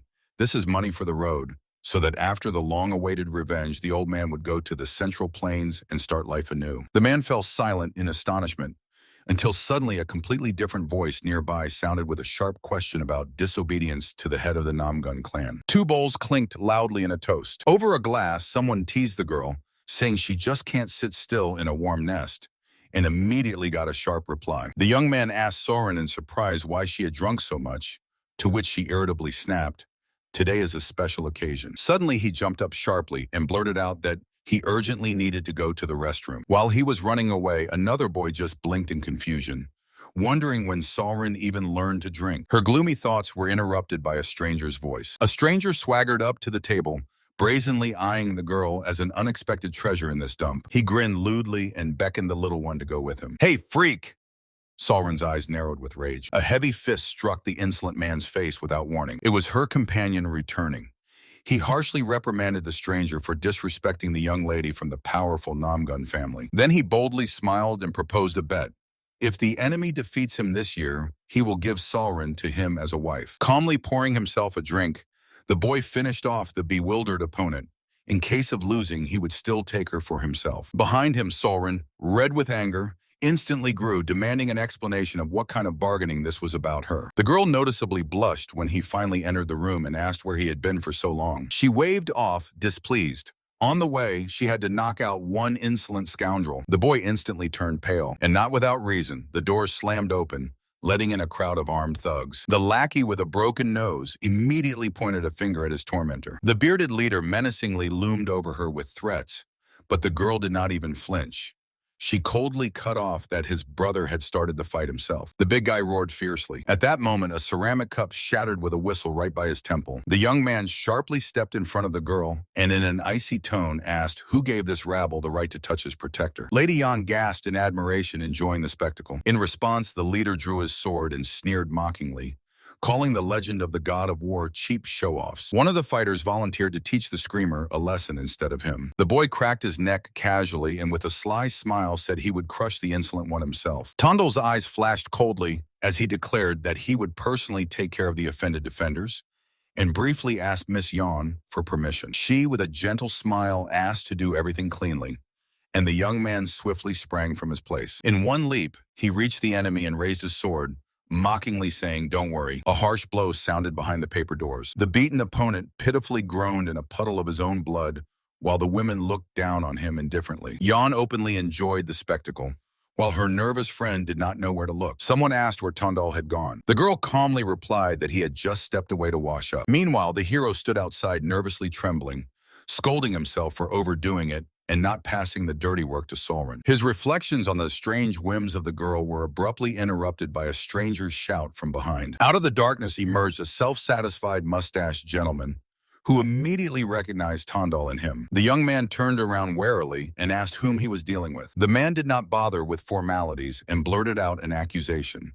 He accused Tondal of cunningly orchestrating the kidnapping of the woman whom the stranger himself had courted for 3 whole years. It was Gu Suyun, the very man who in a past life bought Shan Suyong's first night. In his memory appeared her defenseless image and the terrifying shadow of that scoundrel who reached out his hands to the girl. Back then, he maimed her so badly that she could never play again. Now Gu Suyun stood opposite, brazenly advising not to attack people, while he himself hid behind the favor of the local judge. The enemy's face twisted ominously, and he hissed a threat. As soon as the judge retires, that day will be the young man's day of death. He calmly listened to this and ironically noted that simply letting the opponent go after such touching concern would be rude. In the semi-darkness, his lips stretched into a predatory smile, and in an icy tone, he promised in response to choose a day of death for Gu Suyun himself. The captive wheezed hoarsely and struggled to catch his breath. He hung upside down, firmly tied by the legs to a tree, while a gray old man silently watched from below. The old man broke the silence, calmly thanking the enemy for having survived. The crookedly suspended man smiled. He definitely did not expect to hear words of gratitude from his fiercest enemy. Resigned to the inevitable, he dryly asked for death, admitting that he had lived too long in this world. A knife gleamed in the old man's hand. He confessed that for years he had fantasized in detail about this execution. His finger cold-bloodedly touched the victim's neck, pointing to the carotid artery. One cut, and he would instantly bleed out. Then the finger slowly felt for a vein. The prisoner swallowed saliva convulsively upon hearing that a cut in this place would prolong his agony for a long half-hour. His nerves gave out, and the prisoner burst into a hysterical scream. "Kill me already! I told you! Hit me!" The air was torn by a sharp knife swing and a wild scream of pain. A flock of crows startled and flew off the branches into the crimson evening sky. Blood quietly dripped onto the grass from the dead body that remained swinging on the rope in the forest twilight. Everything finally ended. He slowly walked forward, hiding his face behind long strands of hair. In the emptiness of thoughts, only one question hung: what to do next? He froze. Suddenly, an old piece of advice came to mind: to head to the Central Plains as soon as the revenge was carried out. He remembered a warm smile and words about how the world still had plenty of beautiful places. So travels? The wind rustled through the treetops, revealing to him a sunlit mountain valley. Before his inner vision appeared the image of a legendary warrior, wrapped in a ghostly blue aura. Meanwhile, in the manor, an official in green calmly announced his imminent transfer to Beijing. His dark-haired interlocutor replied that he had expected this promotion much earlier. Sneaking into the closed city was extremely difficult, so such advancement was already considered a great achievement. The dark-haired man sadly admitted that he would miss the judge, who immediately assured him, their connection was not so superficial as to be broken so easily. To which a mocking question was asked whether a capital official still needed friendship with an ordinary bandit. In his head echoed the words of a grateful official about a saved life,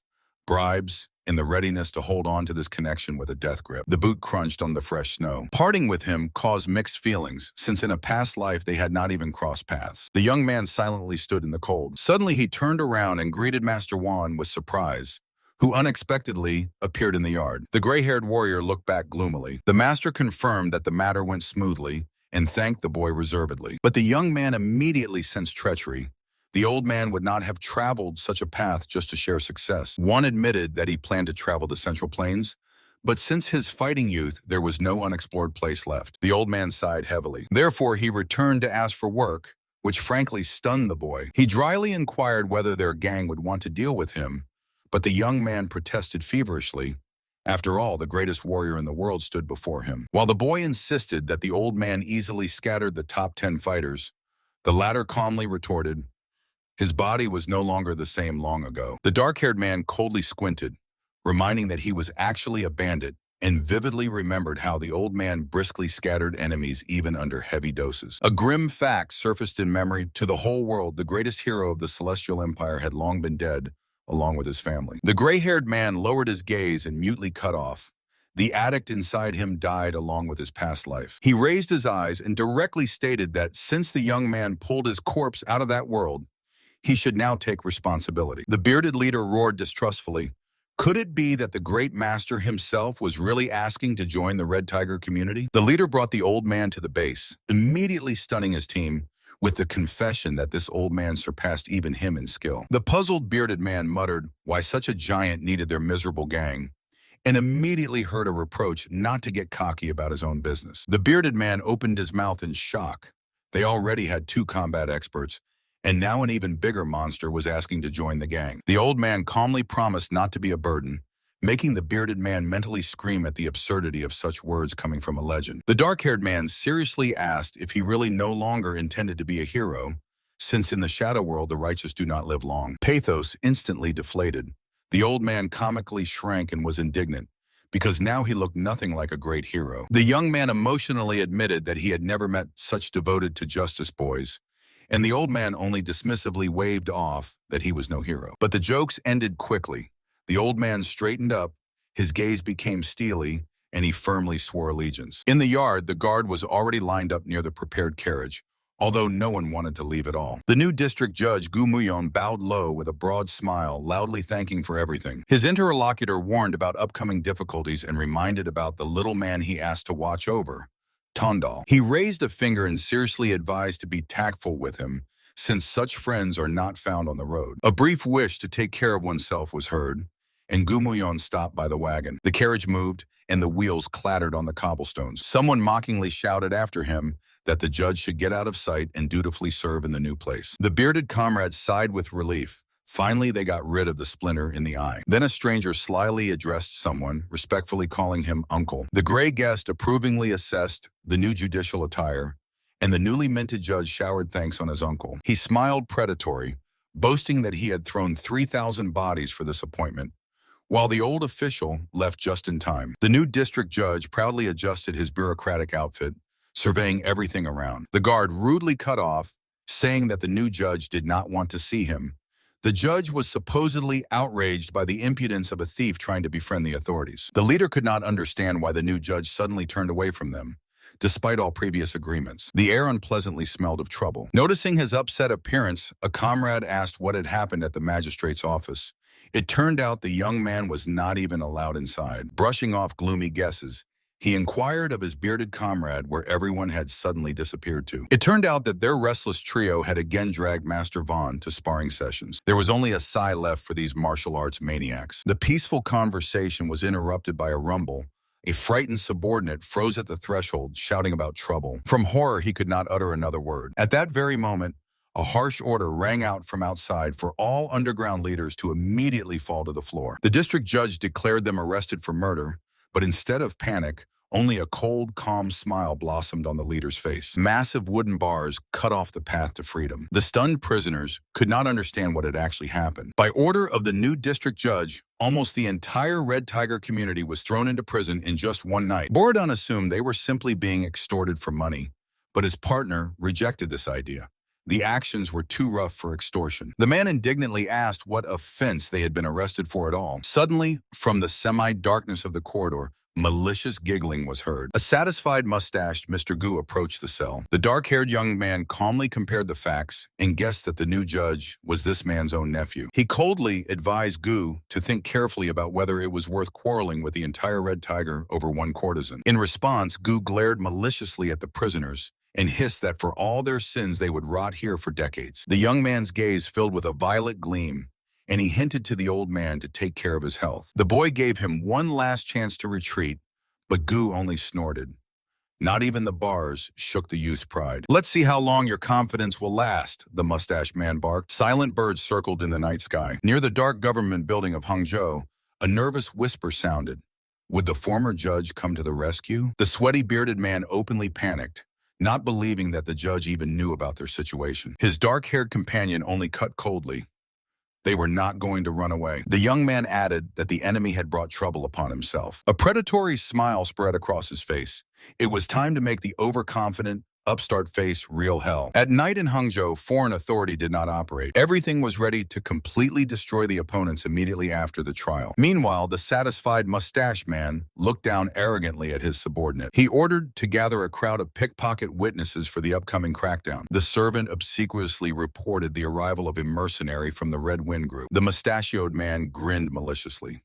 As soon as the local cowards heard about the mass arrests of Tondol's fighters, they instantly became very submissive. From the dense purple shadow, a woman silently emerged, whose right eye eerily glowed crimson. The assistant asked doubtfully whether the Red Tigers could suppress the entire local underground in one night. The district judge laughed smugly.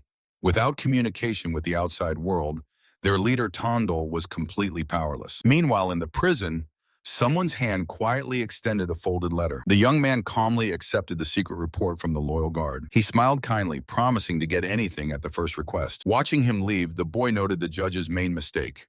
In the last 10 years, only the yard dogs here had not taken bribes from the mafia. Bailiffs, officers, prison guards. Most of them had long belonged to Tondol, although some had now switched to the side of the new authorities. The young man read the report intently and frowned sharply. Their enemy was going to win the court case thanks to mass perjury. Hearing about a dozen bought witnesses, his bearded cellmate boiled with rage. Worse still, even Deputy Don Bongo, the right hand of the judge himself, was actually working for Gumuyon. The bearded man asked confusedly what they should do now, but the youth only smiled fiercely.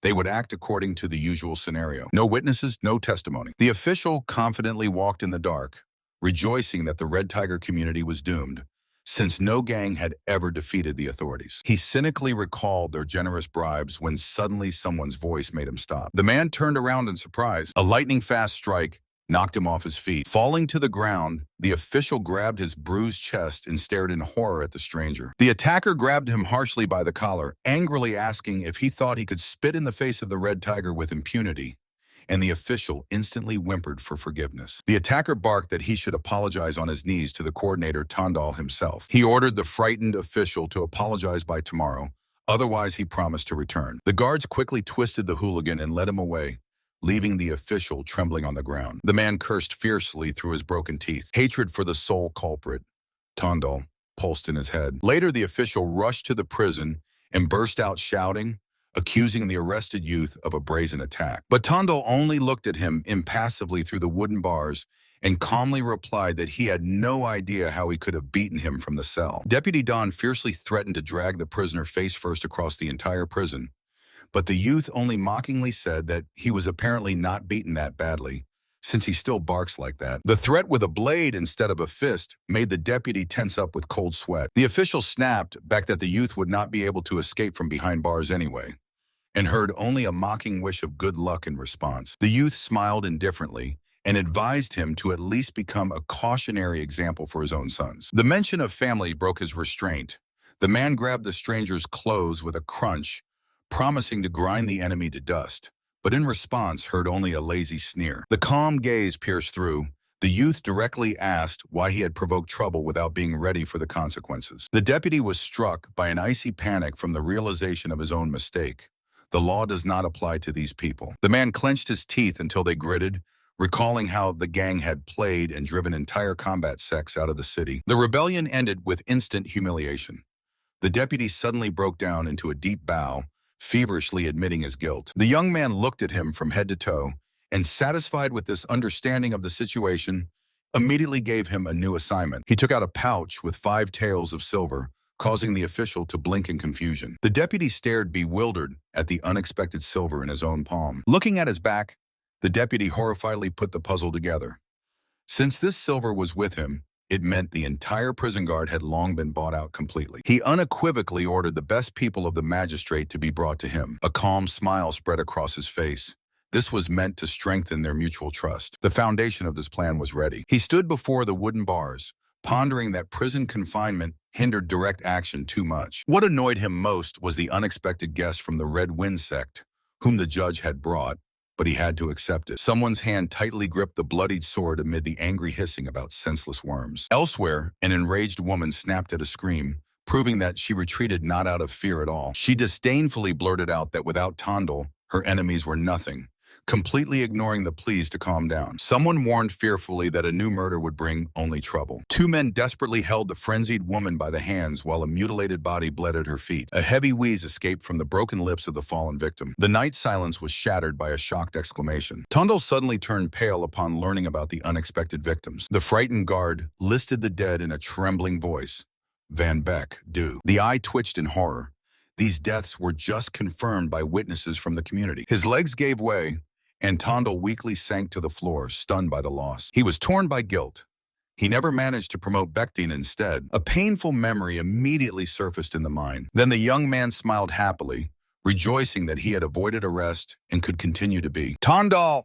Do croaked hoarsely, addressing the bearded comrade. Suddenly, heavy rhythmic beats on a large drum sounded outside. Amid the loud drum beat, the trial of the entire Red Tiger community was solemnly opened. Near the stairs, women anxiously hoped that Miss Namgun Salrin would not allow the imprisoned coordinator to be harmed. Meanwhile, the women near the stairs bitterly protested the arrest of an innocent man. She barely smiled, asking simply to trust him. The sky threateningly clouded over. Tired prisoners in heavy wooden shackles were led out to the courtyard. Whispers immediately spread through the crowd.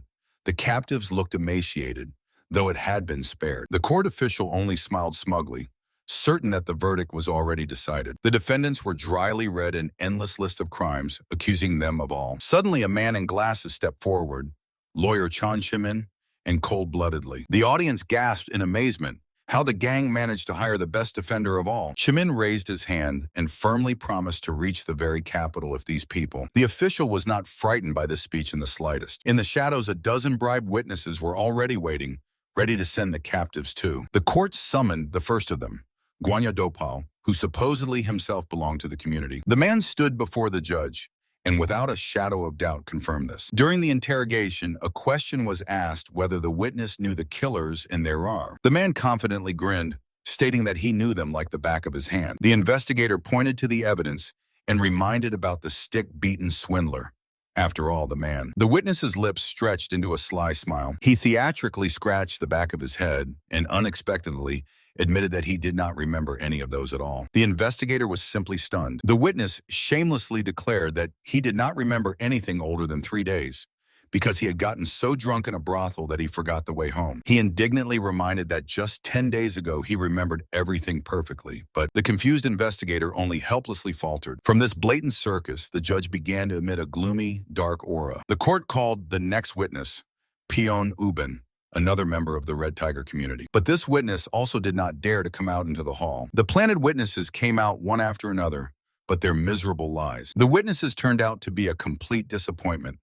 Some got confused in their words, and some. This was the last of them. The man in glasses gloomily crossed his arms over his chest. Not feeling any specifics, he demanded proof, to which his opponent. But how to prove that it belongs exactly to the accused? The man faltered confusedly, admitting the complete absence of witnesses. Adjusting his glasses, the official cut in, "The law requires ironclad evidence." The lawyer insisted that the court had once again proven the innocence of the defendants, and demanded the immediate release of the innocent people. An open threat to immediately go with a complaint to the capital forced his opponent. A cunning smile flashed on the official's face.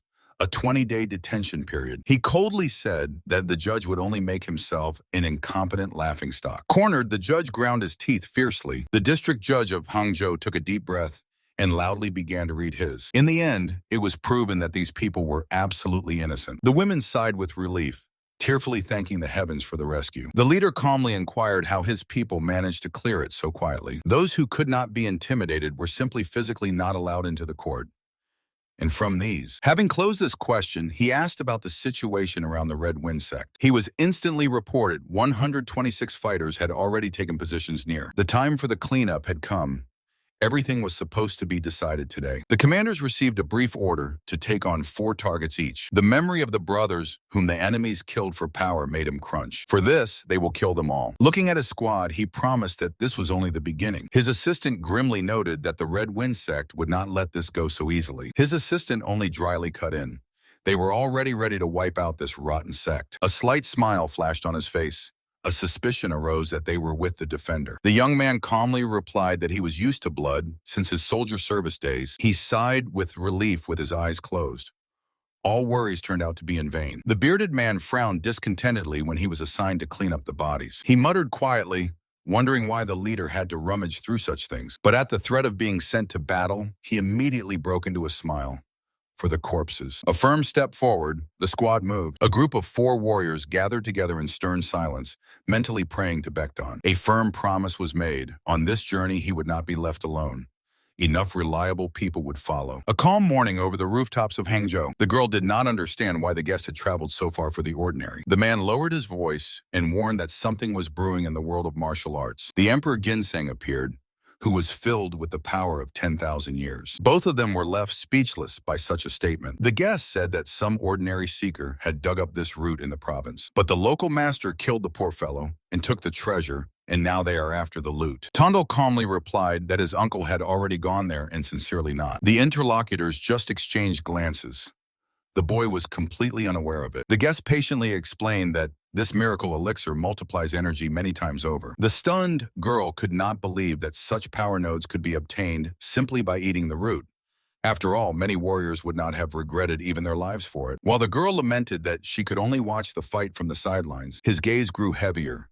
He ordered to set off immediately, for the time of reckoning had come. The woman clenched the spear to the whiteness of her knuckles.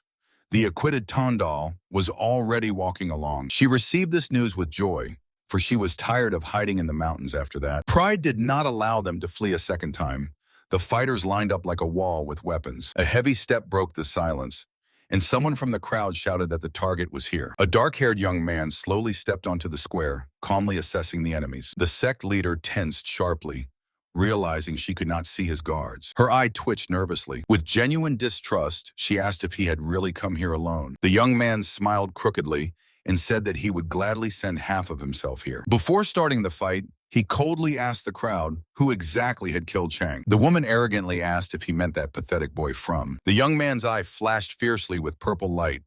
He said that to him, all of her were. The leader smiled boldly, no matter where his defenders were, and to him alone. He arrogantly glanced at the crowd and said that to him, they were simply. A cold smile flickered on the young man's face. He calmly promised to cut out their entire sect today, ignoring it. The frenzied leader rushed at him with a spear. A lightning-fast kick knocked down the attacker even before the strike. The leader helplessly flew back onto the cobblestones under the cries of his people. 2 subordinates instantly drew their swords and rushed to take revenge. The entire crowd of sect swordsmen surged at him like a wall. They firmly believed that years of training made their blades deadly. The young man did not even move, indifferently letting the enemy blade pass by him. Suddenly, a powerful burst of energy swept away all the attackers. The observer in red froze. The boy stood in the center of an invisible force. His eyes flashed with a predatory purple light. The swordsman in blood-stained white clothing froze in the darkness, radiating. By his feet, in a puddle of blood, lay the body of the fallen enemy. He casually turned around and asked for a towel, forcing the frightened subordinate. The calm with which he wiped his face of foreign blood shocked even him. Someone confessed in amazement that they had considered the old man weakened after losing both hands.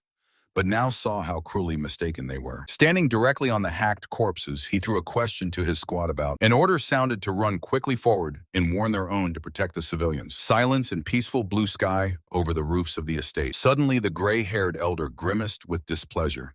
He could not stand killing. The old man's eyes flashed, and he gripped the enemy with a deathly grasp, declaring that, a suppressed, painful wheeze. This new defender of the community fought mercilessly, fully understanding the enemy would perceive. The girl watched this merciless slaughter with silent horror. Those battles came to them ridiculously easily, like taking candy from a child. A blood-soaked sword gloomily stuck out of the ground next to a dead hand. All 126 fighters of the Red Wind sect fell to the last man. Meanwhile, in the manor, a subordinate nervously complained to the master to release the enemies. The leader dryly cut off, saying they would have to shed blood themselves in order to rise. The advisor fearfully objected that the mass killing of civilians would result in a great, but the boss irritably thundered that for such money these were already his personal problems. He reluctantly agreed and was about to follow the mercenaries when suddenly from behind the door leaf slid aside and a pale-as-death messenger peeked into the room. With a trembling voice, he declared that the entire Red Wind squad was in Hangzhou. The subordinate was stunned with shock. The messenger hastily explained,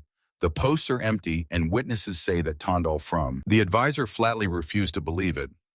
4 ordinary people couldn't have. But the messenger finished with horror. They had just lost contact with the main one as well. The young man disdainfully said that this miserable sect, whose territory was half as large, could not be compared to the mighty Namgun clan. The 4 walked unflinchingly through the blood-soaked courtyard, stepping calmly. Their movement was interrupted by someone's sharp step. The path was blocked by an angry man with a fan, behind whom lined up. The leader of the guests calmly introduced himself as Tondal from the Red Tiger community, and the man with the fan frowned, although he had been warned about the danger of these. The strategist frowned even more. He had been warned that 2 of these defenders were to be feared. But did the guests really think they would enter as 5 and leave peacefully? Tondal only smiled confidently. He grinned fiercely because they had come to fight anyway. So there was no point in wasting time. Suddenly the air thickened with a heavy aura, and the frightened fighters turned around too. A gloomy leader of the sect emerged from the shadows. A man with a fan hurriedly reported that this group from the Red Tiger had arrived. The leader's eye twitched with rage. Some pathetic foursome dared. The old leader suddenly broke out in a cold sweat and muttered incoherently. The subordinates waited for the order to attack, but he could only stammer in horror. Suddenly the old man burst out shouting and ordered his men to immediately lay down their arms. The bandits froze in confusion, while the heroes watched this with stone-cold expressions. The leader instantly bent over, apologizing for the boy's foolishness, and warmly invited. The name sounded Hirovant. The Grey Master responded with a heavy, piercing gaze. The host showered him with compliments, calling him the pair of blades of death, and he respectfully folded his palms in a bow. Already during tea, the old man admitted that he remembered Vona's face for another 3 years. To the surprised question about the protection of the Red Tiger community, the master cut off that there is. The old man opened his mouth in shock upon hearing that the legendary warrior lives with someone else's. He immediately tried to find out what the gang was blackmailing Vona with, but the main hero. The woman was outraged, whether they really looked like tyrants, although her partner lazily. The gray-haired elder cut off. Submission changes nothing, since the sect was the first. The master in red shuddered. If he had not surrendered immediately, his students would already have been. The elder leaned closer to clarify one more detail. The sect would have been torn to pieces even without his participation. From these words, the master broke out in a cold sweat. Could those 3 really be such monsters? The gray-haired man slammed his palm on the table with a bang. If they had struck together, even he. The woman abruptly stood up, offended by such underestimation. She boldly reminded how in the previous fight the 2 of them defeated him, but the gray-haired man waved off by saying he was seriously ill, to which the boy eagerly. The old man cold-bloodedly accepted the challenge, and the youth instantly turned pale, miserably. Too late, their gazes crossed.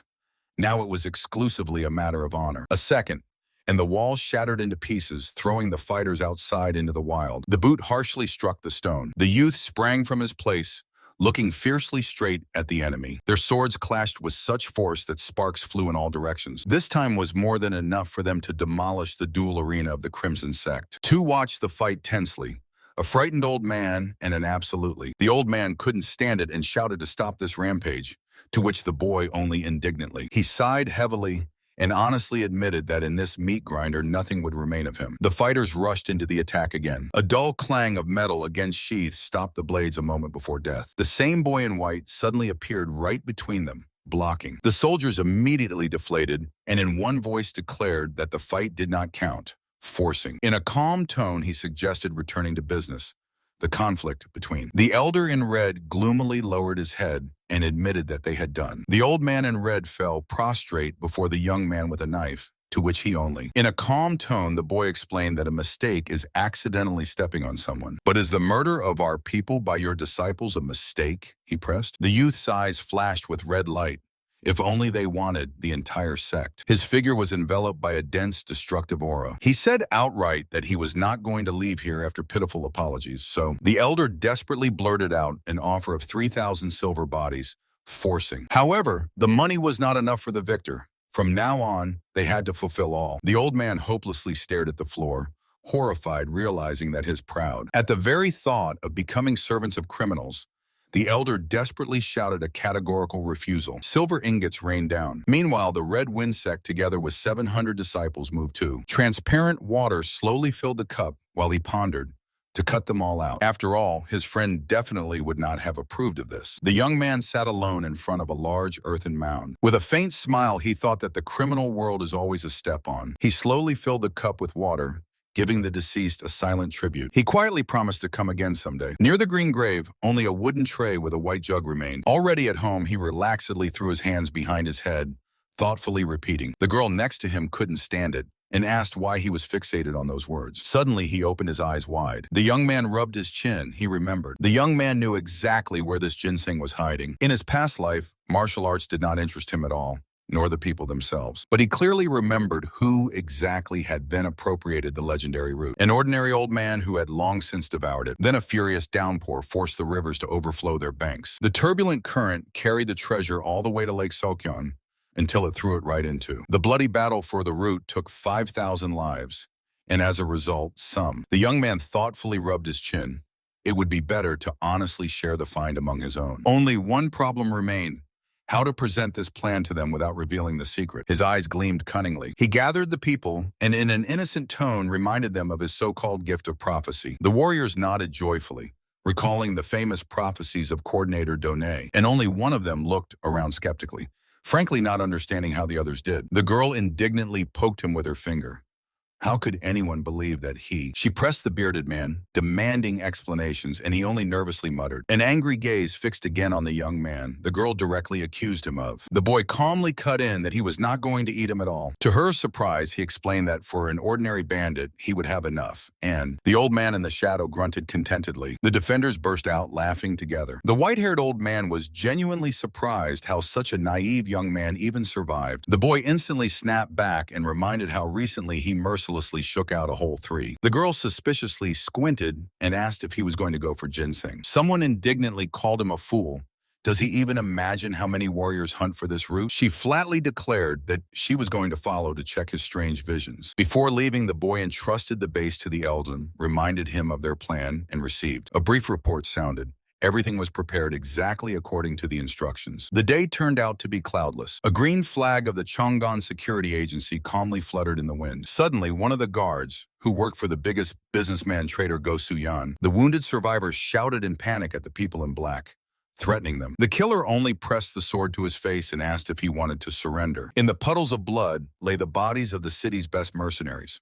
They were killed far away. The attackers roughly ordered to hand over the goods and get out. From below came the bustling cry of subordinates, and behind the very execution from above. The younger one asked if this would be enough, and the elder nodded with satisfaction. An order was given to continue smashing Go Suyan's businesses, to which the interlocutor respectfully. He barely restrained a cunning laugh.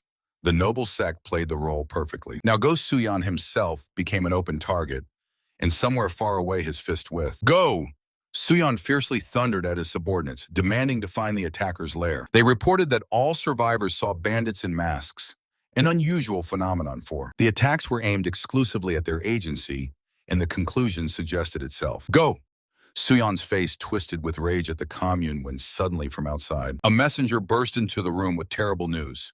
Their supply warehouses. The fire engulfed 6 points at once, and the silk storages caught fire first. The grain barns, tea supplies, and ceramics also ignited simultaneously. Go Suyan shouted to obtain evidence of arson at any cost, absolutely certain that his hysterical order to thoroughly search for the guilty echoed over the estate. Meanwhile, two city guards calmly gossiped about the robbed carts, and one of them lazily yawned and complained about aching knees.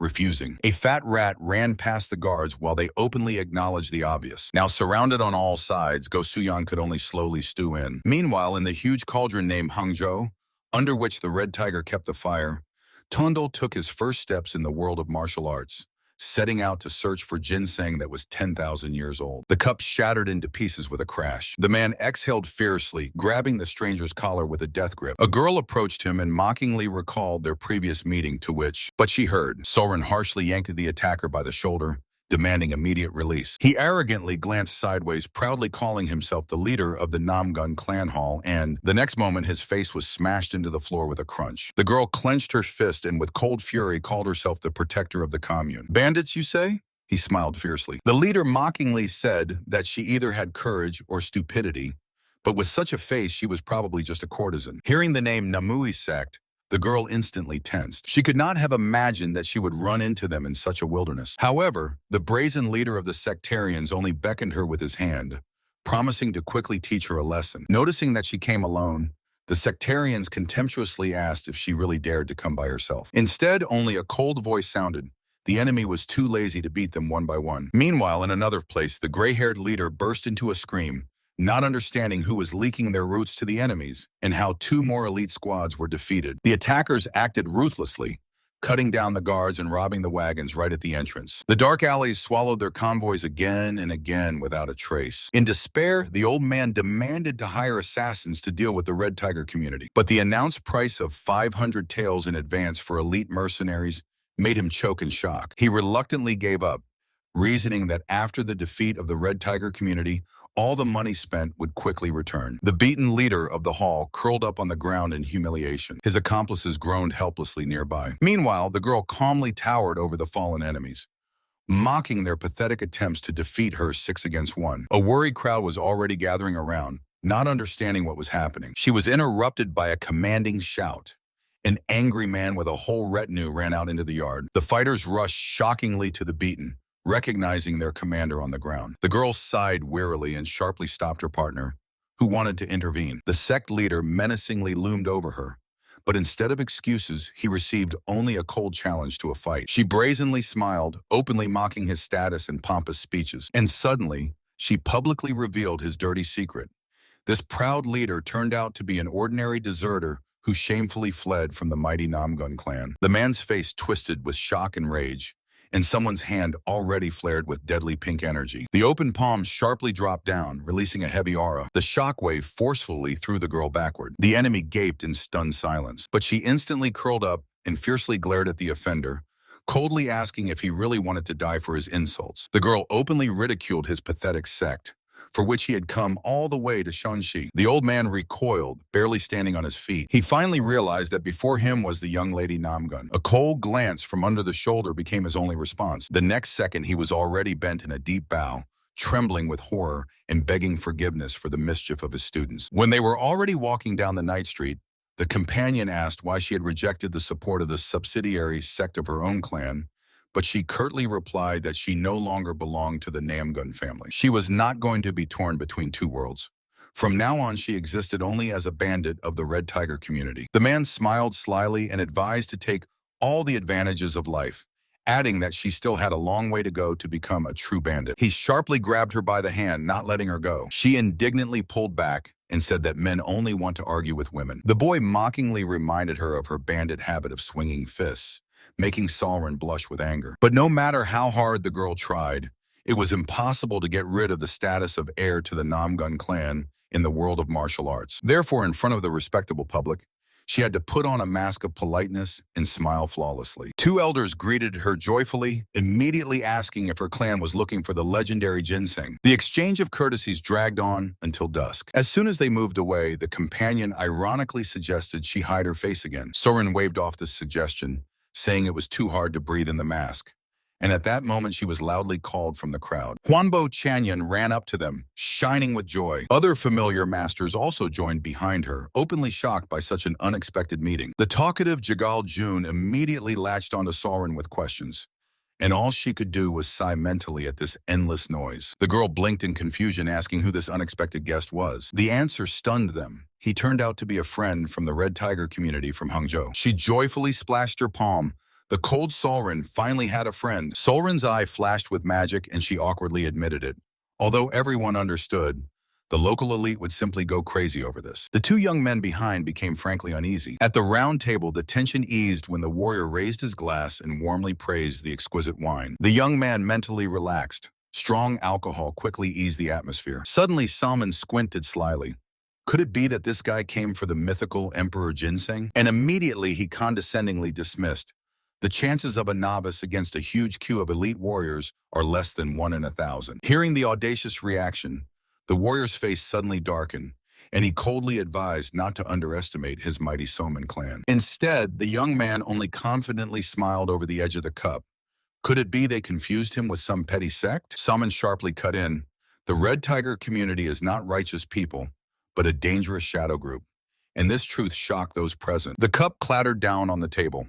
Someone from the group tensely asked if this meant belonging to bandits. The answer was short and affirmative. The dark-haired young man reproachfully looked at Soren and asked why she was traveling with a bandit, to which the girl boldly replied that no one forbids her from doing so. He did not calm down and tried to pressure her reputation, reminding her of the possible anger of her uncle. A contemptuous laugh escaped his lips. He directly called bandits the worst scum, despised even by sectarians. Soren's companion was not affected at all, and he lazily remarked that these words sounded too pathetic. He smiled slyly and directly asked if they were perhaps jealous of the girl because of him. The young man opposite was twisted with rage, as his desperate attempts to latch onto anything were so sharply exposed. While the opponent was gasping with anger, the boy mentally amused himself with his vulnerability, although he decided not to get into a fight for the sake of his own peace. The point in the argument was suddenly made by Soren herself. Without looking up from her lunch, she calmly stated that she came after him of her own free will because she simply likes him. This sincere confession shocked those present into speechlessness, and only the girl herself was joyfully and carefree, glowing. Soren calmly declared that she had long confessed her feelings and now was just waiting for an answer, throwing her interlocutor into deep shock. Their companion turned pale and reminded that the girl's brother, Cho Hyan, would definitely kill any of her suitors. The trio sharply turned toward the voice from the door. Someone unexpectedly asked if they were talking about him. Cho Hyan was standing in the doorway. He looked kindly at Soren and asked what fate brought her here. Suddenly, from behind, the girl was joyfully embraced by Tondol, joking about inseparable needle and thread. Cho Hyan smiled and asked the reason for their visit, since the ancient ginseng of this boy definitely does not interest him. Tondol casually replied that he came to obtain the root specifically for Cho Hyan and his sister, which left the company in complete stupor. Noticing their distorted faces, the brother was surprised, and the sister asked in a trembling voice whether he was even acquainted with this man. She panicked inwardly, as the guest was a bandit from the local Red Tiger gang, but Cho Hyan calmly confirmed that he knew everything. Their companion could not hold back and burst out shouting, "How can one know the truth and still associate with a thug?" Cho Hyan's face instantly darkened. He asked in an icy tone whether he had just been dared to be scolded for connections with the shadow world. The long-haired man was beside himself with indignation, reprimanding the Namgun clan heir for an unthinkable connection with some bandit. Accusations of disgrace to the entire righteous faction caused only a slight, confident smile on the young man. Namgun abruptly rose from the table and sharply rebuked the interlocutor for the miserable habit of judging by appearances. For him, the bandit Tondol was many times more righteous than their entire praised alliance. His gaze became iron. If not for this boy's magnanimity, the offender would no longer be standing. The long-haired man paled and tensed, unable to believe that some upstart could surpass them in strength. The answer sounded like a verdict. Tondol surpasses them all, even the heir himself. One of the comrades tried to smooth over the conflict and attribute everything to feverishness, but Namgun flatly refused to back down. From now on, he demanded that Tondol be treated exclusively with respect, as his savior and quite possibly future son-in-law. The stunned friends could not believe their ears. Could the heir of the clan really be ready to give his sister to some bandit? His younger sister Solrin grumbled irritably that these revelations were unnecessary, but Namgun immediately caught her in a recent confession of feelings. The girl blushed with shame and burst out crying, while her older brother continued to playfully mock her passionate love. She happily propped her cheeks with her hands and demanded to hear all the details of the confession. Jagaljong, isn't it? They addressed her. Her powerful clan belonged to the top 5 main Murim families, renowned for intelligence and valor. Among this elite, the girl had unquestionable authority. However, there was one person she could never surpass. No matter how much Jong trained, Namgun Soren always remained one step ahead and knocked her off her feet. After all, they were both only daughters of noble families. Chan then gloomily admitted, no matter how talented they are, you cannot escape the fate imposed by the family. At least that is what she used to believe. Suddenly, her interlocutors stunned her with the news. It turns out Soren spat on traditions, chose her own husband, and now freely travels the world with him. Someone loudly shouted his name, Tundal. Hearing this, the boy opposite froze with a cold look in his violet eyes. The boy warned his companion not to step away from him even a step. She took it jokingly as an order, but he waved it off. He just couldn't stand another clingy person. To her question about being in love, Chan the young man denied. It is ordinary interest which directly depends on their relationship. He did not know the details. However, he was sure Chan is consumed by jealousy or an inferiority complex, and a breakdown is only a matter of time. They moved on. The girl asked if it was his mind-reading technique that worked, and blushing slightly, admitted to herself that such an arrangement suited her. Meanwhile, 2 men at the market were discussing a smoothly executed deal. The gray-haired informant noted with satisfaction that Coordinator Do paid generously, and Lord Gu was already a thorn in everyone's side. Thanks to the spy network and the coordinated pressure of the sex, the hated lord was successfully driven to a stroke. The butcher snorted.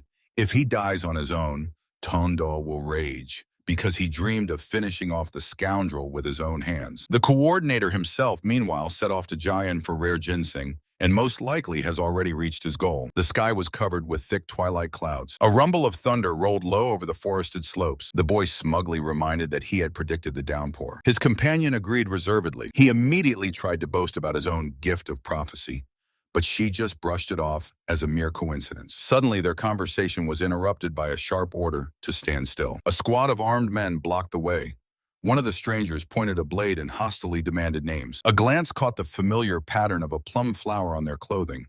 It was the Huashan sect. The boy calmly asked, since when the righteous throw themselves with swords at passers-by, but they stubbornly demanded an answer from his companion. She coldly cut in that her name was Namgun Solrin from the mighty Namgun clan, instantly deflating the guards' pride and making them apologize. The chief swordsman justified his aggression with bloody news.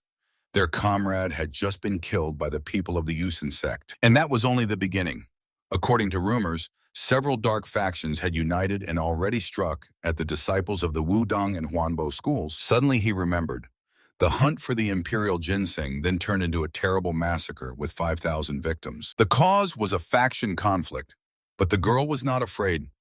She cheerfully suggested diving into this meat grinder and taking the root. The youth froze in shock while she calmly listed the righteous and dark clans. The smallest spark could provoke a global war that absolutely had to be stopped. At his question about the plan of action, she brazenly poked him with a finger, as if to say, you are gifted, so come up with something. He gloomily looked away, mentally distancing himself from this madness. Previously, he had carefully avoided events of such scale. Eyes squinted from heavy doubts. Is it worth climbing at all? Interfering in history itself, in this inevitable whirlpool of events, imagination instantly painted mountains of mutilated bodies. And while bloody scenes of someone else's death flashed before his eyes, he only sighed resignedly and calmly moved forward, gripping the sword. In the pouring rain, 2 enemy camps faced each other, separated only by the mutilated bodies of the dead. 2 observers quietly sat in the bushes, counting at least 100 armed people in the crowd. The rain drummed dully on the leaves. On one side of the clearing stood representatives of the Orthodox Light faction, and directly opposite,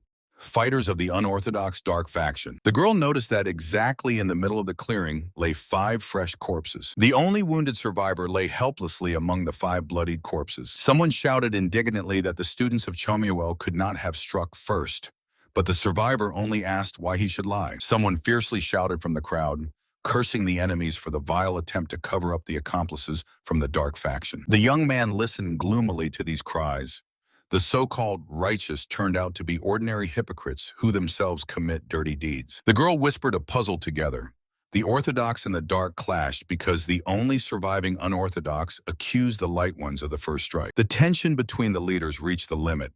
If even one person draws a sword, this place will instantly drown in a bloody massacre. The young man suddenly intervened and loudly ordered everyone to stop immediately. A heavy sigh. Under the wall of rain, a clear thought flashed in his head. He confidently stepped forward toward the bloodied bodies, deciding for the first time in his life to become a mediator in this conflict. To a rude question from the crowd, the boy calmly replied that he was an ordinary martial arts master who accidentally overheard their conversation. He added that a little more and bloodshed would be unavoidable, so he decided to intervene and point out the obvious to them. When he was contemptuously asked about some obvious things, the young man barely smiled.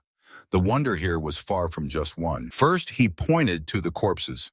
The witness claimed a fierce fight, but the dead lay too close to each other. The foxy mustachio immediately exploded, justifying it by simultaneous death. But the boy easily deflected the accusation.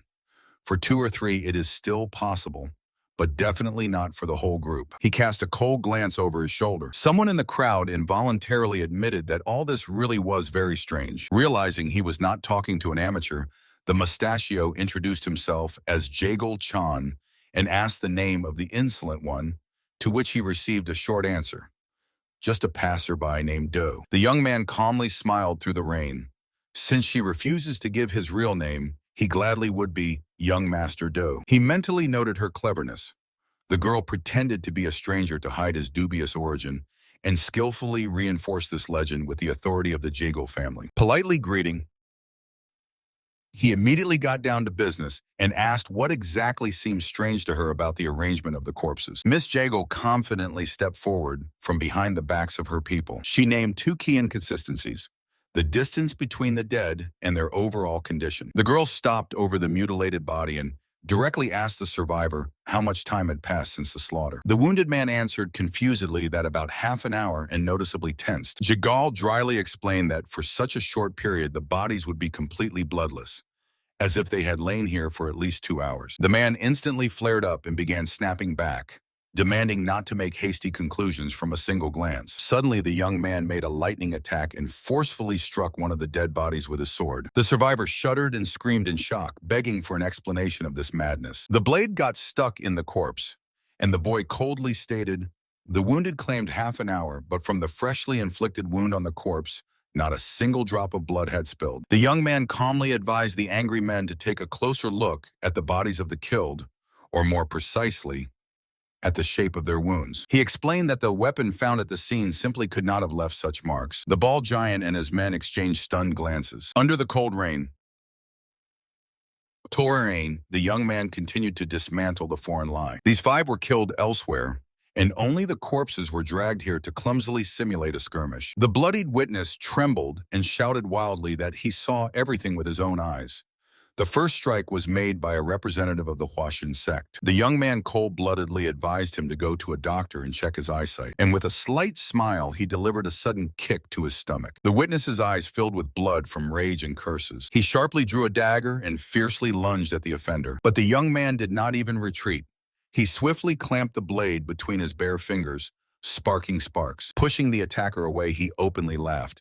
How could this weakling have survived that bloody slaughter if he couldn't even handle a simple nameless youth? He was struck by the realization that the stranger possessed martial arts.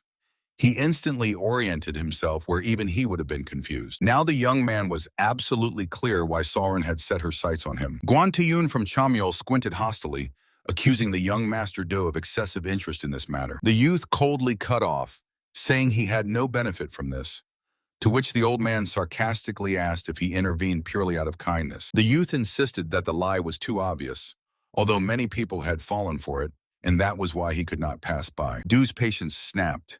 He burst out shouting, demanding Guan to look closely at the eyes and facial expression of the wounded man. He sharply called the old man a blind man and ordered to stop this senseless interrogation. Guan grimaced indignantly, muttered something about not wanting to get involved with warriors, and suddenly sneezed amusingly. Irritated, Du threw that they always deny the truth for the sake of show, and authoritatively ordered the crowd to clear the way. Heavy step in the rain. One more. The relentless downpour continued to dully pour over the dense mountain forest. He stood under the pouring rain and sighed with relief, finally managed to skillfully get out of trouble. But there was no peace. Had he really stopped the bloody massacre of 5,000 deaths? Without his intervention, they would definitely have started a brutal slaughter. The young man frowned, mentally begging that this step would not backfire on him. Suddenly, he sneezed loudly from the icy wind and decided to wait for Soren. An unexpected voice behind mockingly asked if he was waiting for someone. He sharply turned around. A girl with a white veil on her face was standing before him. The boy snapped rudely that she should go her own way, but the stranger only smiled, comparing him to a frozen puppy. He cut off, saying he would not accept help from a person in a mask, and the girl cold-bloodedly declared that he had no choice anyway. He barely had time to react when she swiftly rushed straight at him, a powerful blow. He barely opened his eyes, not understanding at all where he had ended up. He came to under the sound of rain and realized with surprise that he was carefully covered with a warm blanket. The unexpected voice of the stranger made him jerk sharply. Sitting on the bed, he calmly told the veiled woman, if she cared about him so much, then she clearly did not intend to kill him. Losing consciousness stirred shameful memories of Soren, when he similarly helplessly passed out due to the colossal difference in strength. He tensed, touching his head. This woman was a master of the highest level. She absolutely surpassed him. The stranger appreciated his iron endurance. The guy instantly calculated her strength, but did not bat an eye, continuing to calmly analyze the situation. Suddenly, the space was flooded with an oppressive purple aura, and her gaze darkened. She slowly extended her hand. You are very dangerous, she pronounced her verdict. He sharply thrust his hand forward, pleading panic-stricken to be given at least a minute. Realizing that the veiled girl was not going to kill him, the young man cautiously asked what she wanted. The stranger squinted, suspecting that the warrior before her was not ordinary at all. She clearly saw his recent fight, yet he calmly insisted that he did not belong to the world of martial arts. The girl did not believe such skills could belong to an amateur.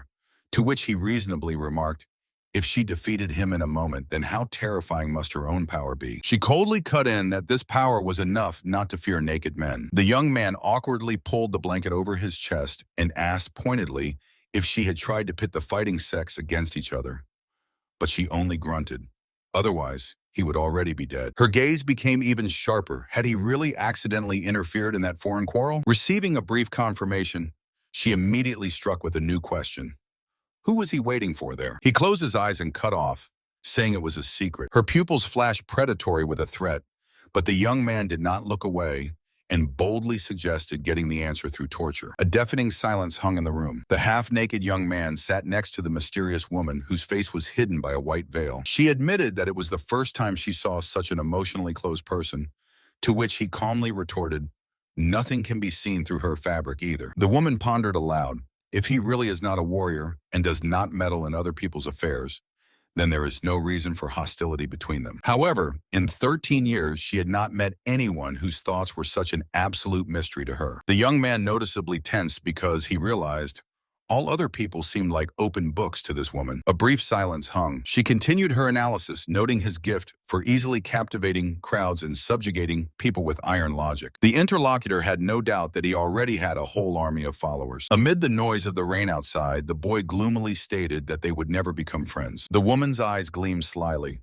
She replied with a smile that otherwise their common enemies would simply be upset. He looked at her attentively and admitted that he had long been unable to understand the meaning of this veil. And now he was finally convinced. She hides her face only because she is too beautiful. The man smiled warmly and remarked that no veil could hide the beauty of her eyes. He ironically asked if the stranger was trying to flatter him. The woman sat calmly nearby.